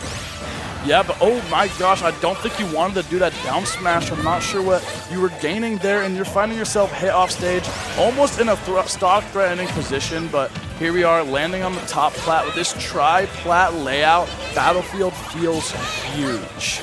This stage feels like these kids have a whole playground to run around, beat each other up, and we're going to see who's going to take stock to put each other on winner's side point. And we can see how Cysilix is playing with this top platform, utilizing Ness down air to go through the platform to try to combo into something, but is not going to get to play on the top platform, is going to be off stage and hit by a Regulo down smash, and Regulo is going to maintain the advantage that he gained at the beginning of this game. Cysilix, you know, trying to play with these platforms, trying to find these big mid-percent setups that will kill earlier than these 90% that he'd rather not play at while he's out of fresh stock. You don't want to trade with Lucas at this point. You don't want to take unnecessary damage as Regulo reads your roll in and gets a platform extension, almost reads the air dodge there. Cysilix counting a lucky star on that one, is going to find himself back in the neutral. Trade the fires, but don't get the back air. Regulo is establishing a serious lead here. Again, 90% to Cysilix, and Regulo has the ledge trap. This is just, it feels like Regulo is playing with both controllers, knowing exactly where he's going every time, and Cysilix is just happy to be still only at 100, considering the damage done, not quite getting the jump out and the timing you need. You can get out of that, that's not guaranteed, but Regulo getting the shield broken, that's, your stock's gone, you don't get to live there, and this is it. 2 last stocks with an 100% lead, but a hit for Cysilix. What a joy, Budwar. I certainly did not think we would see a yo-yo shield break in this game number 5, but here we are, utilizing the down the pump. Oh, he gets the PK fire on the tether. That was almost the stock, Budwar. If he was able to get the down air off of that PK fire, Regulo so happy to return to stage here with the percent advantage still in their favor, slowing the game down drastically. Ends up off stage, attacks the wall, but is going to have to recover. Then Lucas down smash does not quite connect. They're going to have to find a way to get past this kid. They do. And back to the neutral. Going to find themselves above ground. Going to try to find another down air setup through the battlefield platform. But they do reset to a true neutral. Another big hit will do it for Regulo, but Cysilix knows the moves that kill, knows what he can't get hit by, doesn't get hit by the sweet spot of that forward air. If it was sweet spot, it would have taken his stock, but it's going to live at 166 here. Can't get hit by anything potent. It's going to do it. The drag down neutral air up tilt. You can't be sure we're watching Lucas here. You might be thinking we're watching like Banjo or something with that setup. I mean, what an incredible series that was. That has to be the series of the tournament, Budwar. I am so happy that we were able to get that on the live stream for you guys. The PK kids absolutely scrapping North Florida here, you know, dropping down to the loser bracket in Cysilix. But what a performance. I am so ecstatic that we were able to watch that match, because that was a slugfest. Yeah, there was never nothing happening, and if it seemed like nothing was happening, they were maybe just holding their magnets like, oh, come hit me first and see what I'll do about it, right? These players are just so, wow. We got a sneak peek at the stats. It's just, you get to see how tense this set was. 13 to 12 stocks. This is I think, as close as it gets. Yeah, it is. This is so- game 5. Last stock every single game, I believe. I mean, I would certainly believe it. I mean, after that set we just watched, that was the most aggressive, closest set I may have ever watched. I Right. mean, normally you think of close sets, you think of, this player wins for a while, then this player wins for a while. No, this was like big strings. Like we saw, I believe it was game number 1 where it was like 0 to death, boom, 0 to death for the other player. Right. And in this game number 5, I feel like that's the biggest adaptation Regulo actually made, is that he stopped playing in that manner, I would say. I think he actually slowed down quite a bit and almost walled this Ness out. Right, and that's what I think the biggest adaptation made in Game 5 was that Regulo was like, I'm going to up air you, we're up here, I can do a Nair drag down for lots of damage. Or I can just hit the floor, I have my jump back. I can run on the ground. If you air dodge, I'm going to be under you. You don't want to be above these characters. He takes his one extra hit instead of getting greedy and trying to extend in this one huge explosive combo. Let me hit you once 10 times instead of hitting you 10 times at once. And it just saw that the nickel and dime was just what he needed to cash out on that Game 5. Yeah, that was an incredible watch. I expect great things from both of these players as they are both still in the bracket. So if you're rooting for Psy-Silix, I would expect him to go on a run in losers. What an incredible Ness that is. Well, I hope you guys enjoyed that as much as I did. We are going to throw to a quick break before we get into Twitchy versus Endothia. What a fun set. You're not going to want to miss that one. Keep Rocket League open on another tab while you wait for Smash Bros to come back. I've been Avery. This is Mikey or Budwar. We will see you very soon. Yep, see you guys.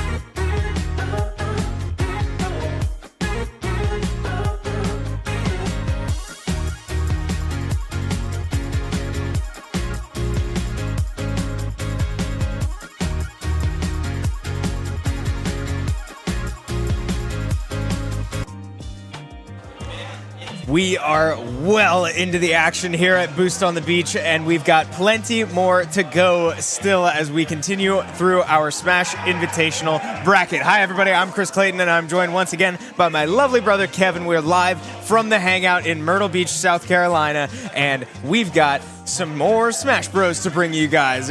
We've gone through a lot of the competition so far. We started the day with 28 people, I believe, signed up for this tournament, and we're preparing to narrow it down to 8. So we can take a quick look through the bracket and how we got here, because the current standings have brought us here. The upcoming matchup will be Endothia versus Twitchy for a spot in top 8 on the winner's side. Outside of that, not many surprises. A lot of the higher seeds making their way through the bracket and meeting up in the top 4 on this top side.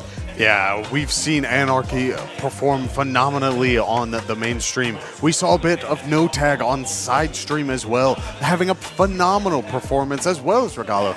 It makes all the sense in the world to see those players already making it, solidifying themselves into top 8.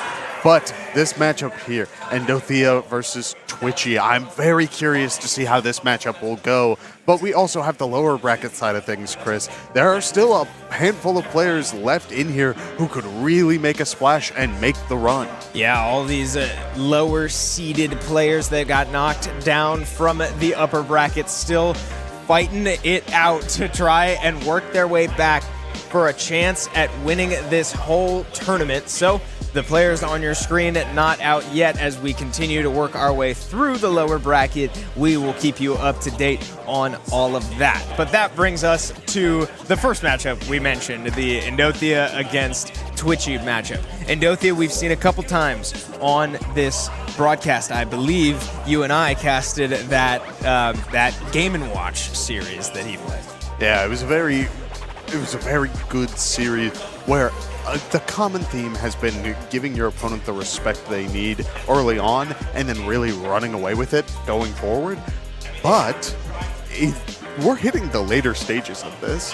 You're allowed to start getting a little bit crazy. You need to be playing real aggressive, or at the very least, you need to have your game plan be solid. If I'm the kind of player who can sit away and force my opponent to come to me, then you better believe that needs to be the bit that you stick with. Otherwise, you are going to be in a world of pain.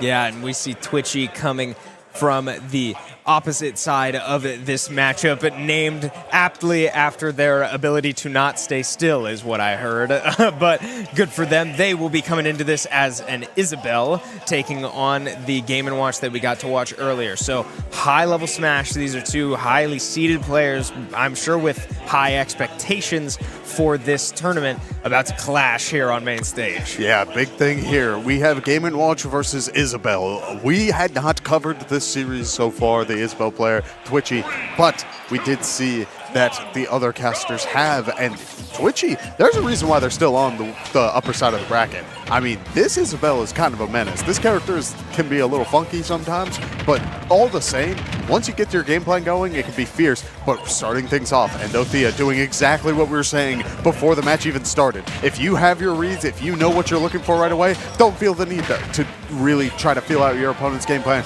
Run with it. Run with what you know, and feel free to just truly go all out as the percentages do start to even up with that get-up attack. Yeah, get-up attack, even stock count, still early in the game, but a lot of aggression out of both of these players, and a lot of hits landing so far. Wow, and just straight-up up smash from center stage finishes the job there, takes our first stock of this series in favor of Twitchy on the Isabel. That's not the kind of up smash that I feel like you hear about out of Shield. You think like Mario and stuff like that. Like, to see Isabel's up smash just absolutely rock Endothia was crazy, but Endothia finding the opportunity to really equalize things out, so we do get that. But moving back over, we do see Twitchy getting a couple of good hits here, using the pot and the projectiles pretty efficiently. Game & Watch has that bucket, but it doesn't absorb those projectiles. It just kind of, reflects it back. So it's not as bad to be given Game & Watch like the buckets. You're not gonna give him the buckets. Oh, really? That knocks out off the top.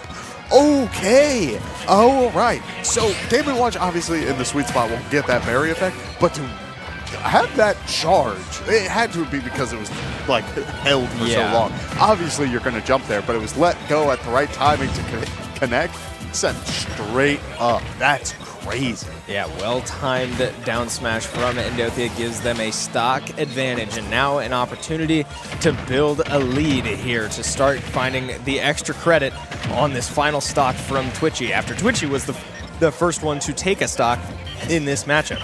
Now going for multiple down smashes, it can make it 3 in a row, unsuccessful on all of them. Will get grabbed out of that shield and punished for it. We're back to an even stock count, and he comes off the respawn platform and goes for another down smash. I mean, understandably so. If your move is fast and it has relatively low end lag, why are you not throwing out those hammers? Like, you can get so much value off of it, just like that bomb. Isabel has a bomb in her inventory right now, but it may not get used until just now. We do see it is dropped and will mean that Pocket will be available for another offstage interaction. So we'll have to see. Using the throw, not using the Lloyd Rocket just yet. Instead, trying to play it real safe, trying to sit back. A big theme with Endothia is that they actually don't go for anything too crazy until their combo game gets started. They'll go for the nairs and stuff like that, but they won't go too far out of their way to try and really commit to something like those down smashes. If it's going to happen, it's because the frames are working in his favor. So with that, we do see Sense flying upwards, the up smash clanks into the spot dodge. Twitchy doing a good job zoning it out, throwing out a couple of pellets, just using that slingshot to the best of its ability. Ooh, but the shield is dropped just a little early, and the up smash from Endothia will be enough to close out that game. Yeah, well done, and a big bounce back there from Endothia after losing the lead to start. But it's worth mentioning that you all from home have been watching Best of Fives, and you and I have not been on here since they have become Best of Fives. So the start of what could be a long series, but certainly not at the end of the world, as Twitchy will look to bounce back as we load back into this same exact matchup on Pokemon Stadium. I mean, it's hard to hate it. Like, if you're willing to play it, why not? You have Isabel doing a really good job of like trying to play that projectile game, but Endothia is like very deliberately finding these really close approaches. Look at the nair into the up special and just getting 60%. It's gonna be on Twitchy to like really play that sort of slow game and take time before approaching. Otherwise, you're going to have interactions like this off stage. Yeah, percentage starting to really build up here for Twitchy as they were looking to try to bounce back. I'm sure a lot of that came down to getting an early lead, but so far the start of this has really not gone Twitchy's way. Endothia going off stage, finding a back air, trying to probably secure that stock and not just rack up percent, but only walks away with a little extra chip damage, and both players back on the stage. So a very high percentage Isabel standing dangerously in the middle of the stage, but nothing to show for it yet. Endothia just looking to close this out, going for the down air off stage. Yeah, great tech for a moment there, but not enough to react to the up B from Game & Watch securing that stock. I mean, you heard me when I said it. I thought I thought Twitchy got it. Yeah. That was it. Like, you got the connection, you got the first tech, but I wasn't ready for the second one either. So there you go. But even so, percentages have evened up, stock count has evened up. We are seeing Endothia finding that initial opening. Again, combo strings, 30%, going for 40, going for the back air, not much more. Going for a down air, is able to recover. I mean, this is the pressure that Game & Watch just brings to the table. Yeah, Endothia playing a very clean game. Oh no! Wow, Endothia goes deep to try to punish well below the stage and pops the balloons. Twitchy left with no recovery options and loses his stock pretty early. The deficit is growing now for Twitchy to try to come out of. Is left with only one stock to work with. Is going to have to find some serious combos. Going off stage there, it's hard to punish a Game & Watch with a recovery like that. Yeah, so we do see now Endothia playing a bit slower, using the bombs, going for the dash attack after the parry. Another hammer on the ledge. Does go for the dash attack, does get grabbed in response. Very good mash to break out of that before any grab shenanigans. Does get hit by the fishing rod grab, though. We will see Twitchy able to get the up air, but it won't be enough to knock out just yet. Got to be careful landing on that Game & Watch. It could spell trouble. Yeah, absolutely. As now the forward tilt does send Endothia all the way off stage, but nothing not too much of a commitment out of Twitchy to follow it, and sure enough, does find the response. So we're back to one stock. Twitchy with the back against the wall. Again, this is a best of 5, so not an elimination, but you'd certainly like to walk away with a win if you get this close. But clawing through this so far, 100% on this Isabel. Very scary and not much room for error before you could find yourself down 0-2. Endothia taking the time, trying to use the up special and the down airs to do the initial approach and get Twitchy onto the ledge. We do see the bomb into the steel chair, trying to make sure that it is all falling into place. Get as much shield damage as possible, maybe get a shield poke later on. Isabel definitely is at that percentage where just about anything should be able to knock out, so you gotta be real careful like that, but it's not enough actually this time around. We do see Game & Watch go low, but does find the back air. Isabel too low to be able to use the fishing rod, does eat that full force all the way on the right side of the stage. There is no way you're living that at 150. Nope, absolutely not. And I believe the balloons were popped as well, like completely out of options, and Twitchy now down 0-2. So these players are extremely evenly matched. I believe in the bracket seating specifically, they were the 4 and 5. So right next to each other, duking it out here, and so far Endothia asserting himself as the favorite to take this series. But we load into game number 3 because this is a best of 5. You cannot write off Twitchy yet because this is a very good player and I'm sure has been in situations like this. So here we go. Look at that combo game right out the gate. Couple of squeaky hammer, Chris. No way. We had so 4 or so squeaky hammers, and the fishing rod catch to get a stock off the top. Amazing plays to start things off. This is the lead that Twitchy needs to start things off. Generally, the game plan has been relatively close for both sides, but Endothia has been finding a little lead, and you can see Endothia feeling the pressure, going really far off to try and secure that stock. So now it does mean that Twitchy's in a good spot, but you want as much value as you can get. You want that extra credit. If things even out again, it will be a repeat of last game like we saw when both players were at 0-2 stocks apiece.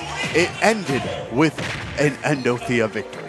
Yeah, and Endothia has taken games off of some seriously high-ranked players in the past, right? This is a very high-quality Smash player that I'm sure has been in this situation as well. You know, we talked about Twitchy being in a bit of a hole. That's certainly not how Endothia wanted to start this game either, but so far has been able to stall the momentum from Twitchy a little bit and start building up percentage, just looking for an opportunity to finish it off, and sure enough, just a simple down air at 180% will finish the job. So we're back to an even stock count, and Endothia now has a little extra room to work with.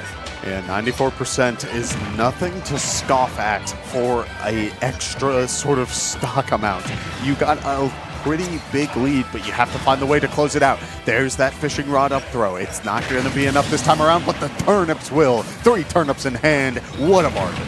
Yeah, just as I said that Endothia had some room to work with, can't get much done, and then ultimately loses the stock before he's able to get much extra credit. So percentage is back to a pretty even state here as Endothia now needs to claw back, but boy, is Twitchy finding a lot of damage. The aerials, the forward tilts mainly, just racking up damage. Nothing crazy in the combo game, but just racking up percent, and just like that, a stop sign out of the ground finishes that stock off, and Twitchy strikes back, stays alive in the series. Yeah, we've definitely seen Endothia jumping in a lot, and it's understandable because you have such great aerial presence. So that was the perfect time to use that call out, was to secure the series right then and there. Don't risk the snowball. Just feel free to take the win that you got.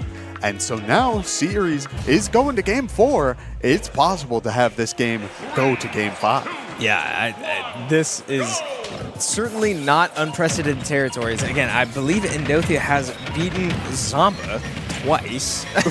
Like, that's a household name. This is an incredible player here on our screens. So, 2 talented Smash Bros. Players duking it out, could go the distance here, but so far, only in Game 4, Endothia with an opportunity to snuff this out now, but so far, these Isabel combos are really starting to come together now, and he does just catch the land with a smash attack right on the platform. I love that call out because Game & Watch players use that down air. Obviously, it's a great move, but that time around, it was a great call out. In return, though, Isabel caught on the landing, is hit with the down smash into the forward smash, and does secure that stock pretty early. This means that we are back at that even percentage. The last time around we saw this, Endothia did walk away with the victory, so it's going to be on Twitchy. If you see any other habit, if you can find something else to take advantage of, that is your way to bring this to a Game 5. Yeah, max range air dodge there to get back to the platform after getting a little uncomfy, but Endothia, man, so that's such an impressive ledge guard going for the down smash there, because if you jump it, he timed it right already the one time earlier in this series, so you just kind of run out of options. Down smash comes out again, such a strong move, and we saw that the grounded into forward smash be able to confirm for the first stock here. Twitchy now up to 122%, looking to steal a stock before ultimately losing this one, I'm sure, very soon, as the up smash comes out once again. That has been tried and true so far. Hey, break the habit, Chris. Yeah. If you keep throwing out that up smash, it's going to get Endothia to not want to jump in, and that's a very powerful tool. You could be playing this game in a bigger mind game than just your basics. You can find opportunities like that fishing rod, but in return, we do see the Nair taking a stock off the top. Again, even stocks at even percentages. Isabel finding the initial momentum. Yeah, both these players need to take a second to breathe here, as we are both down to our last stocks. Isabel needs to get a little careful with that recovery. Endothia has shown that he's not afraid to go off stage and break those balloons, but now above a Game & Watch is certainly the last place you want to be, and Twitchy stuck in the air, unable to land until now. Yeah, I liked the B reverse out of Twitchy to shift the momentum and to get away from that sort of air game.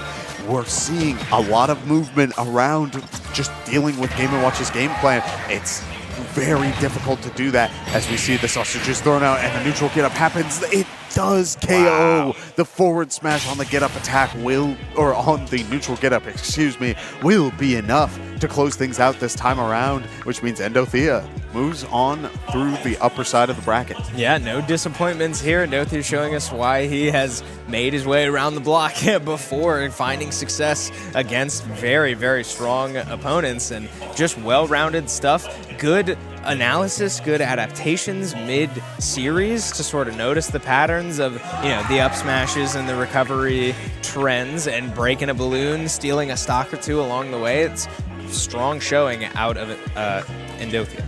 Yeah, I mean, it was great all around, and I'm glad that this was upper side of the bracket, because I do think that Twitchy can still have a pretty strong run going forward, just by nature of keeping up in tempo. Twitchy got around. Like, there were signs of life. It was just a lot from both sides. Not necessarily Endothia over Twitchy. Both sides were just caught trying to get on top of the other, and we're punishing them for it. Like, up specials from Game & Watch or Isabel, like, immediately throwing out the up smashes off of jump ins. Like, you can really call people out for that. Yeah, and we can take a look. I think these stats will support your argument, Kev. Endothia is coming out on top in that series, but stocks taken, stocks lost, a difference of 1. These two players were extremely evenly matched, and the reason that comes out so close is because of the one game that Twitchy was able to take. So a strong showing from both of those players, but just the extra experience and edge goes in favor of Endothia, coming out on top. Number 2 in the state of North Carolina, and showcasing exactly why he's got that surname. Yeah, I mean, all great stuff all around. This does mean that we will be heading into top 8 soonish, so, if the lower bracket matches have caught up to that point. But let's take a look at the upper bracket for a second, because once again, we got superstars here. Anarchy versus Endothia will be probably one of the more intense matches so far of this entire evening. Yeah. But I'm also excited. Regula and No Tag also had some great moments. Even if it wasn't on the broadcast side of things, some of the side stage or some of the offstage matches have been phenomenal. Again, we are going to be uploading those VODs. Please feel free to go take a look at those because there's some great moments in there. Yeah, and it's worth mentioning, I believe the top 4 seeds that are in the winner's side of top 8 here all were the winners of their individual pools from earlier on, if you remember how we got here, starting with 28 players. So far, all 4 pools and their leaders have not disappointed in bracket. They are still all making their runs, and I mean, so far just dominating. But yeah, at some point these titans are gonna have to clash, and it's coming up pretty soon here. Yeah, you got to be careful at this point because not only have you done an entire round robin and a majority of the bracket, people have been watching. They're scouting. They're picking up on these habits before you're even in these games. We saw a little bit out of that with Endothia right out the gate, just approaching the Isabel, making sure that there is no time for Isabel to start getting Lloyd rockets into the ground or backing up for that slingshot. It was full momentum. If you can go in and kind of get a good feel of like, oh, this is my opponent's gameplay, again, that could win you one game, and that game could decide the series. It could get you a stock lead early, and that could decide the series. It absolutely could. So we are, I believe, prepping for our next series here. I can't tell who's coming up yet, but we'll bring you into it soon. So in the meantime, I'll shout out that our main stream is still going on. We've got Rocket League going on here in the Hangout, as Boost on the Beach is a multi-title event here, and we've been having a ton of fun with it. But Rocket League is into their bracket play. They're killing it. It's very exciting over there. So be sure to tune into that if you're into Rocket League at all, because that's also very high-level Rocket League. But back to the task at hand, we have received word that the upcoming matchup will be that top matchup we were looking at. Anarchy will be taking on Endothia on main stage right in front of us. This is going to be the biggest test probably for Anarchy. We've seen Anarchy really take advantage of people's landing options and just run away with it. Dash attacks and down tilts, just absolutely running through opponents. But on the other side of that, you have Endothia, who's doing a really good job of forcing pressure, but also using that up special and that down air. It's going to be hard to catch those landings. I'm curious to see how the game plan changes, who's going to be controlling the momentum of this. I imagine Game & Watch is still going to be running towards that Greninja, but who knows? It could be the other way around. Absolutely. Both of these players certainly could be labeled as some of the favorites for the tournament. Anarchy, I think, especially coming in as the 1 seed in the bracket and the, I believe, highest ranked player here, first in the state of South Carolina, Endothia second in the state of North Carolina. So we once again have a clash between the two Carolinas, as you and I got to commentate over earlier, and I'm sure it has happened multiple times already, as a lot of these players are from the local area, including both the Carolinas and Florida and other places. But once more, these two states will clash, and this time in top 8 of winner's side. It's about as good as it gets. Yeah, something else I'm noticing here. Chris, this is an endurance test. There has been a lot of Smash Bros, and we are in a high-energy venue. People are feeling it right now, and so it's going to be on you. Yes, it is exhausting, but can you find your way through the rest of this bracket and keep that mentality strong? Endothia starting off things the right way, getting aggressive up against this Greninja, immediately finds the down smash into the forward smash, 96% on Anarchy, but it's not enough to close out the stock just yet. Yeah, you got to keep in mind that we did just watch Endothia play their last series as well, so a bit of a warm-up time for Anarchy, as they haven't had a set in a hot minute and now are forced to come onto main stage and perform against one of the toughest opponents they've played so far today. So we'll see if they're able to shake the rust off, but so far Endothia coming out absolutely swinging, and sure enough, man, another kill spark lies to us, and it will not be the stock just yet. Game & Watch getting a little aggressive. They're forced to air dodge back to the ledge and might have lost the stock. That would have been catastrophic after all the work that's been put in to build this percentage onto Anarchy. We do see those dash attacks, Chris, not necessarily used. Oh, it was used for the landing. And it takes out off the top. Game & Watch at 89% after the up smash. I mean, that is a combination of finding that opportunity on the top platform, but also that rage at 156. It all is falling into place, but there's that key, Chris. You can't be getting too aggressive in Game & Watch's face. He's got great options out of shoot. I mean, what an equalizer, though. This game was fully in, or at least the momentum was fully in Endothia's corner, but I mean, just like that, a slight misstep and being caught on the platform. You have to think Anarchy knows this character extremely well and knows what it's going to take to kill you and catches you exactly where he needs to even this up. That was insane. But now, with 2 stocks left and even percents, the momentum seems to have fallen a little bit back into Anarchy's favor. Oh, there's that caught landing, Chris. If there's no down air for these landings, Endothia's got to be careful because at any point you could see a Greninja up smash or down tilt into up smash, closing things out. It's insane. Yeah, it's the go-to for this character. That up smash is just so strong, and it kills so early. I mean, we saw that with the 80-something% that Game & Watch died on that first stock, and now Anarchy in full stage control. We said who was going to be able to control the ground a little bit better and keep the opponent in the air against their will. Well, so far it's been Anarchy. A lot of these dash attacks and down tilts, you said it, coming out so fast and just controlling the game. You can't land against this player, Kevin.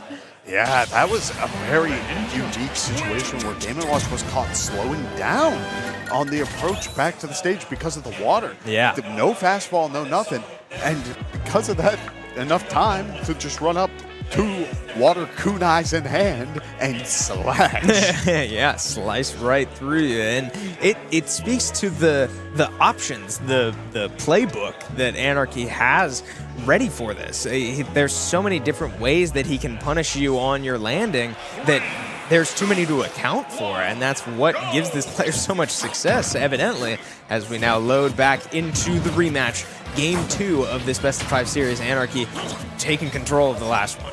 Yeah, another big factor is not only are we seeing caught landings, look at the whiff punish game from both of these players. We are seeing both players throw out a lot of attacks, but usually it's been Endothia caught in the end lag of these moves. This time around, though, we see a bit of a combo because Anarchy was the one taking the aggressive approach. If things start to slow down, we may see a bit of a reset closer towards what the start of Game 1 looked like. Yeah, now a lot less aggression out of these players, or at least a lot less successful aggression out of these players. We saw Game 1 start with so much action, specifically Endothia. I mean, taking full control early and building up so much percentage. A lot of hits landing, but sure enough, this time around, Anarchy, the one to take the first stock in similar fashion to how they took it first last time, and catching you on the platform at a relatively early percent and finding that nasty up smash. Yeah, there's that down tilt in the back air. Get that Game & Watch off stage for a bit.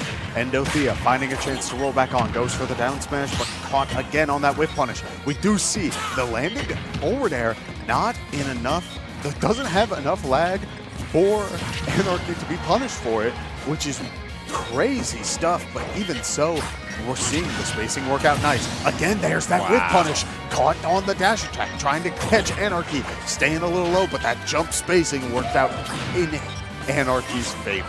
Yeah, and just so many of the hitboxes that Endothia is putting out just aren't connecting.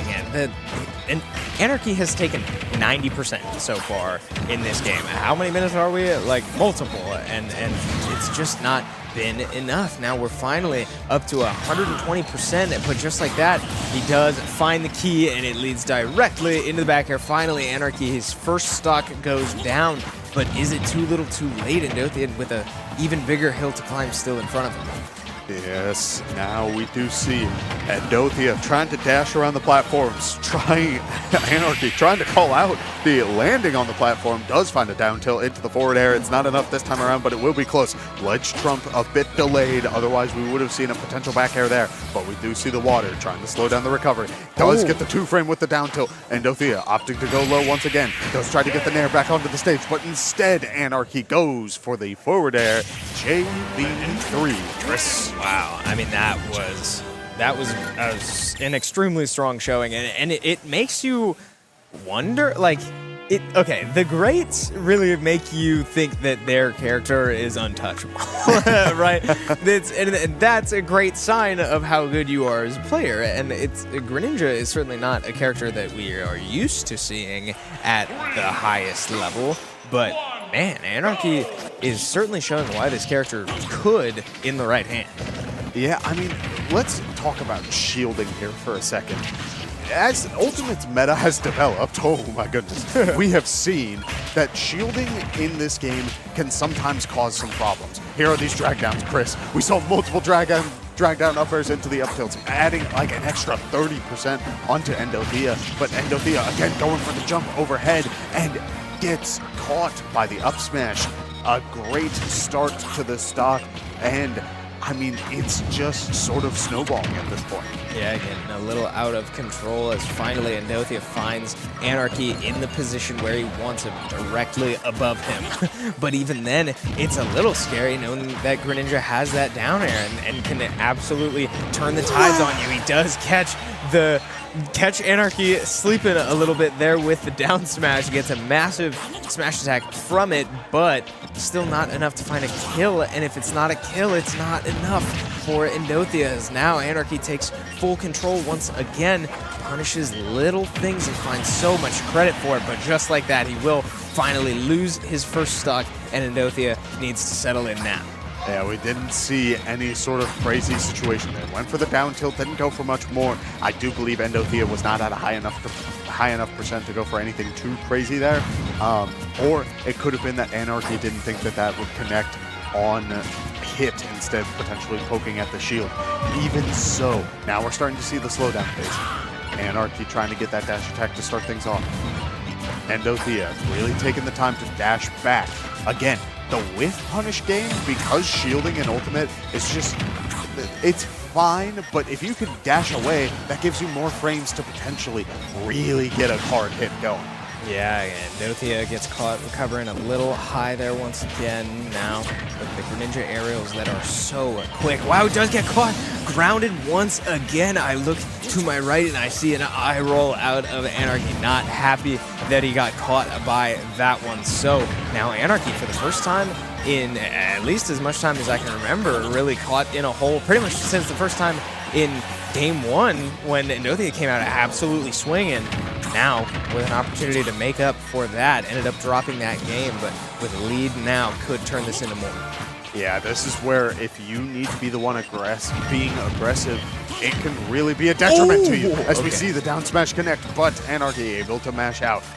Endothia kind of looking for just a couple extra hits, holding on the down smash, but trying to get as much damage as possible.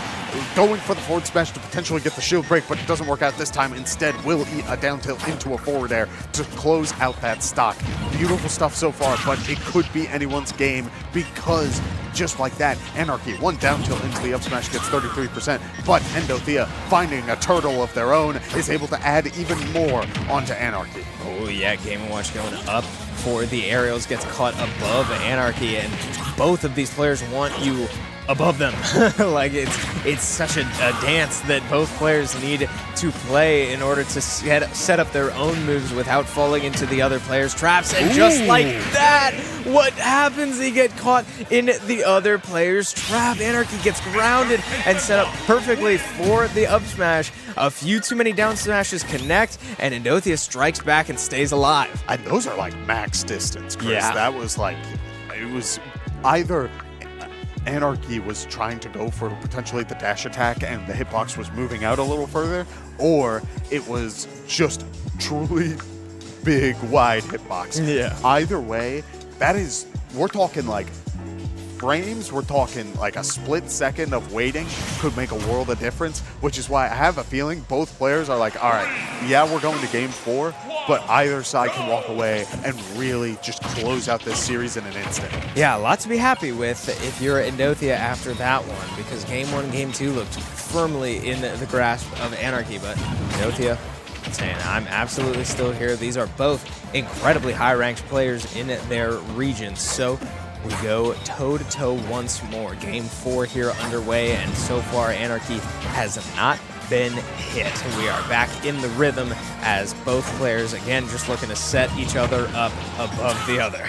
Yeah, we do see Anarchy going for that up smash, sitting at 3%. Does chase this time around with the forward air and goes a little bit off stage, using the up special to recover back. The forward air does catch the get up once again, as now Anarchy sitting at 3%, effectively a stock lead, but Endothia is no stranger to finding a couple of airs and really equalizing the factor.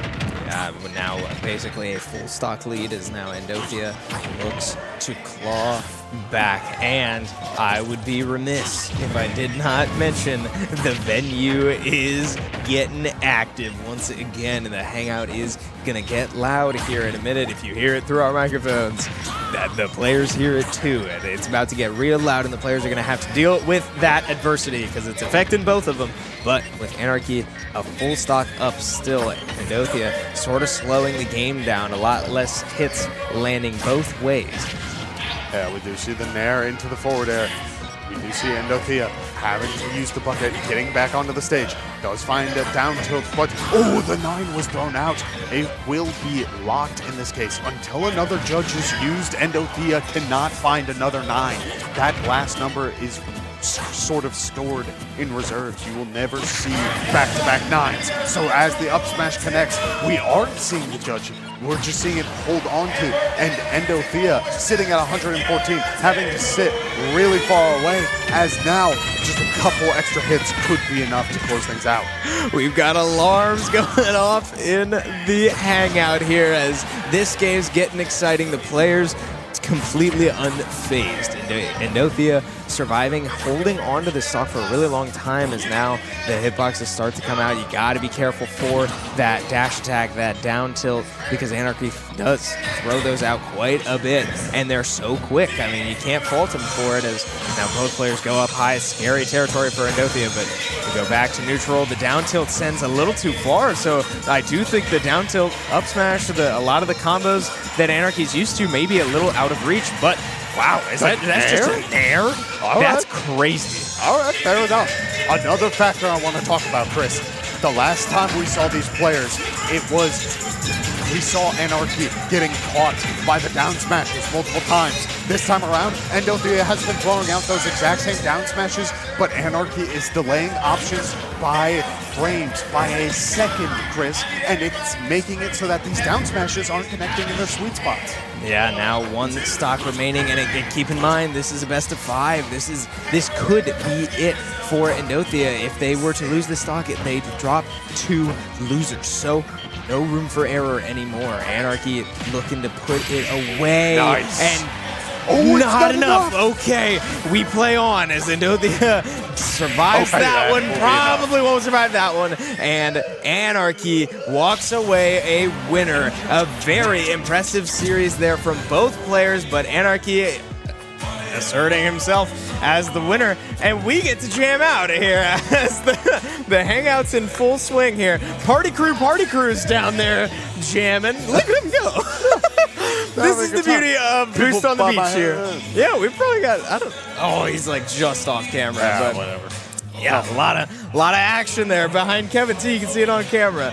So a lot of fun here, and we certainly hope you guys are having as much fun as we are. But that will do it for that series.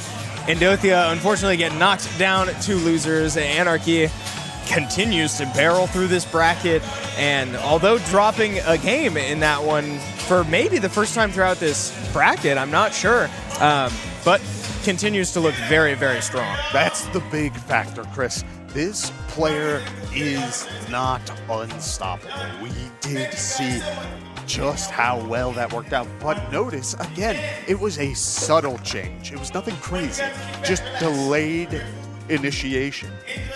And it made a world of difference. Suddenly, Anarchy was controlling the pace of that game so much more, and was finding these down tilts into up airs, as well as probably like a dozen whiff punishes on down smashes and up smashes.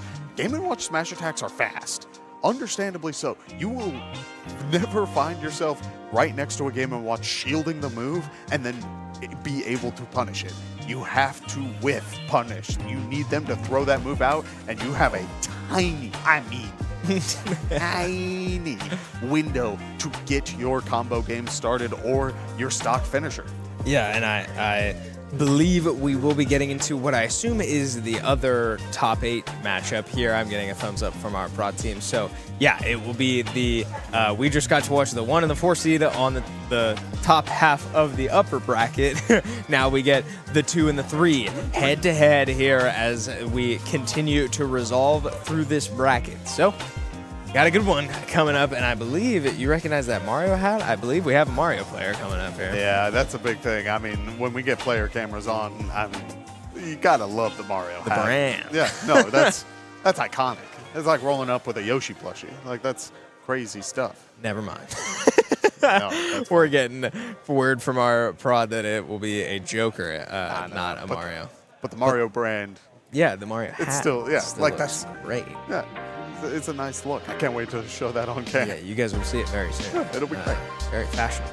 Both of these guys, very fashionable. You see his shirt? The Ugandan Knuckles shirt. We saw that at the same time. So both of these players making a fashion statement here on the stream. Should be good. So, all right, well, high-level talent still making its way through the bracket here as we prepare to load in to our next top 8 matchup. I mean, this is for this is for a spot in winners finals. I mean, like, we are cranking through this thing, and each of these matches matters all the more, and we can. I was about to say, if we wouldn't mind taking a look at the stats from last game, this is the player that you're going up against, Chris. Yeah. This is the one who took 11 stocks, or yes, takes 11 stocks across a 4-game series, and that's a pretty big statement. Most you could have taken in a 4-game series is 11. Like, you can, if you took 12, it should have been 9. Right. Like, that's as much as you can get. Only losing 6 stocks in the process. Effectively, 2 games worth of stocks, and had a JV3 in there. Like, that's insanity. So we're dealing with a high-level player, but also someone who really has a fundamental understanding of this game. Again, getting through the bracket, if you have any tricks left, you got to utilize them, but also understand there are a lot of people with a really close eye on you. You may not be able to get away with it too often. Yeah, we've got plenty of people still sitting around watching all of these matchups from behind. I'm sure you can see them in the camera when we cut to them after each game. But yeah, all eyes on Anarchy as he now awaits what happened. No, it was the players were talking with the TOs. I thought the player cams were on the screen for a second because it was a close-up of Ugandan Knuckles, and that was just really funny. Sorry, my apologies. Hey, you're good. Yeah, all eyes on Anarchy as he sits and waits. Why this guy? We got people walking all over the place. No, it's great. Yes, Anarchy awaits the winner of this series, and it looks like it will be a Joker taking on Lucas. And these are 2. This is not just any Joker taking on any Lucas. This is no tag against Regalo, who is Regalo specifically one of, if not the best, Lucas player in the world. Yeah, I mean, when you're talking Lucas, this character can be a beast, Chris. You have a decent boxing game with a fairly good projectile game. I mean, it really can become a problem, especially with that Zaire. But we're also talking about no tag here. Joker is the kind of character that can really cause problems, but there's that whip punish game, Chris, delaying the Rebels guard as much as possible. But look at that tech setup, going for the neutral special on the platform to extend a tech situation. Crazy stuff. I'm loving what I'm seeing so far. Yeah, absolutely. Both of these players once again showcasing a wow. Yeah. No. Lucas, I'm not even sure if he would have made it back to the ledge there, but no tag securing it nonetheless. Yeah, so in that situation, Lucas will hit the stage, and if teching off of it with their own up special, they get another shot to take on him, which is a great tool, but that's why No Tag was sitting there for so long, was looking to see where Regalo would end up. 2 parries with that play, but trying to close out that stock. Okay, now we're in this situation. No Tag, no Arsene online, and a relatively low bar. I wouldn't expect another Arsene. Never mind, Chris. I got baited, I got mixed, and I'm not even playing. We do see Regalo go for the PK Thunder, but when you're dealing with a scary demon like Arsene, you suddenly have to give it the respect it deserves, and that does mean that we will see a PK Thunder at the quickest. Yeah, tough break there for Regalo. They do strike back. So Arsene off the screen for now as No Tag with a full stock advantage now just looks to press the lead further. And now an opportunity to build up some percentage. The game has slowed it down a little bit as Regalo is forced to play the slower game, to play the distance game. But wow, No Tag just not letting him. The drag down grab combos that we see all the time from the likes of and the MK Leos of the world and the great jokers of our time. I'm sorry. I follow this game pretty closely, but I don't know what it is with this. Really? Wow. Okay, no, I'll stop talking about my point. I'm sorry. I'll Hey, back my away. bad, I guess. my mind's popping off. Like, Wow. I was not ready for that drag down combo. I was trying to talk about the combo extension with jab again, which is just a thing in this tournament that people are doing, stuffing with jab constantly. Yeah. It's not something we see in like the Virginia area and stuff like that. You usually, like, it's super interesting. It's worked out a dozen times in a ton of different matchups. And I was gonna be like, yeah, let's talk about that. Nope, drag down, up smash, move on. We got games to play. If I had a penny for every admin member that has walked past our camera and made a sign, I would have 2 pennies. That's crazy. No, we're putting on a show back here for everyone to be a part of. So, okay, back to the task at hand. An incredible look out of No Tag here, and finishing on another drag down with Arsene. Absolutely, that up smash is insanely strong. I want to say, whoa. Wait. Whoa. Hold up. I'm not. Chris. What I thought I got mixed with the drag down up player. I got mixed again. We are dealing with a Greninja now on Regalo and a Meta Knight. Wow, what a change of pace here for both players. Maybe there's more what are we doing? than we know between these players. But they both went random. Wow. Okay, Oh, so no these 2 way. players must be pretty chill with each other. It's my understanding that both players picked random here. So good stuff, good sportsmanship from the guys here as they look to put on a show on characters that they're not familiar with. Hey, I mean, listen.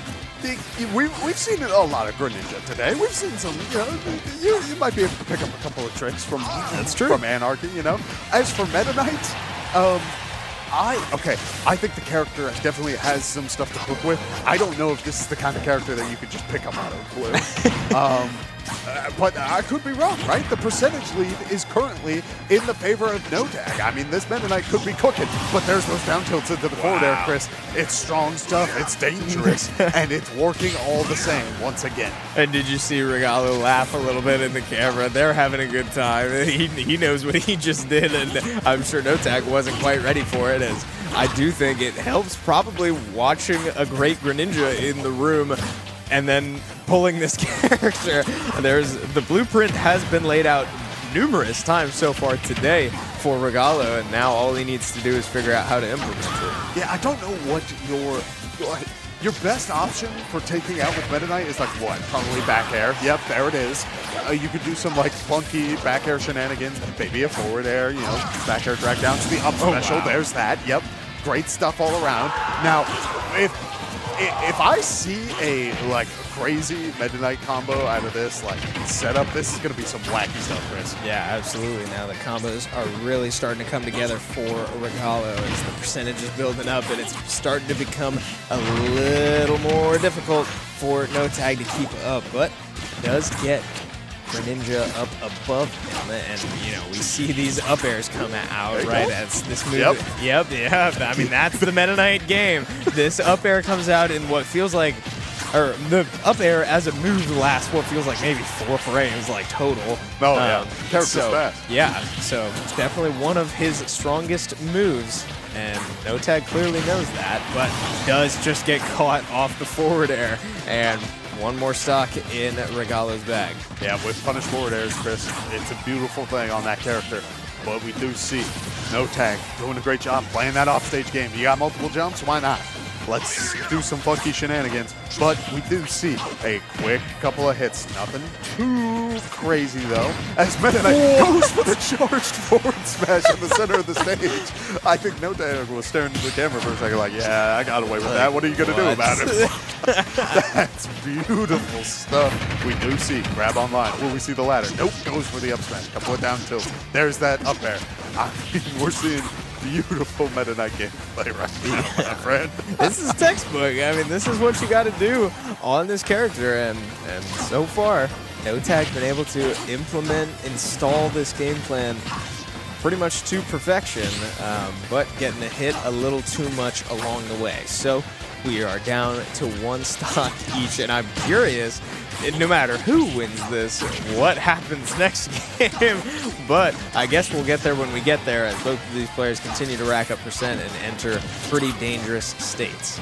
Yeah, I wouldn't say the Meta Knight up special knocks out just yet, but that's definitely something to keep an eye out on. For Regalo, though, you gotta, I imagine Regalo's gonna be looking for the same deal, like some sort of down tilt stuff, but you're dealing with Meta Knight here. Oh, the dash, the drag down, going for the up tilt. Does get a little bit of extra percentage, does try to use the up special to get a little bit of a slowdown on the recovery, but nothing too crazy. Regalo able to make it back to the ledge. No Tag looking for that back air, but it won't be enough just yet. We do see No Tag getting back to the ledge. Regalo going for the back airs, trying to control center stage. Both players dancing around the platforms, but still playing it slow. Percentages have started to equalize as we see a very good grab into the back throw. It won't be enough just yet, but will we see offstage interaction? Going for the shadow sneak. It won't be enough this time around. One quick down tilt into a ledge trump situation, but no one walks away. Both of them get the neutral get up. Yeah, man, I'm starting to think Regalo might have a sneaky Greninja in his kit. This does look very good, but struggling to play it out here. Yeah, no chance that that dash attack gets the kill from that far away, but he does get caught landing in his end lag. But man, neither one of these players quite able to capitalize, and sure enough, Regalo does find the forward air. Laughs come out, and that was a good time. Both players repping the Mario, by the way. The Mario hat, the Mario pin, looking good. Yeah, good for them. So, yeah, good stuff from the players, good sportsmanship all around, but that means that we are tied now in the series after Game 1 went to the Joker, and then Game 2 goes to the random on Greninja. I mean, hey, so be it. We got, I imagine, another random game. And this is high octane gameplay right here. Look at it. We got Belmont Ness. This is going to be, look at the whip. I mean, look at this. How do you approach? We got the cross set up. Let's see what happens. Nope, two forward there's Ness. I mean, hey, they're making it interesting, all right? Like, we're seeing Ness do side magnet stuff. It's reasonable. There's that back throw into the axe, you know. There's that holy water, getting a lot of value.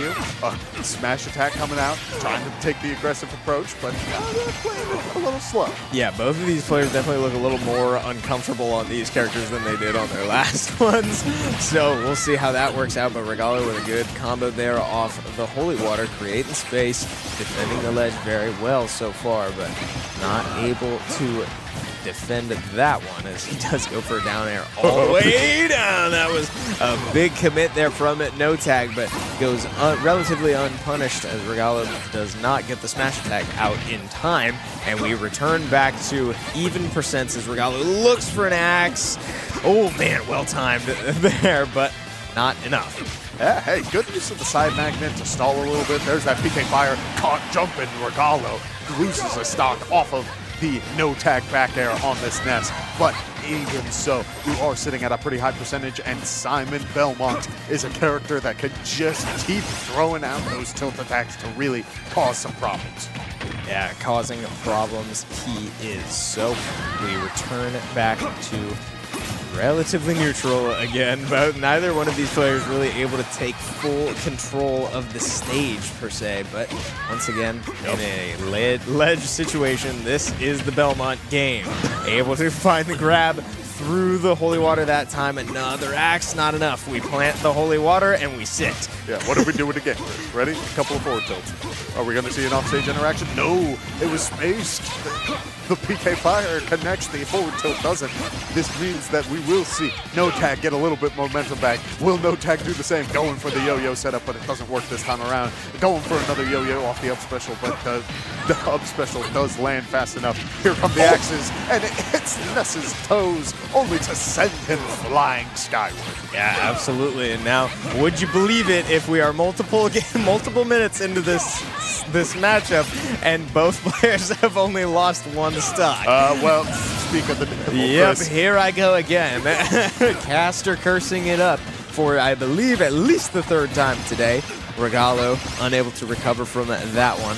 You think the holy character would be immune to Caster Curse, and yet even so, I mean, crazy stuff all around. Regalo going for a couple of back airs. You do see the PK Fires kind of outspacing those forward tilts, so you got to be careful with that. As I don't really know how you land with Simon, but like, hey, we're finding opportunities to do just that. As Ness does find a bit of a follow-up, again, trying to go for that yo-yo setup, but Regalo able to use the up special to get a little bit extra damage, and the tether to get some more value.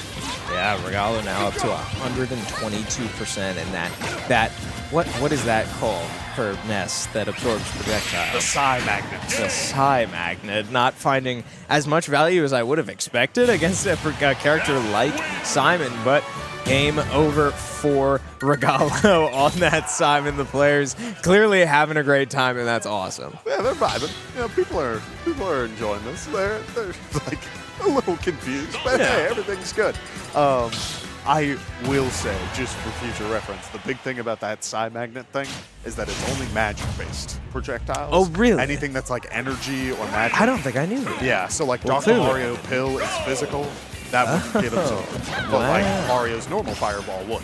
It's- Interesting. Yeah. I don't think I knew that. Okay. Hold up. Where's Igloo? He's going to be so excited. We got a Rosalina player in bracket and a Lucina.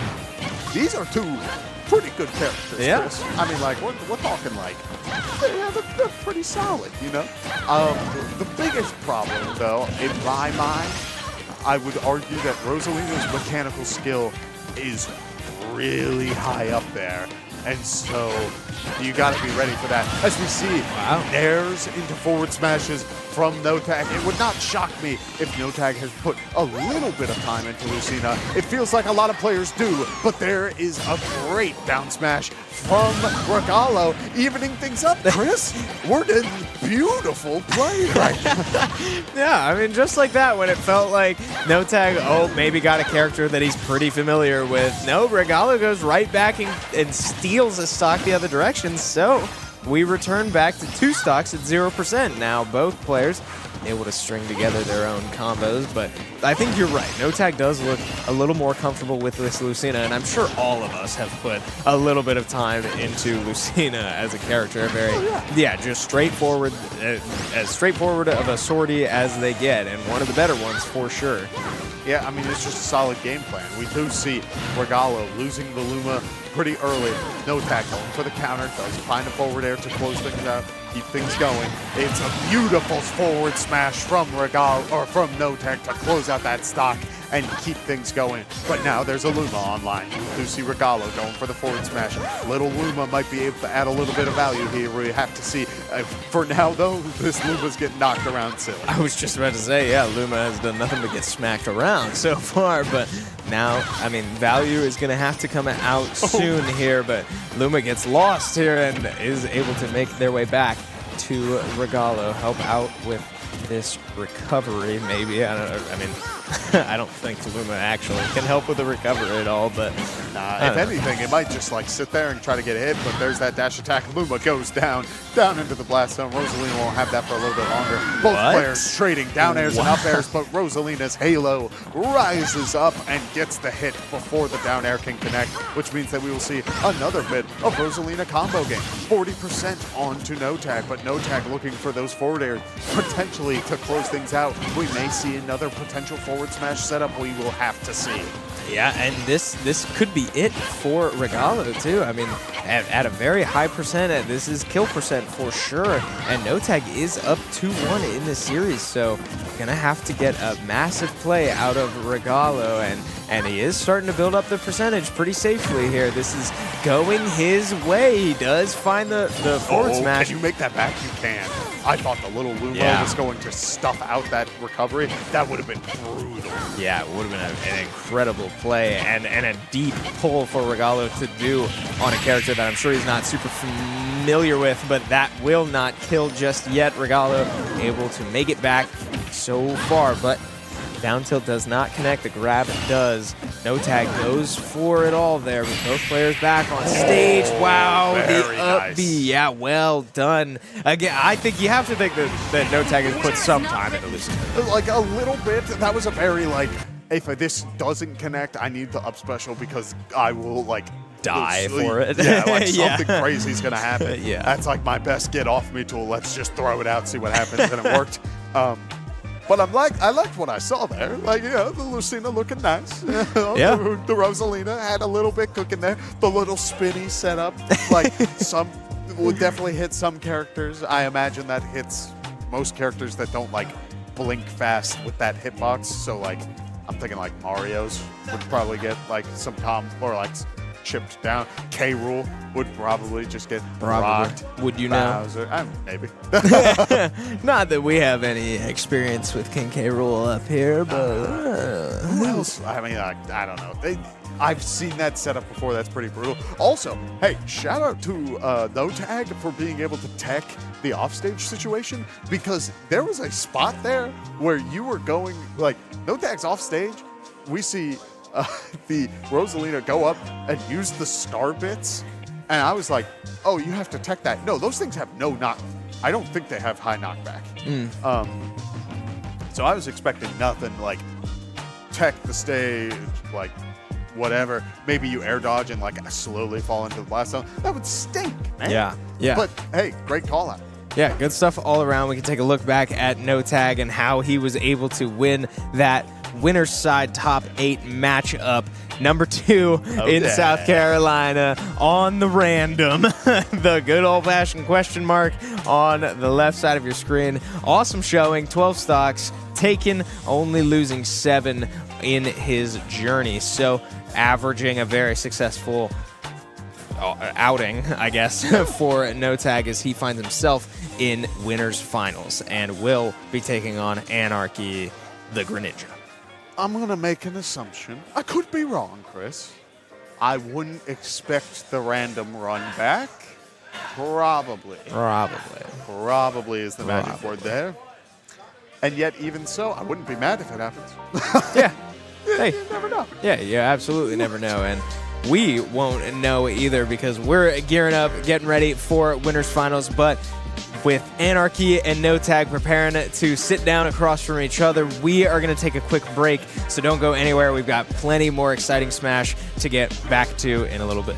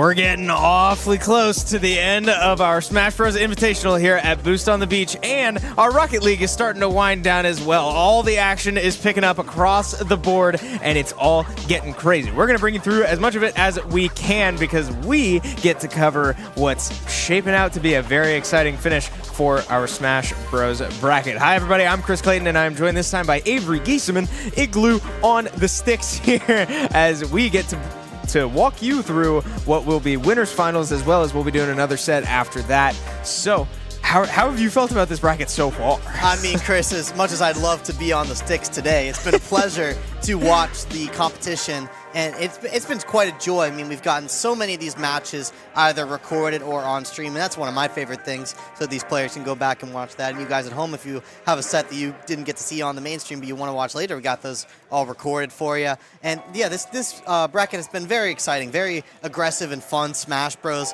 We got to see a round-robin pool into this top cut here, and let's look a bit through this bracket. 16 players made the top cut, and we are now in the finals of the winners bracket. We have Anarchy versus No Tag. Certainly two of the favorites to take it all. Both players hailing from South Carolina, the state that this wonderful event is hosted in. So happy to see that these players are, currently competing in South Carolina. Anarchy, currently the best player in South Carolina, and also a member of Winthrop University's varsity team. And No Tag also competing in South Carolina and Virginia, I believe.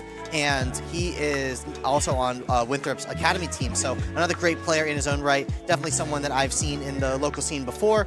And these two have likely played each other quite a bit, but we've seen many different players come out for this event, and it's shaped up very nicely. Yeah, and it's been great seeing the Winthrop pride between a lot of these players that have that history together. That's been a pleasant surprise with the college dominant Smash Bros. Program, clearly producing some pretty awesome talent that we have gotten to witness here today. But we've also still got other players in the running here. We can take a look at the lower bracket, the matches that we did, or that some of you may have missed from home, like Igloo said, like Avery said. I don't know why I just government named you as Igloo.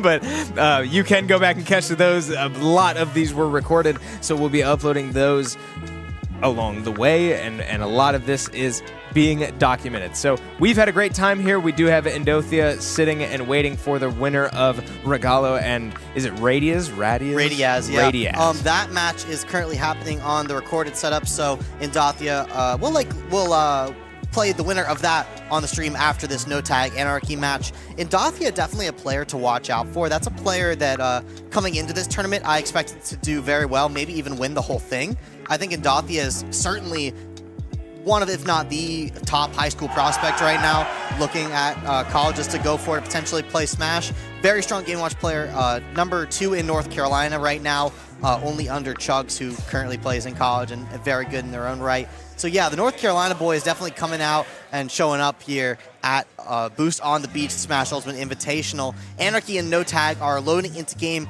right now. I expect these two to pull out all the stops. I don't expect them to go random. I wouldn't put it past them. I'm sure that they've played quite a bit of random. I don't know if Anarchy is a big random fan. I know No Tag is for sure, but I'm pretty sure Anarchy likes to stick to this Greninja. All right, fair. It's hard to argue with that. And, I mean, the Greninja has been what got him up to this point, this #1 ranking in the area, and a very strong global ranking as well. So, yeah, I mean, you can't blame him for wanting to stick to what he's comfortable with and where he finds success, and that has absolutely been this Greninja, not only today, but through his whole Smash career. Yeah, I mean, Anarchy, correct me if I'm wrong, I believe he's somewhere in like the 60s as far as... 68. 68, yeah. Yep. Very strong showing from Anarchy in the recent season on a character that most people, don't really remember is even in this game to begin with. Greninja, a character so fast on the ground, has these great consistent kill confirms, but can feel inconsistent at times with how he has to earn his stocks. He doesn't have a lot of prominent cheese, but if you're going to cheese someone, you certainly like to see Dr. Mario on the other side of the screen. I'm not sure I could argue, Chris, that Dr. Mario does better in this matchup than the traditional Mario that No Tag does main, for this reason mostly. Dr. Mario not having the best recovery in the books Actually, one of the worst, I would say. I wish you all could have lived life through my eyes as I watched Avery right next to me turn as if that was business as usual and go like that. Like right as it happened. That was hilarious. But yes, not hilarious for No Tag as they do lose their first stock very early on, and a perfect showcase of why Dr. Mario can struggle as a character, but boy, not struggling in the damage department as he is able to find a stock of his own in response. Yeah, that up B out of shield for Dr. Mario is quite powerful and fast. He can combo it out of a pill at some percents, so that is definitely a strong tool in Dr. Mario's arsenal, that if this Greninja wants to get close to Dr. Mario or his shield, you can see No Tag doesn't even have the shield in order to rip it there. You know, has a lot of knockback on the move. Anarchy does have to be careful with that, but Greninja in this matchup, of course, is going to have the speed and the range advantage. You can see that down tilt up smash there from Anarchy and these sharking back airs just to try to fish for this Doctor off stage. He has a lot of quickness and is going to try to get in on this Doctor, but you can see No Tag really swinging out of these close range scenarios. That's what he has to do. Yeah, and I talked a little bit to Kevin earlier about how some of the greats can really make you believe that bad characters are not so bad after all. And wow, just a down smash off the neutral get up there. But what is it about Anarchy that makes this Greninja look so strong? I mean, he is just so fast and so creative with this character. This character has so much expression. You can see Anarchy there just understanding the limitations of Dr. Mario's recovery. But yeah, I mean, it's crazy to think how much this character can do with him being so little known. You can see No Tag going for some fancy setups here. You might start thinking Dr. Mario not that bad after that kind of setup, dealing 39 and some change there. These pills from Dr. Mario can lead into a lot of imagination combos. These landing neutral airs from Greninja can be quite good, and Greninja just having the range and the quickness to contest with the best of them.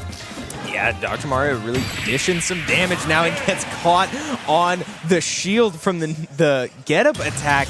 Dr. Mario, after what looked like a catastrophic start to that matchup, actually comes out on top in a pretty strong fashion. Yeah, you gotta find that quite impressive from No Tag. That up B out of shield from Dr. Mario is a real option. You can see how it takes those Greninja stocks nice and quick. Greninja, not a heavy character, you know, you have that quickness, you have that slight range advantage, you don't have the weight on Dr. Mario. And that is one thing that No Tag is going to find here in that game number 1. Dr. Mario having some nice out of shield options, having some nice ways to kill you very early. Those are the few strengths he does have as a character. Okay, yeah, so now walking through, we do know that No Tag is very comfortable on normal Mario. He's wearing the Mario hat, he's been a lifelong Mario player, but what makes you make this swap other than Dr. Mario being a little bit heavier? Is that it? I do not have the knowledge to think that Dr. Mario would be stronger in this matchup. I cannot imagine he is. I cannot think of like a specific Mario thing that doesn't work on Greninja. You know, Greninja sits very low to the ground. I could maybe argue that it's difficult for Mario to start combos, but he starts a lot of his combos off of grabs, so I don't think that would affect it.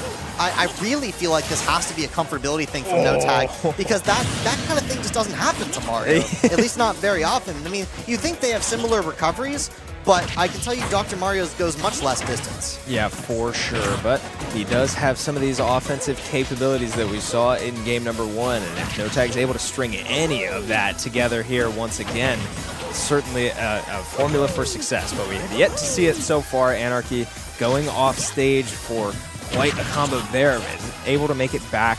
Now, percentages even up, but once again with a full stock advantage in favor of Anarchy. Yeah, you can see how difficult it is for No Tag to ever get out of this corner just because of how oppressive Greninja is being on Anarchy. On the offstage presence from this Greninja is just so powerful, just keeping this Doctor away. And No Tag, when he's on the stage, it looks like he has a lot more power. It looks like he has a lot more fluidity to his gameplay. He can get a lot more stuff going. When he's off stage, it's just the survival mode. When he's on stage, he can land strong back airs like that one that will take early stocks. But that one at 130, definitely not something that Dr. Mario likes to see. And you see hits like that, those are the kind of hits that Dr. Mario doesn't thrive of, that Mario would get a lot more of. Yeah, gonna have to be the start of something pretty great here for No Tag if he's able to claw this one back, but that's not how you'd like to see it start. Does catch a back air to the face out of shield, letting go just a little early. So we see No Tag go for it all off stage. A pretty simple combo there for Anarchy to hit him with a footstool and secure that Dr. Mario will never make it back from that. What a creative reversal there from Anarchy. No Tag obviously going for the stage spike there with Dr. Mario Cyclone. Certainly an idea that Dr. Mario can go for here. It's a nice idea. Greninja's recovery doesn't have a hitbox on it, and that means it gets sniped by Dr. Mario Cyclone. If you do miss, though, you are going to die at any percent, and that is what we saw there. Greninja, the footstool there, I mean, the perfect option. Anarchy could have gone for a down air there. That's what I think a lot of players would have done. That's where my mind went originally, but that option would not have killed. It would have booped Dr. Mario upwards, and maybe comboed to back air, maybe you couldn't. But Anarchy understanding that Dr. Mario doesn't have a jump in this spot, I can just footstool in and guarantee my kill there. Absolutely. So we see No Tag not bailing on the pick yet as we split through 2 games. No reason to bail on the Dr. Mario just yet, at least in the eyes of No Tag. Now, finding good damage off stage there, going for another off-stage interaction with the down B, similar to last game, but with a different angle instead of that straight vertical Kalos stage. So we return back to high percents. We haven't seen these guys get up to these high percents very often in this series. It's been a lot of early, sort of surprising kills. I would argue that maybe No Tag struggles to kill Anarchy when they play in friendlies, and he is finding a lot more success off of stray hits rather than these combo building up the percents. So, like, I see the idea with the Dr. Mario. It does provide you with some more edge guarding options as well with the Cyclone to catch Greninja Hydro Pump. So there's definitely some tools here that No Tag is showing off how it could be used as a creative option to deal with Anarchy. And although he gets back there, he lived on that stock to 160, which Dr. Mario is going to be very happy with, as he has been able to establish a neutral and establish a real lead.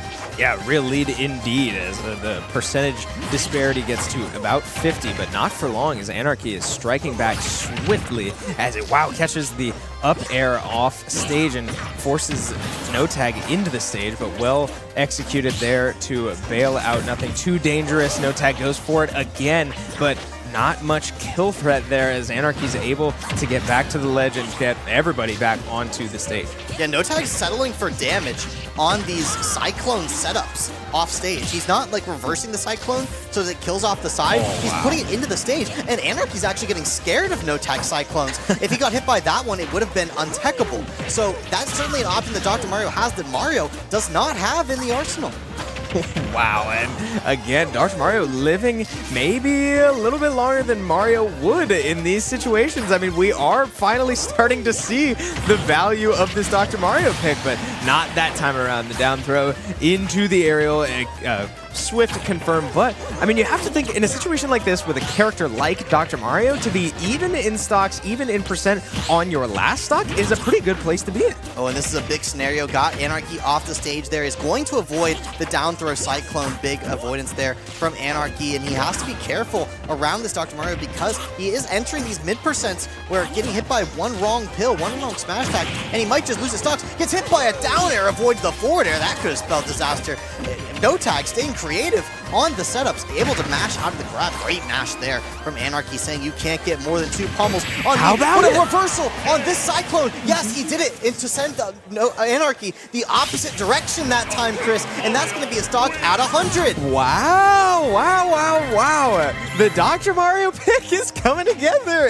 Avery, we've gone back and forth on this, and I think we would both agree that we didn't necessarily agree, but I guess that's why we're up here with headsets on and not with a controller in hand. No Tag proving us all wrong, proving the world wrong, showing that Dr. Mario can absolutely get it done against fast and versatile characters like Greninja. Yeah, I'm fascinated for what other matchups No Tag uses this in. Like, I'm thinking like maybe like Pit.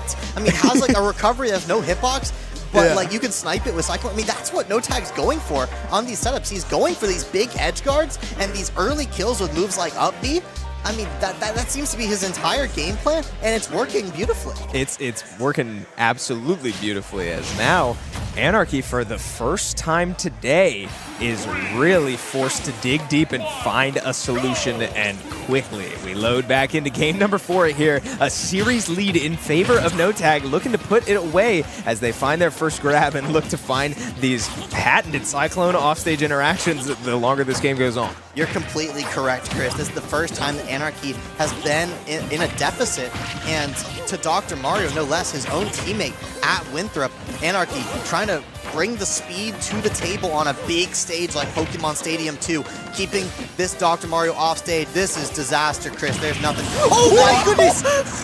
NoTag goes for the one option that's going to neutralize the situation, understanding that Dr. Mario has no chance of recovering, and understanding that Anarchy wants one more hit anyways, and goes for the dunk.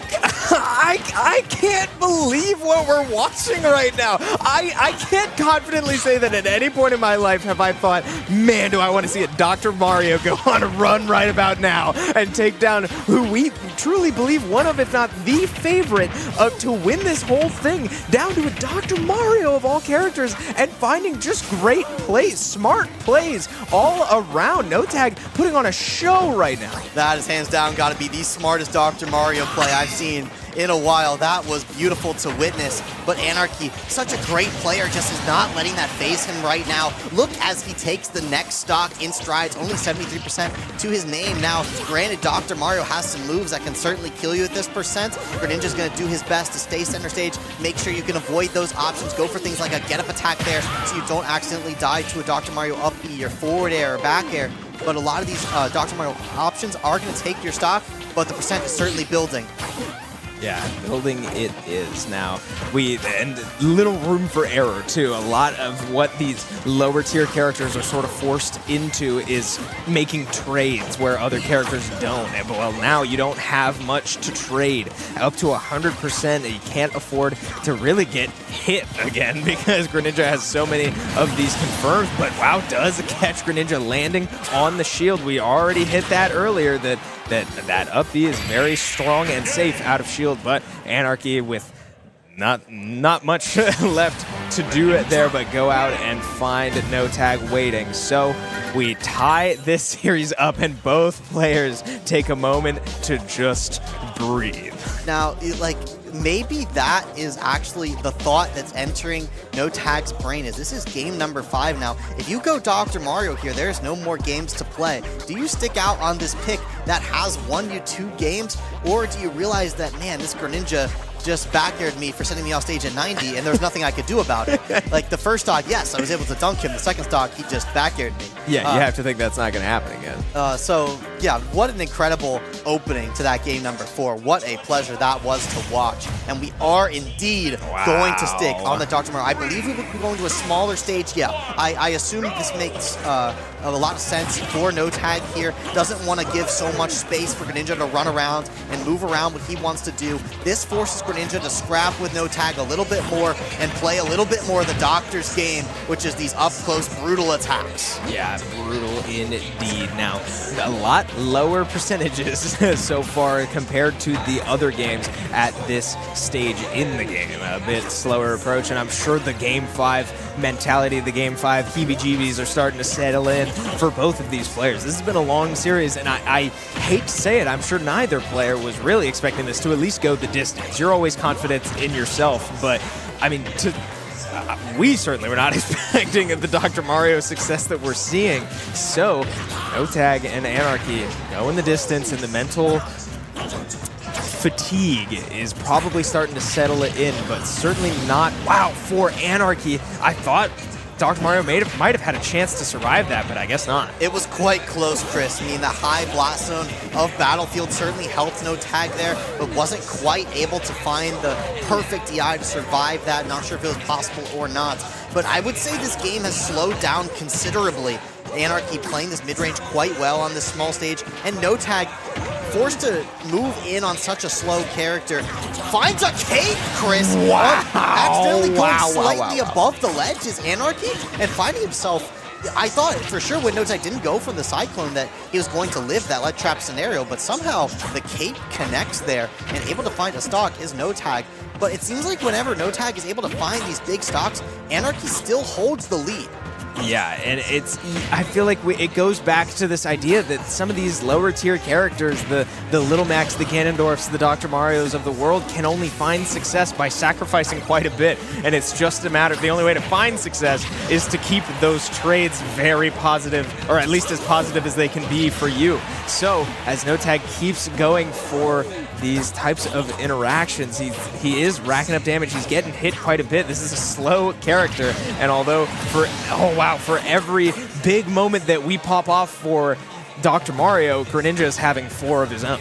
Yeah, tries to play a little bit of the spacing game there against Greninja, and that's just going to be a losing battle forward air to forward air there. NoTag notably taking a very deep breath there before entering his last stock of upper finals. He has now taken 50% and has yet to find this stock onto Anarchy, and these mid percents, this is when you hit Dr. Mario with an aerial and he ends up off stage no matter where he is.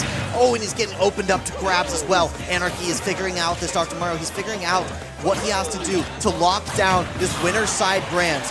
The Battlefield Blaster helping out Anarchy there to survive the Dr. Mario up B and finding center stage as well. This is a terrible spot for NoTag. Yeah, definitely running out of time here and is going to have to take this stock very, very soon if NoTag wants any shot of staying in it, and sure enough, he absolutely does. So, I mean, chance is a chance, right? As long as you've got a chance, you can win it, but it's certainly still bleak for NoTag, up to now 115% and forced off stage once again. It would take one heck of a run, but the drag down into the down smash is able to finish NoTag off. What a run from the Dr. Mario surprise pick, but Anarchy still asserts himself into grand finals from the winner's side. Man, when that got to last stock, Chris, I knew if we went off stage, anything could happen. Yeah. We could get a B-reverse Cyclone, we could get a down air. Something desperate was coming out there if that Greninja went off stage, and I wanted to see it, but Anarchy did not. Would rather sit himself in winner's side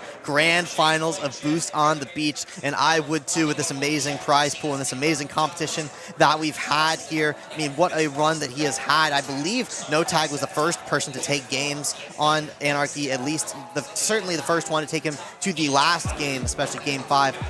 Incredible performance there on the Dr. Mario. Clearly knew what he was doing with that counter pick.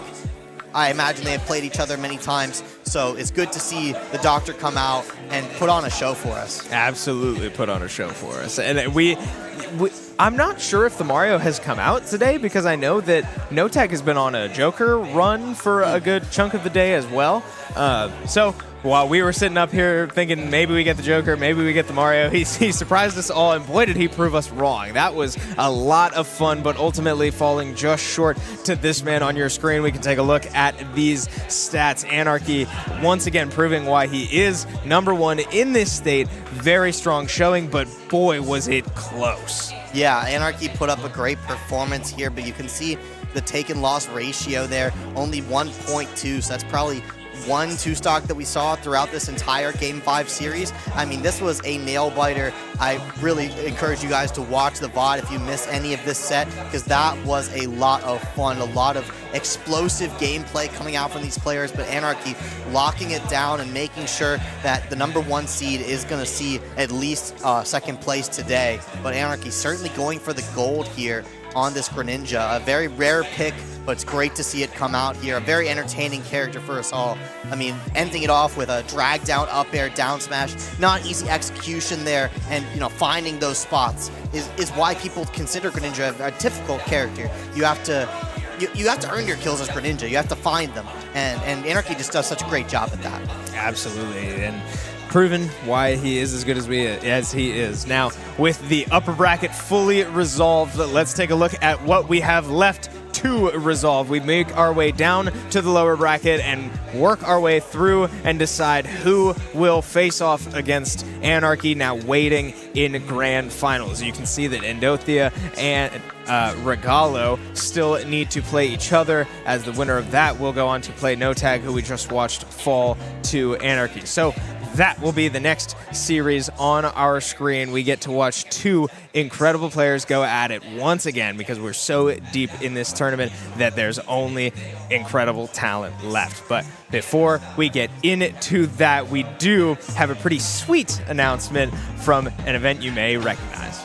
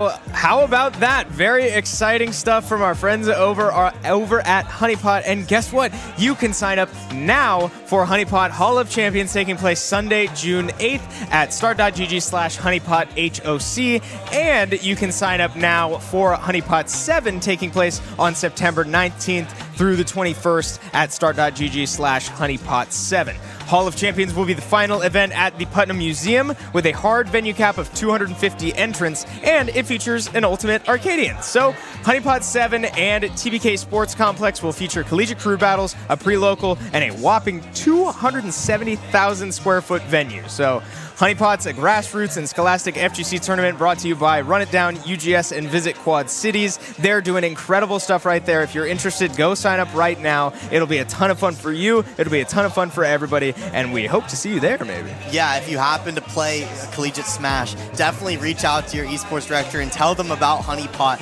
because I am particularly excited for that Collegiate Cruise bracket at that event, and the venue is just so impressive, absolutely massive. You're definitely not going to want to miss it. They're hoping for 600 entrants this year, and I think that would be an incredible feat. I mean, the Midwest is definitely coming in strong for that event. Absolutely. Awesome stuff from our friends over at Honeypot, but we are back with the action here at Boost on the Beach. I'm Chris Clayton. That's Avery Giesemann. We just watched a crazy series through winners finals.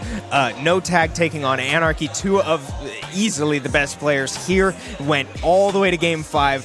The Dr. Mario pick taking this Greninja that has ran through people in this tournament so far all the way to Game 5 and unfortunately falling just short. So now No Tag awaits the winner of this next series.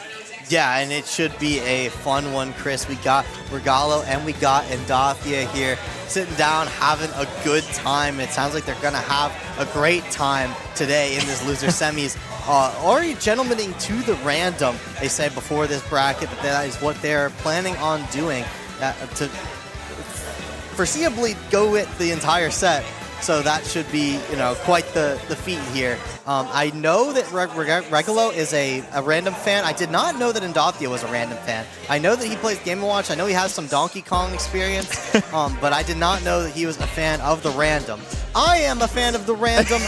I'm not sure I would do it at Loser Semi at Boost on the Beach, but these guys will, and we're going to commentate it. So we're going to throw it to Regalo versus Endothia, a random ditto coming at you here. Still best of 5.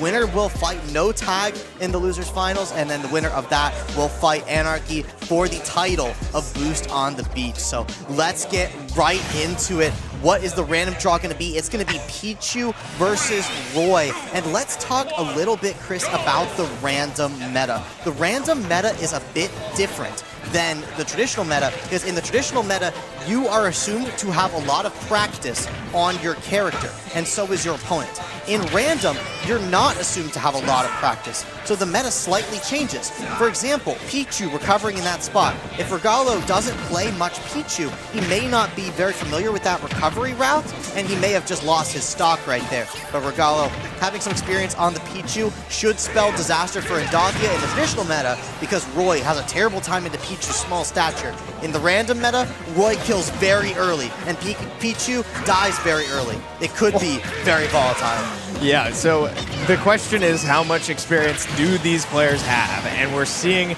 that the smash attacks are just coming out, and that's, in my opinion, a telltale sign of people that, wow! Okay, he might have made it back, but he does not. A close call there for Endothia, but traded stocks ultimately. Now Regalo down to his last, but yeah, I mean, you would think, which character draw would you prefer in this? I would absolutely prefer Roy, even though in the meta, Pichu does very well into Roy, and that's exactly what I said before. Roy has these really powerful attacks that Pichu just explodes to at 60. You can aerial Pichu, you can get a back air here on Pichu, and he might just die.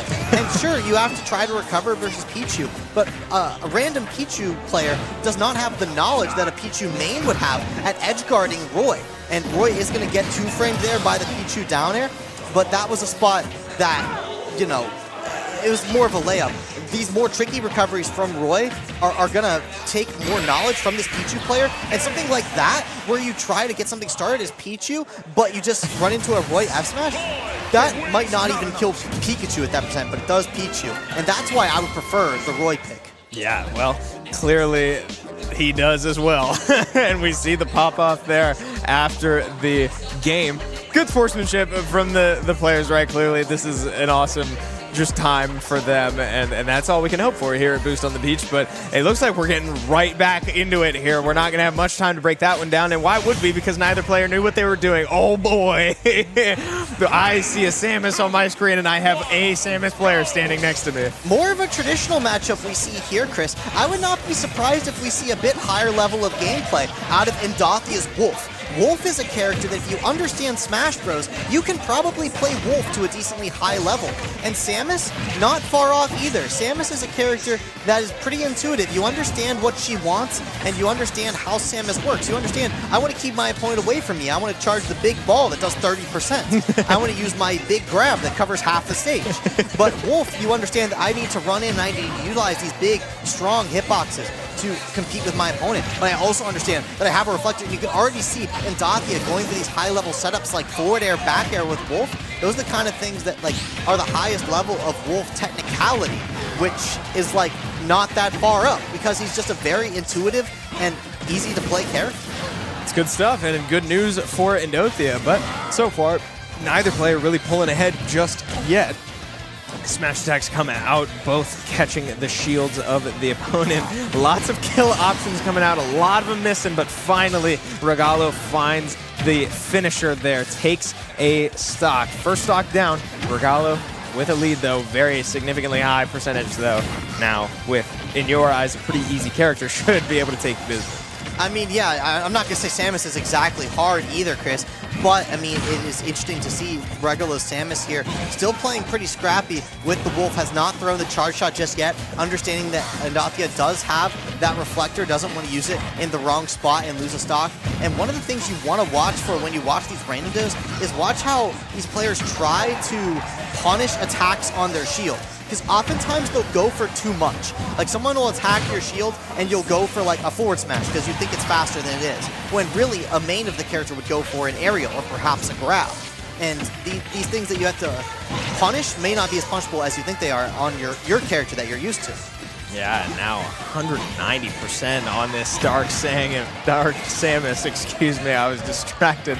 The Rocket League scene is going crazy right now. That was a wild result, but now, Dark Samus still clinging to this first stock for so long, and that up throw, it just kills outright. Endothia really struggling. Finally, the dash attack confirms and takes that stock, so gonna have to claw through a whole extra one to even this out, but Endothia finally getting over that first hurdle.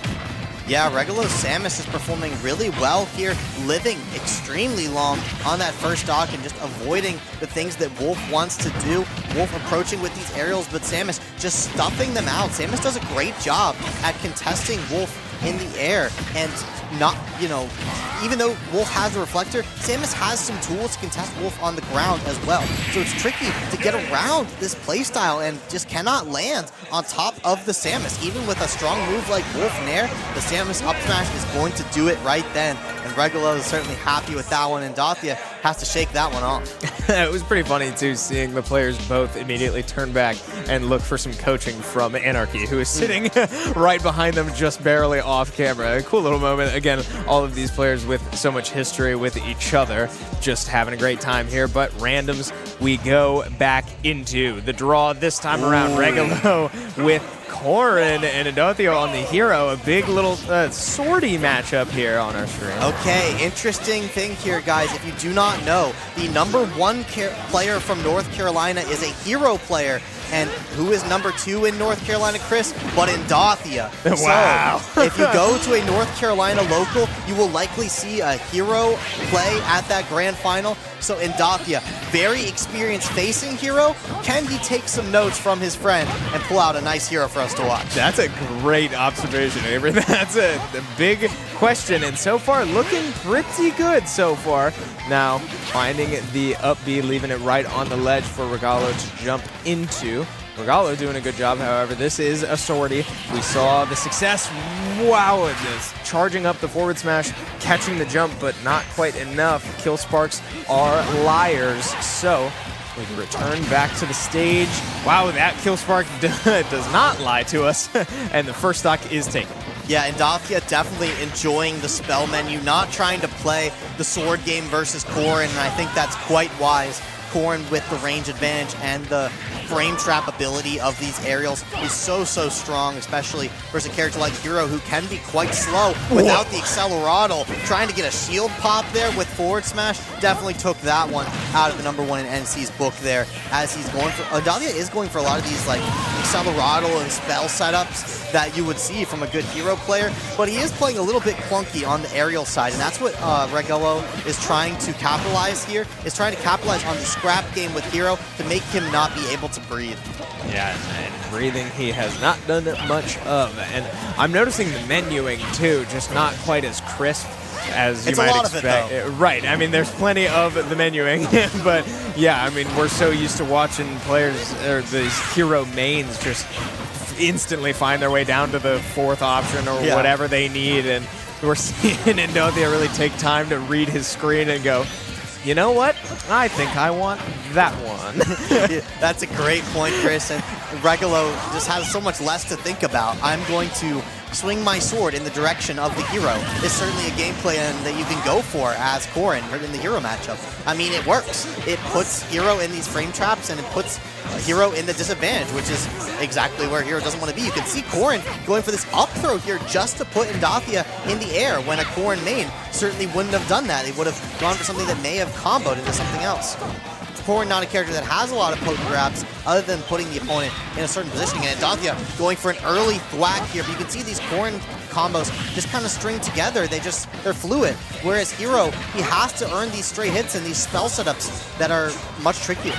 Yeah, so up to now 100%, you gotta be careful for projectiles like that. Options well set up by Regalo, but unable to capitalize on that one. And now it's Endothia on this side of the ball, protecting the ledge. We find our way back to center stage. Not much room for error anymore for Endothia, as Regalo's still sitting relatively comfortably at now 70%. Should not die just too soon, but Hero does have so many of these random moments, random mechanics that could steal a stock if he needs it. Oh, certainly. And Regulo does seem fairly familiar with the core, and you see him going for a lot of these instant pin setups, and that's something that you typically don't see from random core, and it's definitely something you have to know how to do in order to do it. And he's going to get grabbed here and is going to take it with the up throw. That'll barely do it here on Pokemon Stadium 2. Corrin, a character that has all the pressure from the aerials and then has the kill throw as well in the kit, and Regulo understanding that and capitalizing. And, you know, even though Hero was able to live a long time on that last stock, it wasn't quite long enough to find that strong last hit, which it can be difficult versus a fast character like Corrin. And now we know, playing against a great hero does not make you a great hero. Unfortunately not. So the answer has been found. Now we roll once again, and I did notice it looks like Regalo, specifically, not super thrilled with this one. See, that would actually surprise me, Chris, because I think King Dedede is a very good character in random dittos. And let me tell you why. His attacks are so strong, and he lives so long. When you don't understand how to kill King Dedede as a character, he can just live forever. When you don't understand how to get around Gordo ledge traps as a character you don't play very often, his ledge trapping feels so free. So King Dedede has a lot going for him here, but if Endothia understands how to play around Dedede's hitboxes with the snake, how to throw these explosions at the wall, Dedede is going to be in for a world of hurt. And it looks like Endothia does know where the up tilt button is as well, and that certainly will not help. I would say he's found it, and I'm pretty sure I saw Regalo mouth the word "so bad," if I'm not mistaken. So not having a great time, it would seem, with the King Dedede. But I mean, if we're chalking this one up, he does still have a game to give away. And so far, Endothia looks very comfortable on this snake. You said it, finding the up tilt button, but also, I mean, these ledge setups, I don't know about that one, but chasing around the shield of Regalo. But I mean, all the aerials, these down airs, the up tilts, it's all landing for Endothia. Yeah, you can definitely tell Endothia has some time on the snake, definitely knows some different buttons to press, and is, you know, playing the grenade game and also playing a lot of tilt-heavy smash. versus Regalo as he gets hit by DDD up B. Definitely did not foresee that option, and if it did connect, I expected it to at least kill. So it did not do either of those things as Endothia goes for the CJ Frozen setup we saw earlier with the reverse forward smash, as Regalo also aware that he can inhale the Nikita and throw it back. I mean, this is a very interesting match, Chris, because Endothia is doing a lot of things right, but in my opinion, we're seeing why DDD is a good random character. This is even. You think so? Yeah, look, if that hit sweet spot, Endothia would have died. I mean, you're right, but the up tilt does confirm that one, but it probably won't take much for Regalo to find this the one. jet hammer! It absolutely won't. Hey, the face goes directly into the palms as Endothia definitely wants that one back, but can't get it. We're down to one stock, and you said it. I mean, maybe this does favor King Dedede from now on. Yeah, I think Endothia is feeling the random meta right now, going for a bit more of grenade camping. Will he be able to channel his inner Snake main here, willing to sit underneath the platform, or will he feel like he's Game & Watch and he has to approach? That's the $1,000,000 question. And now we lie in wait as Regalo makes an effort and is promptly punished for it. Now he does find his way in, finds a jab, a good percentage, traded both ways. Nice back air. You said it, hits hard. It goes for it all on that dash attack. Can't quite find it, but relatively unpunished. And now the damage is racking up. The down smash lands. Regalo walks away a winner. 3-1 in the random dittos. And well played by a player who did not look as happy as you did with that King Dedede pull. I'm going to flex a little bit here, Chris. Do it. I think that I understand the random meta. Not a lot of casters can give you guys this expert analysis of why random characters can work out better than you may traditionally see.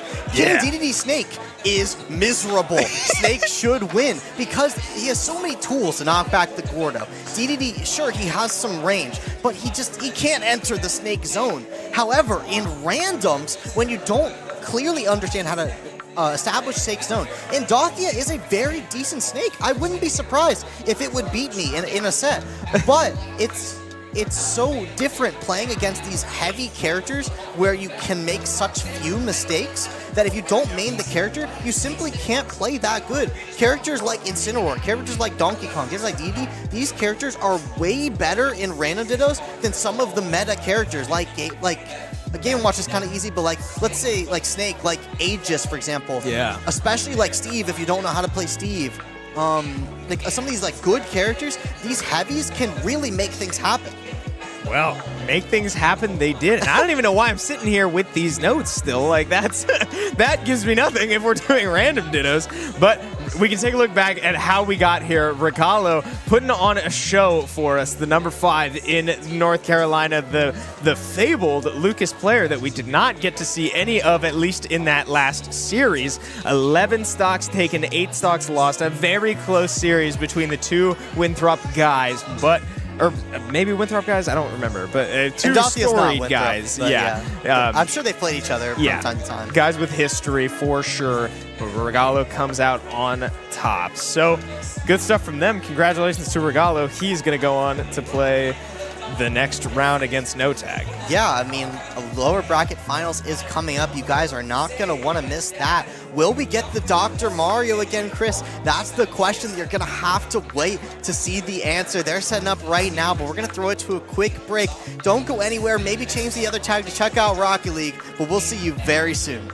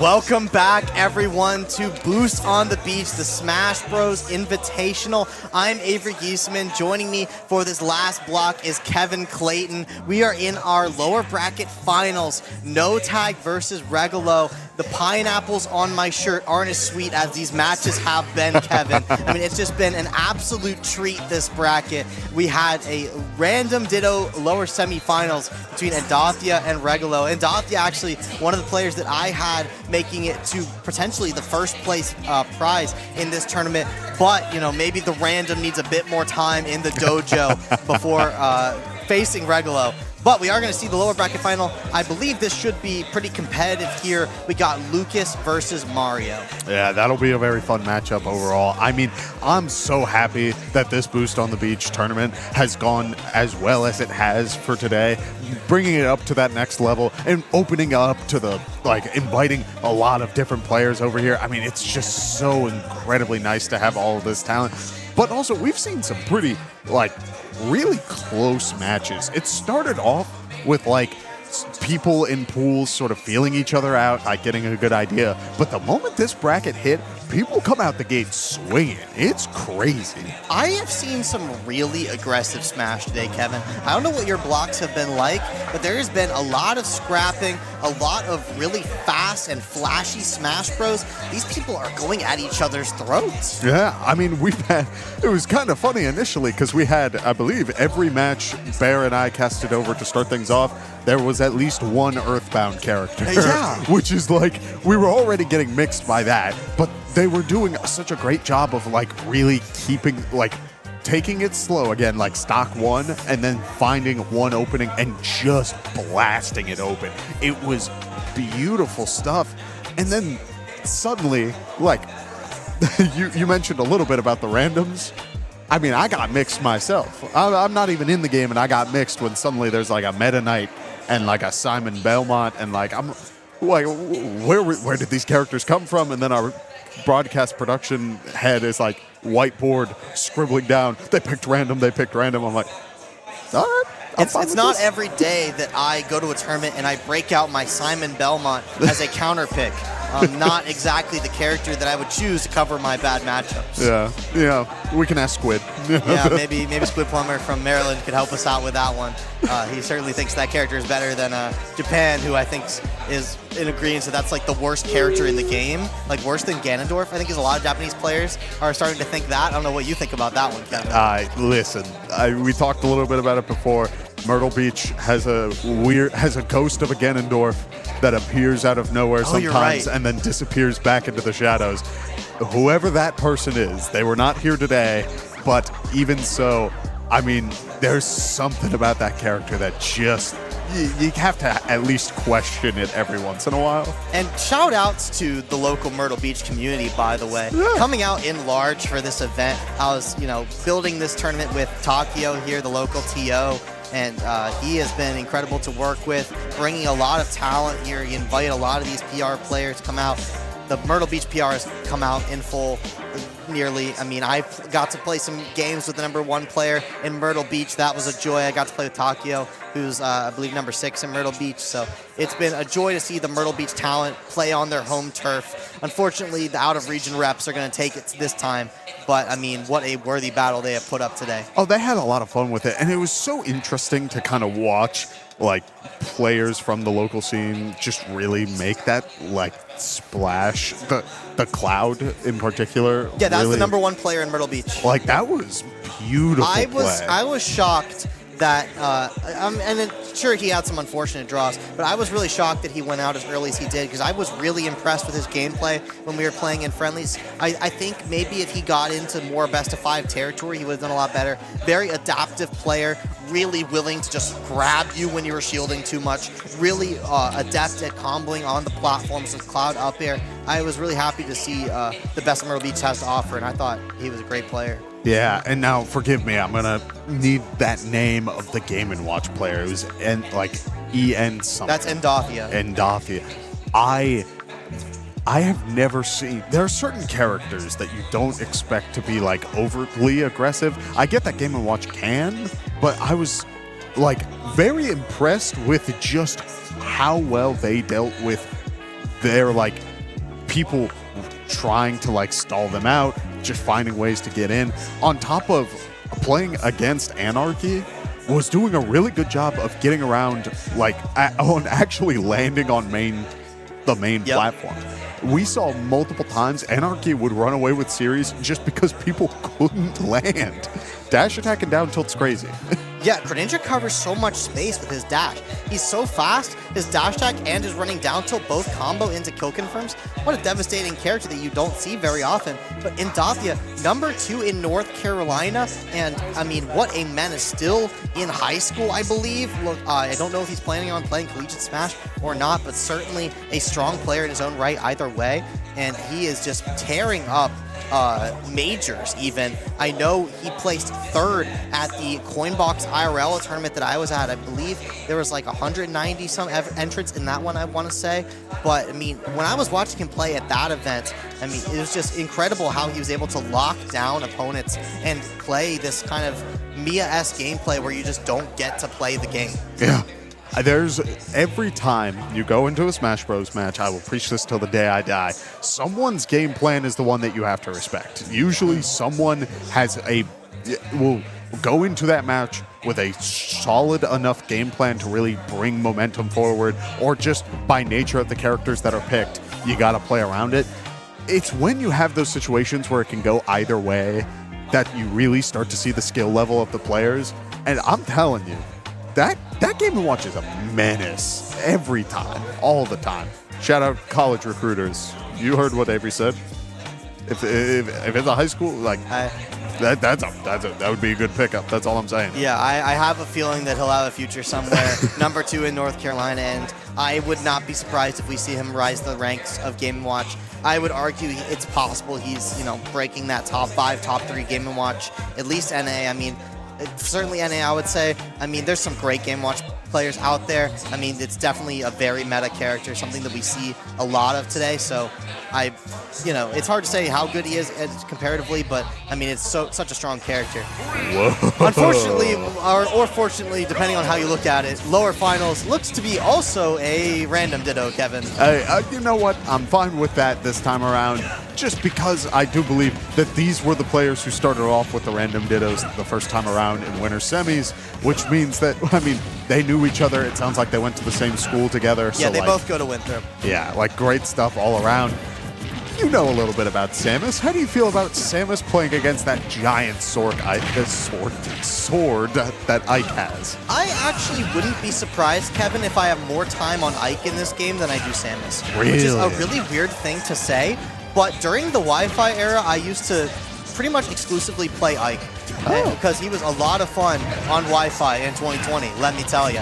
So, Samus versus Ike, however, I think is a very strong matchup for Samus. It's actually one that I've played often in in-person tournaments against Ike, just because of how well Samus can keep Ike away. Ike, not notoriously a fast character, and of course, you can charge shot his up B or side B when he's trying to recover.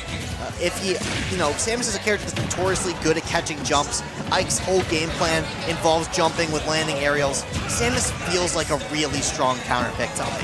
Yeah, we did see a very strong up air to close out the first stock this time around, but I do like the idea that Regalo is doing just, playing it slow, playing it patient, and making sure that if you're going to be playing, if you end up on Ike, we are not letting you back onto the center stage. No, get a couple of slaps in, go for the up throw, and suddenly the percentages and the stock counts looking pretty even. Yeah, we are already seeing the random effect coming into play.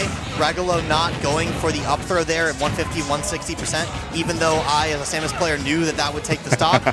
Going for it instead of 170 when Regalo knew that it would take the stock. So something to consider there.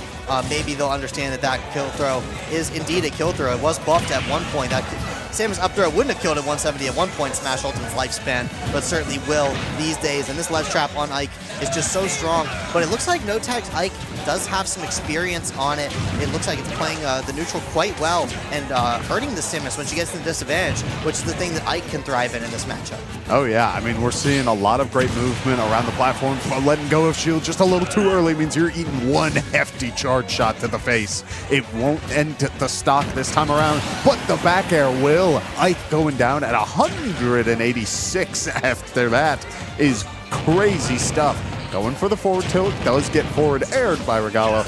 I do think that right now this matchup is just looking a little bit more favored for the Bounty Hunter. Yeah, no tag, like, in order to win this matchup, has to play a very grounded game with Ike, choosing when he has to jump. Like, for example, that option right there, forward tilt, that's a grounded option, catching a landing of Samus. Because if he jumps, he just gets Samus forward, and it's like so easy of a thing for Regalo to react to and to do. And it's a tough game plan to play if you don't main Ike. It's very unnatural. With Ike, you want to go for the jump neutral airs. You want to go for the fun sword moves. But, I mean, you have to play a very patient, a very slow game in Ike Samus. If you cannot execute this fast pressure that only comes with Ike mains. But you can see No Tag playing with these PS2 platforms very fluidly. He certainly is knowing how to keep the Samus in the air. And that's going to do it. A very nice forward air to close things out as well. I mean, everything just kind of fell into place on that last stop. It was a lot of just patient game plan. Obviously, there were moments where No Tag was sitting behind and was down, but it's just when you find your openings, it can really fall into place. Everything can go your way. You just got to be patient. Yeah, I mean, that Ike forward air certainly covers a lot of that off stage. And when you're trying to recover a Samus and you might not know all the mix-ups, that can be tricky. Whoa. This is going to be a tough matchup, Kevin.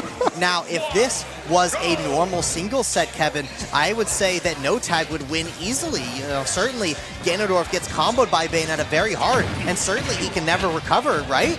But this is random Dittos, and with random Dittos comes unfamiliarity. And I would argue that Ganon is favored in random Dittos. Oh, I agree. I mean, I think we saw a little bit of it. Regalo obviously respecting No Tag because No Tag was not moving initially. You want to know why? It was because Regalo had his head in his hands saying, how did I end up with this? So with that being said, we are seeing a bit of a combo game online. And yeah, definitely getting a solid game plan down on this Ganon. You're still playing a big body against Bayo, but I agree with you. There's a very real chance that Ganondorf just finds like 2 good hits and runs away with it. Regalo does not seem like a heavy player so far, Kevin.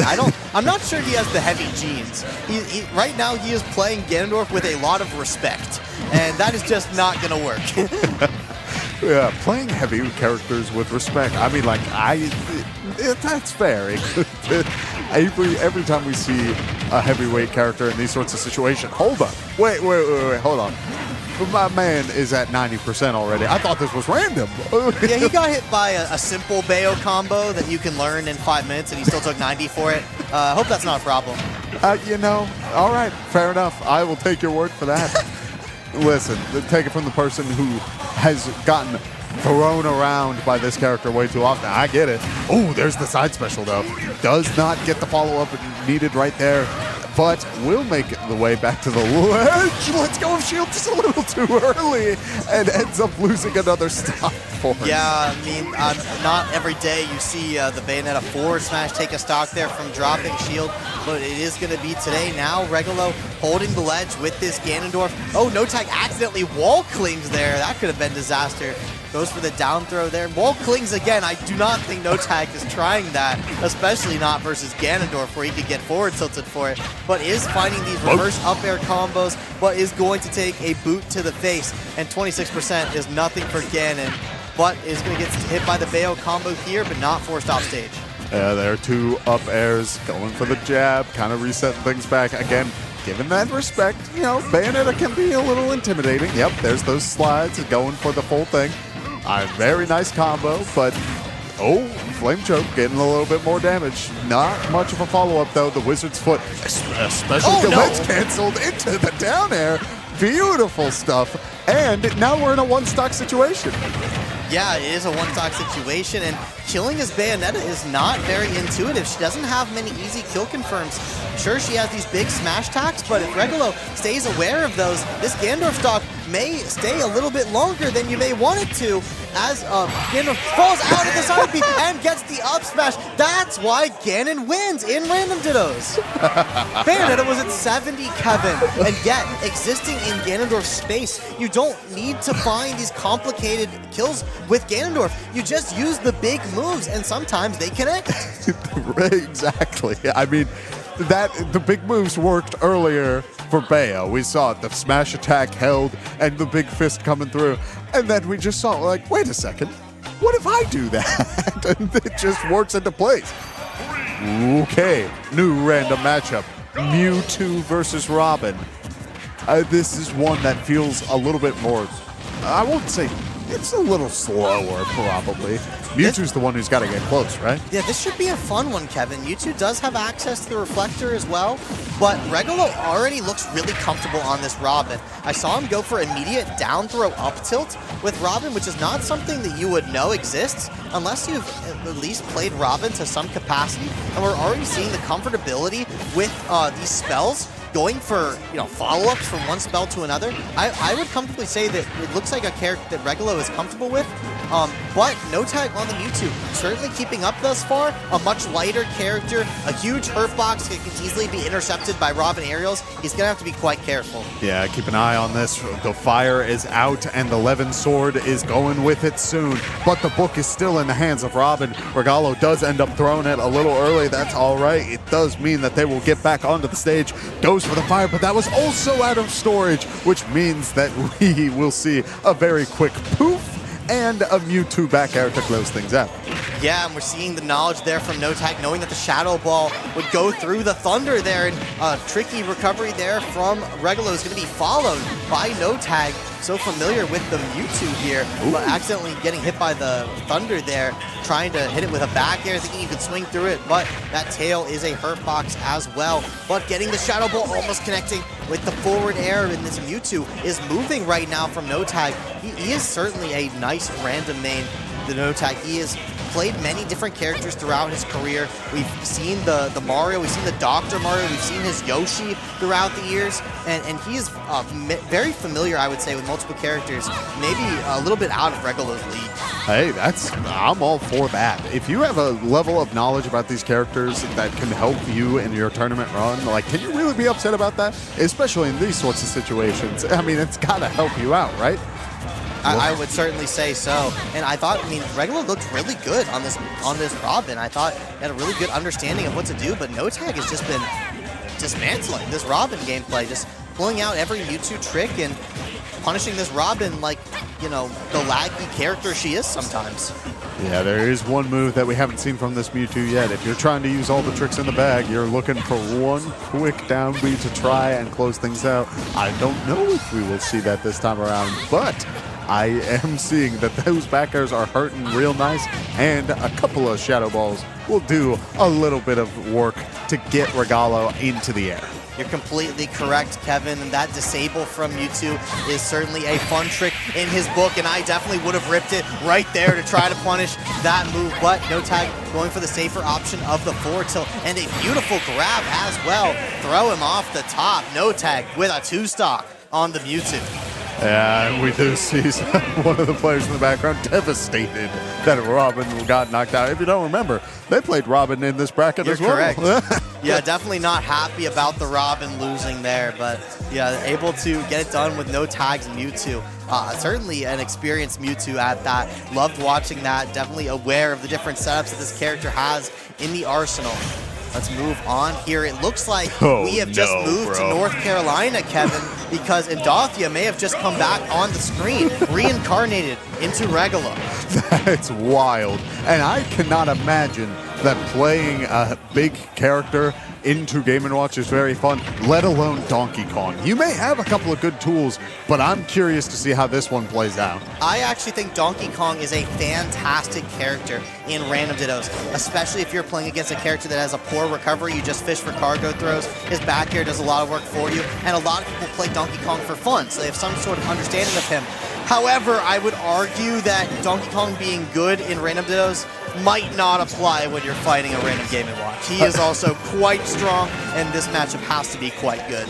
Yeah, we do see the Game & Watch stall, using the up special and the down airs, trying to recover high. No Tag is sitting with a fully charged neutral special, ready to let loose that punch at any given point. But we are seeing multiple down airs into up special, looking like stock standard Game & Watch. And he's walking him to the ledge, Kevin.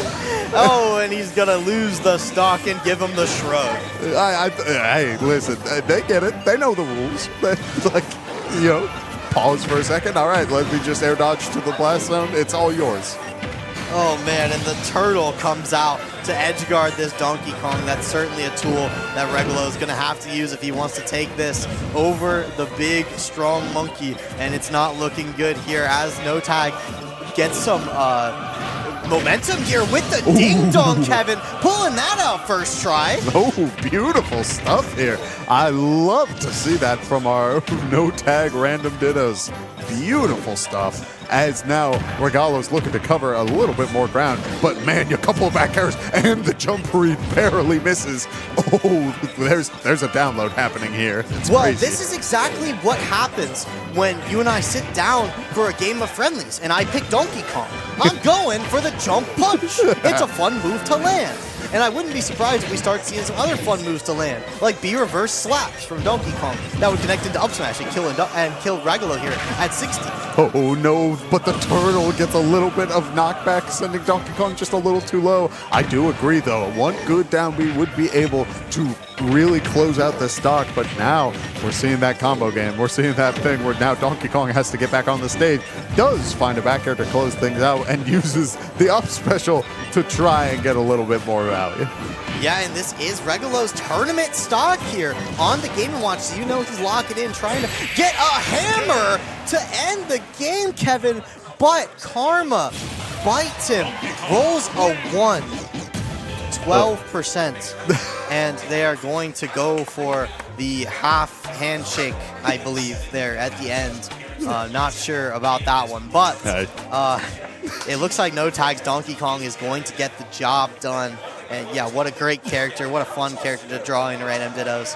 You know, you don't want to see Game & Watch on the other side of the screen, but No Tag definitely looks like one of the strongest random players I've seen here. I would say definitely the strongest random player I've seen here tonight. He's played a lot of random dittos today, and I've seen a lot of talent from a bunch of different of his characters. Hey, I'm all for that once again. But this does mean that we are going to be heading into grand finals. And on the other side is probably the scariest Greninja I have ever seen in front of my own eyes. Anarchy does some really good coverage, but you are dealing with No Tag. We're talking the random king. Look at the stock count, Avery. Beautiful stuff. Yeah, number 2 in South Carolina on Winthrop's academy team, facing up against, you know, a wonderful Winthrop player from Canada, now in the number 1 in South Carolina. And how poetic that in our grand final here, we have number 1 and 2 in South Carolina battling out for the title of Boost on the Beach. I mean, that's about as poetic as it gets. And let's look at how they got here in the upper bracket. You know, had to make a run here. Not all of these were random dittos, Kevin. A lot of these were really hard-fought matches that were down to the wire. And we can see Anarchy going on the run here in No Tag, coming up from the bottom. I mean, in upper finals and grand finals, impressive stuff from the both of these two. The only set that No Tag has lost has been to Anarchy and went to Game 5 with the Dr. Mario, and that is something I hope to see again. I do not know if we will. If we do, listen, I'm a simple man. I like my Doc. I think Doc was, when Ultimate released, I was like, this character's cool. They gave him a funny down air. That's going to be great. This character's going to be great. And then Ultimate lifespan occurred, and we realized that, okay. But with all that being said, we saw No Tag really use all of Dr. Mario's tools to the fullest, and I was super excited in the back corner. Yeah, I know Kevin has had a lot of interest and experience in Dr. Mario as a character. He has some tricks up his sleeve. That up B is strong, and you can combo into it. And specifically, what No Tag has been doing in the Greninja matchup is these edge guards with the Cyclone. I mean, the funny downer has not come out yet, but I wouldn't be surprised if it did, with how aggressive No Tag is being off stage. I mean, I hate to ask, Kevin, because I feel like I know the answer, but you've been playing Dr. Mario. What's it like fighting Greninja? It's not easy. I feel like a lot of it comes down to you want to play your out of shield game as much as you can, and we did see No Tag do a great job at utilizing it to its fullest. But Greninja's down tilt and dash attack, what you are looking for a majority of the match, is relatively safe on shield from what I understand, which means it's hard to punish. It's hard to deal with that move at any given point. Yeah, I mean, Greninja is so quick. His moves can be so safe. And when you're dealing with someone really quick and really safe, you might just want to match that speed. And that's why No Tag is going to try the Joker here in Grand Finals.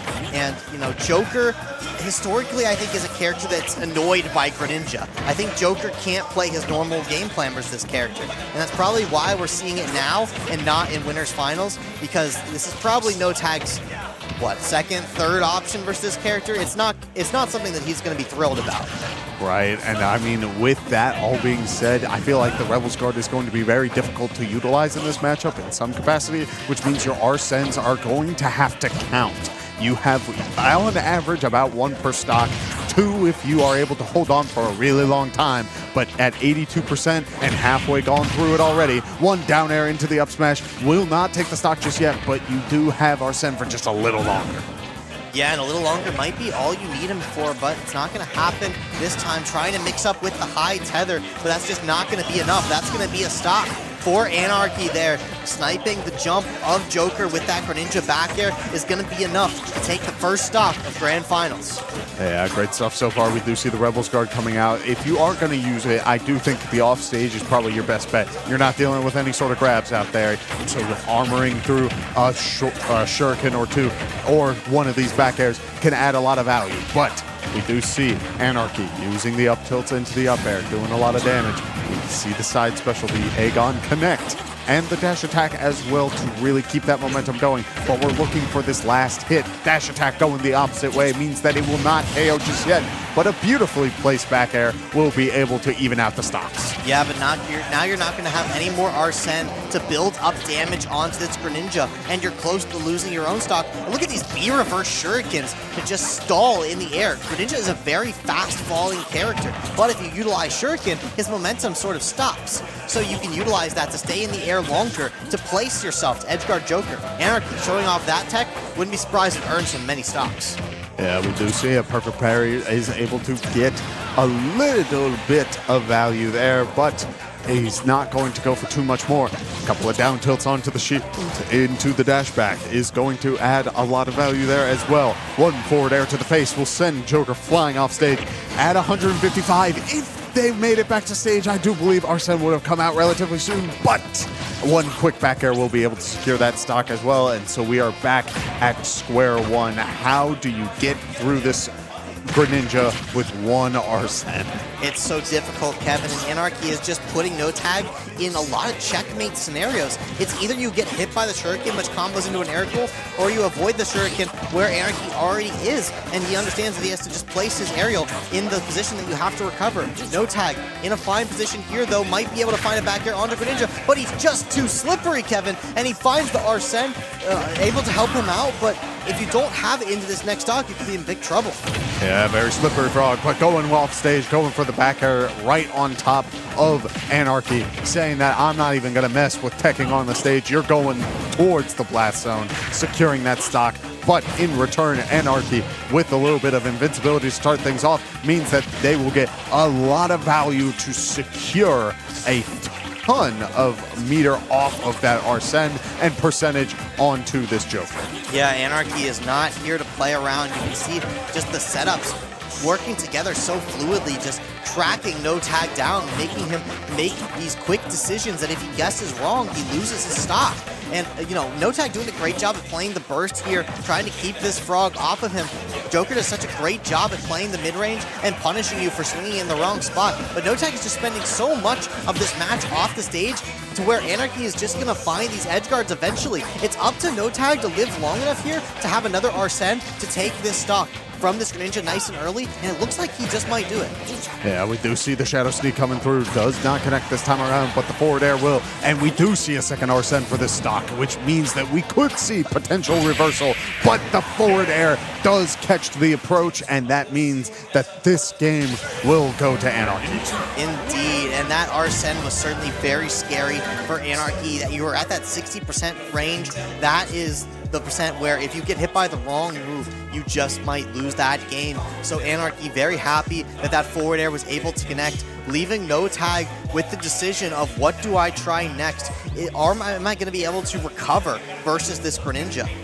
It's so difficult as Joker, and you know, maybe that's part of the hardship he has with Mario too. I'm not quite sure. I have not seen his Mario versus Anarchy's Greninja, but I mean, he's gonna try it again, and I'm not sure I agree with it, especially here on FD, where I feel like Greninja really thrives at catching landings. No Tag's gonna have to play some really tight neutral here if he wants to take this game number 2. Yeah, we have the one-winged angel playing in the background. You're fighting the final boss right now, and it is scary stuff. Here come the Greninja combos to start things off. Going for the Shadow Sneak, but not going off stage with it. Instead, tries to go for a bit of an edge guard, doesn't find too much. It now gets the Nair into the forward air, sending No Tag off stage. Arsene is online, but it is still a very high percent and very quickly, or very rapidly going down. Yeah, you can see just how quickly that Arsene meter goes down when you hit Joker. Joker loses that Arsene meter so fast just from taking damage, and he's too far out to recover, Kevin. That's just checkmate again. I mean, Joker is such a strong character in the neutral, and he has this comeback factor, but when his comeback factor is just getting sniped away from getting hit so many times, and when his stocks are getting lost so often from these clinical edge guards from Anarchy, man, Joker just looks lost. Yeah, and that's just the hard ask at this point, is that if you can't find your opportunity to really utilize one of your greatest equalizers, if you're going to go down early, you're like, okay, well, I'll get my advantage at this point. But every time so far, it's just been Anarchy continuing that advantage, no fear, making sure that they're getting as much value as possible. And I mean, yes, there we do see a great reversal. Going for the down air into the up smash will be able to equalize things, but at this cost now, it means that Arsene is gone for a little bit. Yeah, I mean, we are at 90% here is Joker, and although the stocks aren't even, Greninja just has so many of these kill confirms that are so consistent, and Joker just ends up in that spot where he just gets back aired. I mean, this just seems so practiced from Anarchy. This looks like a matchup that he has played so much, and I'm just not sure No Tag has the experience level available to him to figure this out.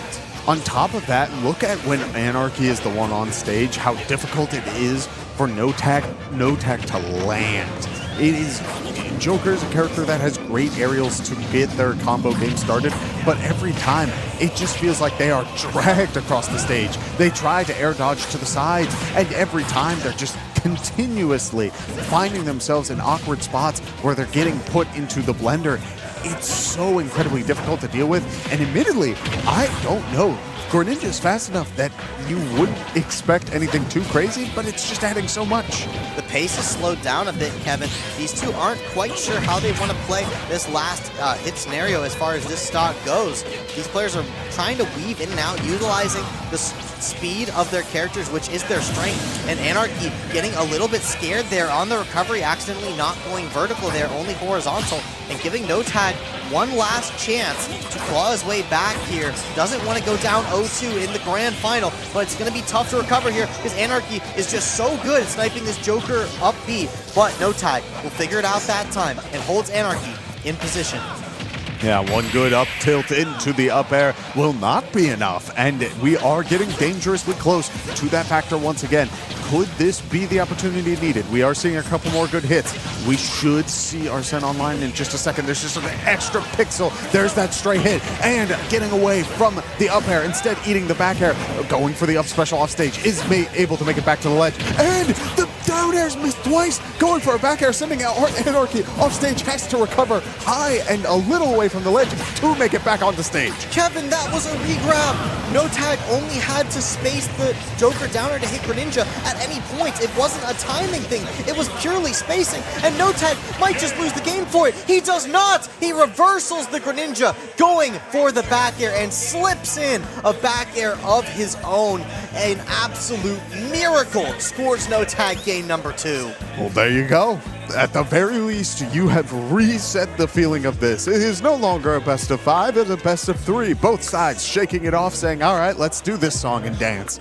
It was beautiful play from both sides to get that game plan going, but in the end, it was sort of a panic from both sides. We saw the down air not connect, and then suddenly Anarchy's like, oh, I have my chance, but starts throwing out the areas, and they're barely missing as well. It was just a lot of pressure all at once. Now, we're in between sets. Take a second to breathe. You need to stay patient. There is a hefty amount of money and a trophy on the line.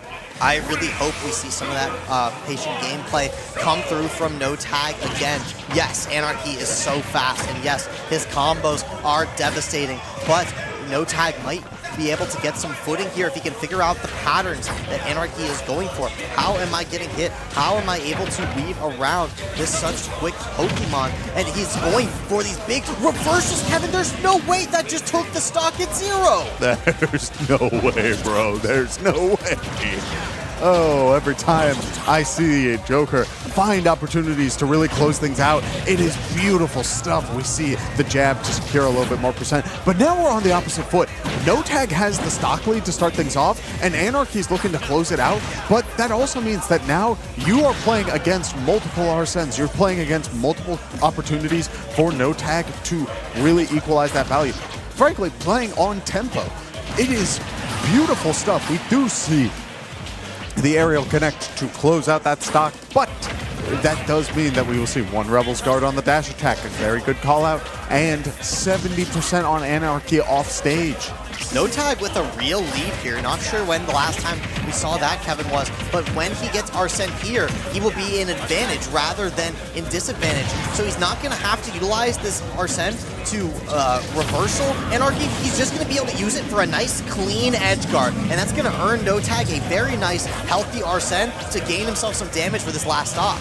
Tempo, tempo, tempo. It's not unique to crew battles, Avery. It's very important in all forms of Smash Bros. And right now, the tempo is going to the beat of No Tag. You have a ton of tools ready and in your disposal at all the right times, but you gotta be sure you are playing to that tempo. Otherwise, Anarchy might mess up that beat. Absolutely, and here we are with No Tag with almost an entire stock lead on Anarchy. Something, I mean, an incredible feat. If you would have told me that at the beginning of the set, I wouldn't have started believing you, as I saw Anarchy just absolutely disable this Joker in the offstage scenario, and that's just one of the moves No Tag could not have gotten hit by there, because that will combo into the Greninja forward air, and now No Tag finds himself on a last stock scenario, no Arsene, is going to have to honestly get some damage here and build up for that Arsene to be at its most scariest, as Greninja works to do the same, but without the comeback factor, with the going for those early edge guards off stage with things like back air. That's going to be what Anarchy's looking for here at these low percents. Oh, there's a very nice drag down into the grab. Going off stage for the back air does hit Anarchy, but Anarchy able to tech that situation and still find their ways to survive. A grab from Joker will be able to get a little bit more value. Going off stage, trying to get the Joker back air. Will be able to connect it, but it's not enough just yet. We do see Anarchy sitting at 150. Has to go a little bit wide and is able to make it back onto the stage, but does get caught jumping, which means that that back air will connect, and No Tag walks up 2-1 in the series. Fantastic follow there from No Tag. Starting to get used to these Anarchy recoveries. I think they're starting to get used to each other's recoveries, if I might say. This Joker, you know, those back airs are so big. They cover so much space behind Joker, and they send the opponent towards the blast zone. It's like that Greninja back air. You know, it's not a multi-hit, but it covers a lot of space, and they're doing it to each other so well. Yeah, well, now a new factor has been taken into account here, Avery. We are in a public venue. We are in a restaurant. If you catch a little bit of audio in the background, it's because dynamics are happening behind us. It means that this venue is about to get really loud, and we've seen the players play through this, but it also seems as though No Tag and Anarchy are relatively close with each other. It would not shock me if they wanted to take a second to breathe, or maybe they will just hop into it. Either way, it will be a real factor in this. I believe both players are headphoned up. Yes, they are. Nice. Kevin. So okay. these players a little bit less affected by the show going on here than perhaps players who do not have headphones. So both players ready to lock in. It looks like it looks like Anarchy has one earbud in, but No Tag rocking the full headset. Yeah, another big factor at this. I meant to make a comment about this before. Anarchy counterpicked to Final Destination. You were saying that you thought that this would work out for Greninja, and it's clear that Anarchy agrees until you have situations like that. A very strong back air from No Tag very early on means that once again the tempo of this match is in No Tag's favor. Yeah, No Tag is figuring out these Greninja recoveries and just back airing them. Anarchy is having a terrible time off stage. The roles have completely reversed, Kevin. It seems as though Anarchy is scrapping to find answers. Yeah, all right, so we do see Grab Connect. Joker sitting at 49%, while Anarchy has already passed that threshold. We are seeing a complete momentum swing. Grand Finals, a quick charge forward smash, but the Rebels guard all the way down.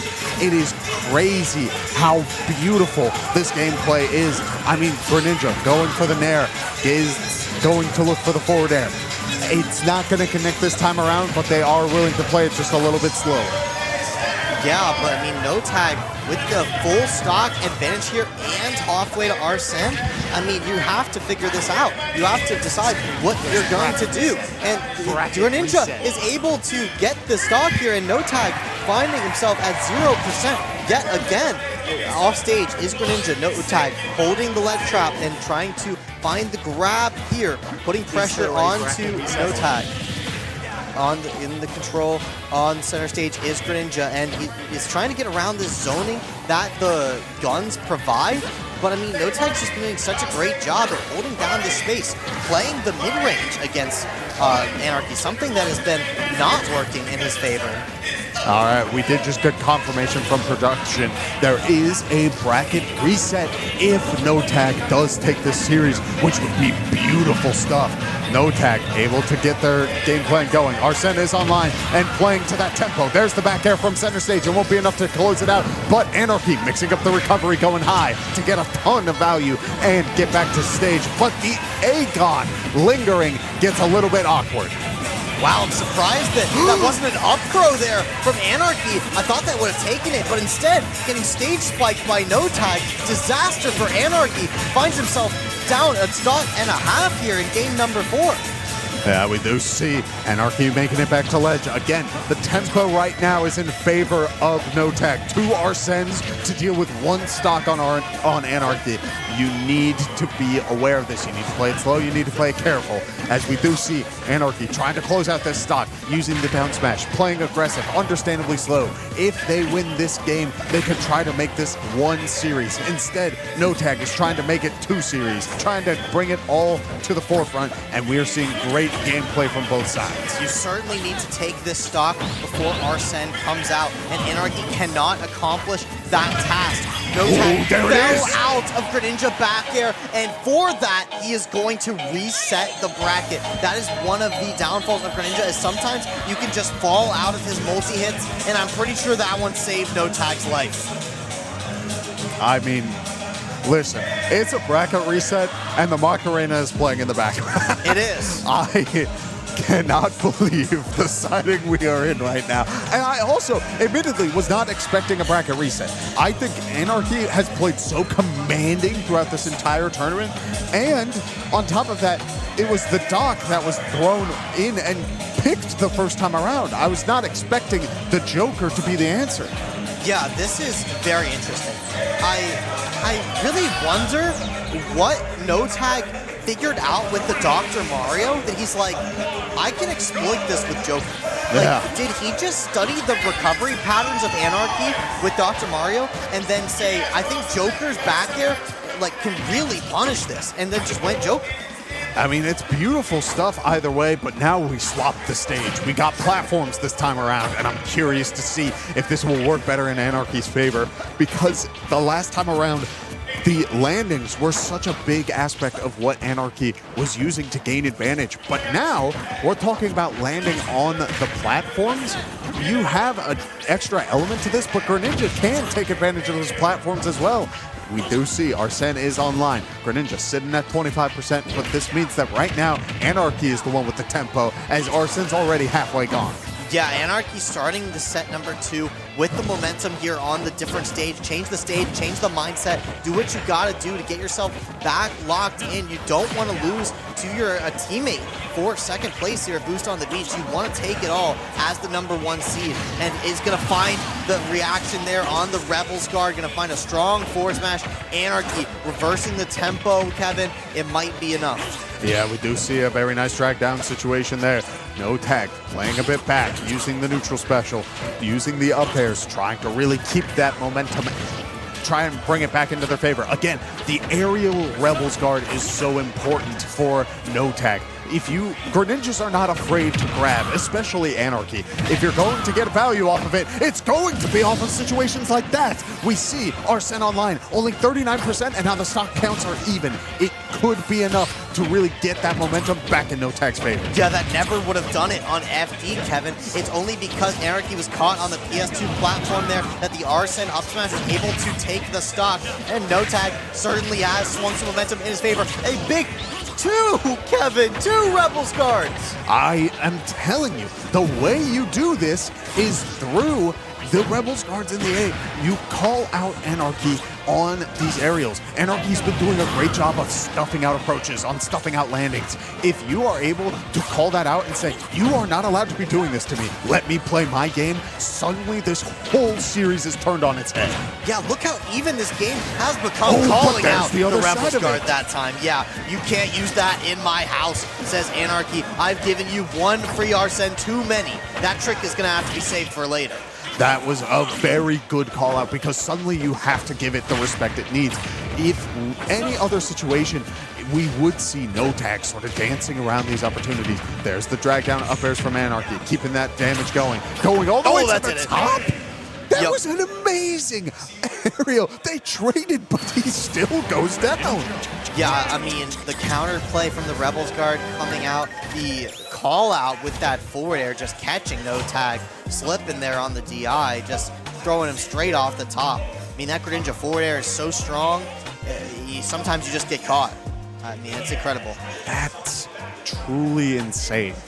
Because, again, talking about that FD pick, I don't think you go all the way up there. I don't think you follow to that point. Maybe it does KO. But, like, using the platform and truly chasing to the top and just willing to risk it. You have the stock lead, and it could have been a situation where they both go flying. But, I mean, this is the way to do it. No way we just went back to FD, Kevin. What is this? I mean, this has got to be no tag's counter pick, but I wonder what the bans were. I would love to know what's running through these players' heads to leave this stage open in exchange for something else. Yeah, that is fascinating to think about. I'm not sure what he's going for there. But, I mean, the Joker has been performing so well here on FD. I would argue it's a better stage for Greninja, but no tag clearly disagrees. I mean, with how the performance has been on this stage, and unfortunately just falling a little bit too low there is going to lose an early stock there to Anarchy. Anarchy has to be feeling really good about this game number 2 so far. I mean, the momentum pendulum has just been swinging so widely this series. It's, you know, getting a strong start like that is going to be a strong indication of who's going to take this game. And it's such a momentum breaker. You had the wind in your sail. You had the Rebels guard on the Shadow Sneak, getting all that value. And to lose that, it hurts. But you can't let that get to you at this point. You need to fully lock in. Take a deep breath, my friend. You can still make it back. You just got to make sure you are utilizing your tools to your fullest. Absolutely, but Anarchy is just locking down No Tag at the ledge right now. You cannot utilize Arsene if you're just in the corner getting pummeled. And although you find a forward air there, Anarchy's stock is still on the board and you can't find the edge guard either. Anarchy is running away with this game. You're at that percentage where those consistent kill confirms are going to start confirming. You are able to find a Rebels guard, but it's not going to get you an Arsene just yet. You might just die to the down tilt. Anarchy is not getting these forward airs. I mean, it's very important that is your dodge move. We do see Arsene is back out, and the ledge trump does go through, but we don't see the connect afterwards. The Shadow Sneak comes through, going low. We see Greninja having to use the Shadow Sneak again. A great dodge with the up special, and the forward throw thrown out means that now No Tag has to jump and get hit by the Greninja back air. Momentum fully in swing of Anarchy. Yeah, even though No Tag is able to find the stock there, Anarchy has found his footing once again. Maybe just the change in stage that one time was able to reset Anarchy's thoughts on what he needs to do in this matchup. But he started finding these edge guards that he was finding in the first games of the series. Back in set number 1, he's just completely found what has been working for him this whole time. Can No Tag reverse the momentum as he's done before? Find the same counterplay? Is Anarchy doing the same things, or is it now such a different level that No Tag can't find it? We will have to see. Yeah, if you are going to equalize this game, it's got to be with this Arsene right here. I do believe that No Tag has found a level of tempo, some sort of advantage to using the Rebels guard and has been utilizing it extremely well. But with that being said, that Arsene is gone. At this point, you want to use what you have as best as you can to secure this stock. You may get one more if you are very cautious and very calculated with your Rebels guard. Otherwise, it may spell disaster. Yeah, this is certainly a disastrous situation for No Tag. Just scrambling to try to get back to the stage, scrambling to try to find a reverse edge guard, just hoping that Anarchy is going to come off stage and press something wrong. But Anarchy just playing too safe at this point. We see these recovery mix-ups consistently coming out from Anarchy, and No Tag has not found the guess right. I mean, Anarchy can either go for that mix-up or he can go straight up and make No Tag miss either way. Even though you have Joker back here, Anarchy just seems to have the play around it. Not quite going to do it with a force smash. And Kevin, he somehow is going to get another Arsene, but yeah, that's just going to not help him at all in that recovery. It's actually going to make it harder. That was our situation, and probably a mental note for Anarchy that back air hit in just the right spot. That is what No Tag has been doing this entire series, calling out the Greninja hitbox on that up B and throwing out those Arsene back airs, closing out stocks incredibly early. But on the other side of that, Arsene also doesn't have that hitbox. If No Tag, excuse me, goes low enough, you're gonna be able to do the same thing back. That's how that stock was closed. Yeah, it does have a bit of invincibility at the start, but at the end of the day, Joker travels very predictably during it, and he loses that invincibility quickly. And Greninja, because his back air is a multi-hit, it lasts so long, it just makes for such a clean interception to that Arsene up B. It just makes a lot of sense to go out there and to try something. But what No Tag's been doing with those is he's been able to find the reversals. He hasn't been able to find the reversals just yet in this series number 2. Maybe he'll find it in this game number 3. Yeah, again, FD left open, and I think that at this point it must just be a handshake sort of deal. Both players are willing to play on this stage, at least for now. We do see No Tag finding the grab, getting a little bit of momentum back, trying to go for that ledge trump once again, but Anarchy returning in stride, going for a couple of aerials, does get reflected a shuriken back to the face, but nothing too crazy to start things off as No Tag tries to bait an air dodge, but the air dodge works in Anarchy's favor. Yeah, it looks like No Tag does have Anarchy a slight bit scared when he's trying to recover. We see Anarchy going for these like immediate counterplay options to try to guess what No Tag's going to edgeguard him with, but that's going to be disaster, Kevin! No! Anarchy mistimes the down smash, and No Tag will find himself on stage once more. That is a best case scenario if you are No Tag. You are losing Arsene at this point, but you do find yourself with the stock still in hand. It is possible to still get your percentage build up, but there's that down tilt into the quick double jump for that forward air. I will secure that stock, and our Anarchy is sitting at 83 and very happy in that position. Building momentum and building it fast is Anarchy. What a show this has been. He just is dismantling the game plan that No Tag has figured out. That's the first Shadow Sneak he's been able to land off stage. And the trade comes through. No Tag says, no, you don't get to be sneaky with me. I sneak on you. It was a beautiful call out to secure that one stock. Again, it can be anyone's game, but right now, Anarchy's momentum is truly insane. It feels like it is all snowballing at once, and I love to see that. I love watching good fighting games. I love watching good Smash Bros, and I gotta say, this is some of the best gameplay we have seen tonight. Yeah, and speaking of fighting games, the rage drive, if you will, coming out from No Tag here. The button that gets him back into the swing of things is this Arsene. It extends all of his hitboxes. It increases his knockback. What can he do with this sliver of a bar when Anarchy is just not pressuring in an unsafe way? He's just playing around what No Tag wants to do. No Tag finds himself at 100%. Anarchy only at 70. Will that do it, Kevin? Not quite. Another Arsene may just come through, but it might be too little, too late. We do see the down tilt into the down smash. Is it enough? It is. And that will secure a 3-0 victory for Anarchy in the reset. Congratulations, Anarchy, on the win at Boost on the Beach, the Smash Bros. Ultimate Invitational.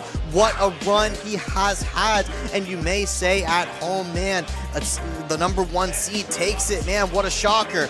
But if you were here with Kevin and I all day, with Chris, with Budwar, with all of us here, I mean, what a show this whole day has been. It has not been an easy path for Anarchy by any means, and there is no doubt that No Tag put on a show with not one, but not two, but however many characters he played today. What a journey it has been for these Winthrop players and all the ones before them as well. Boost on the Beach has been concluded. Your winner is Anarchy.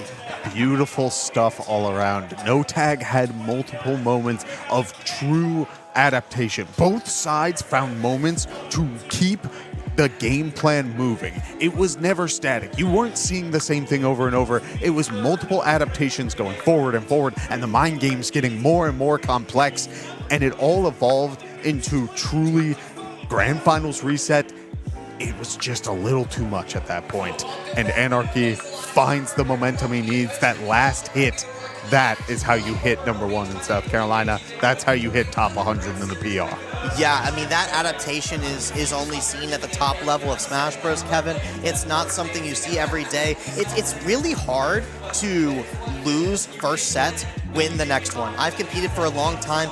That is a difficult thing to do. Just the mental fortitude that takes is truly incredible. And we're going to look at Anarchy stats in a second, but before we do, I'm actually going to pass the microphone to Anarchy to get on an interview with Mr. Kevin Clayton himself. But Kevin, let me just thank you for the commentary block. It was an absolute pleasure. Congratulations to you, Anarchy. What a performance that was. Greninja is entertaining to watch. I'll let you talk to the people with my friend Kevin here.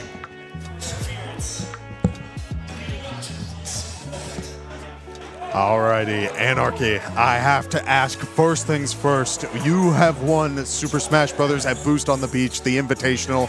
How are you feeling right now? I feel great. I don't know. I feel like I worked pretty hard. I was studying a little bit between sets. You know, I don't know.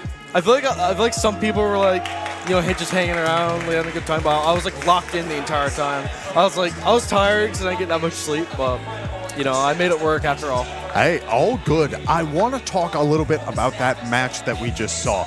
You were in that final situation, and it goes through the reset. But you managed to 3-0 after that reset. Well, kind of walk me through your thought process a little bit. What's going through your head going into that reset to bring you to that 3-0?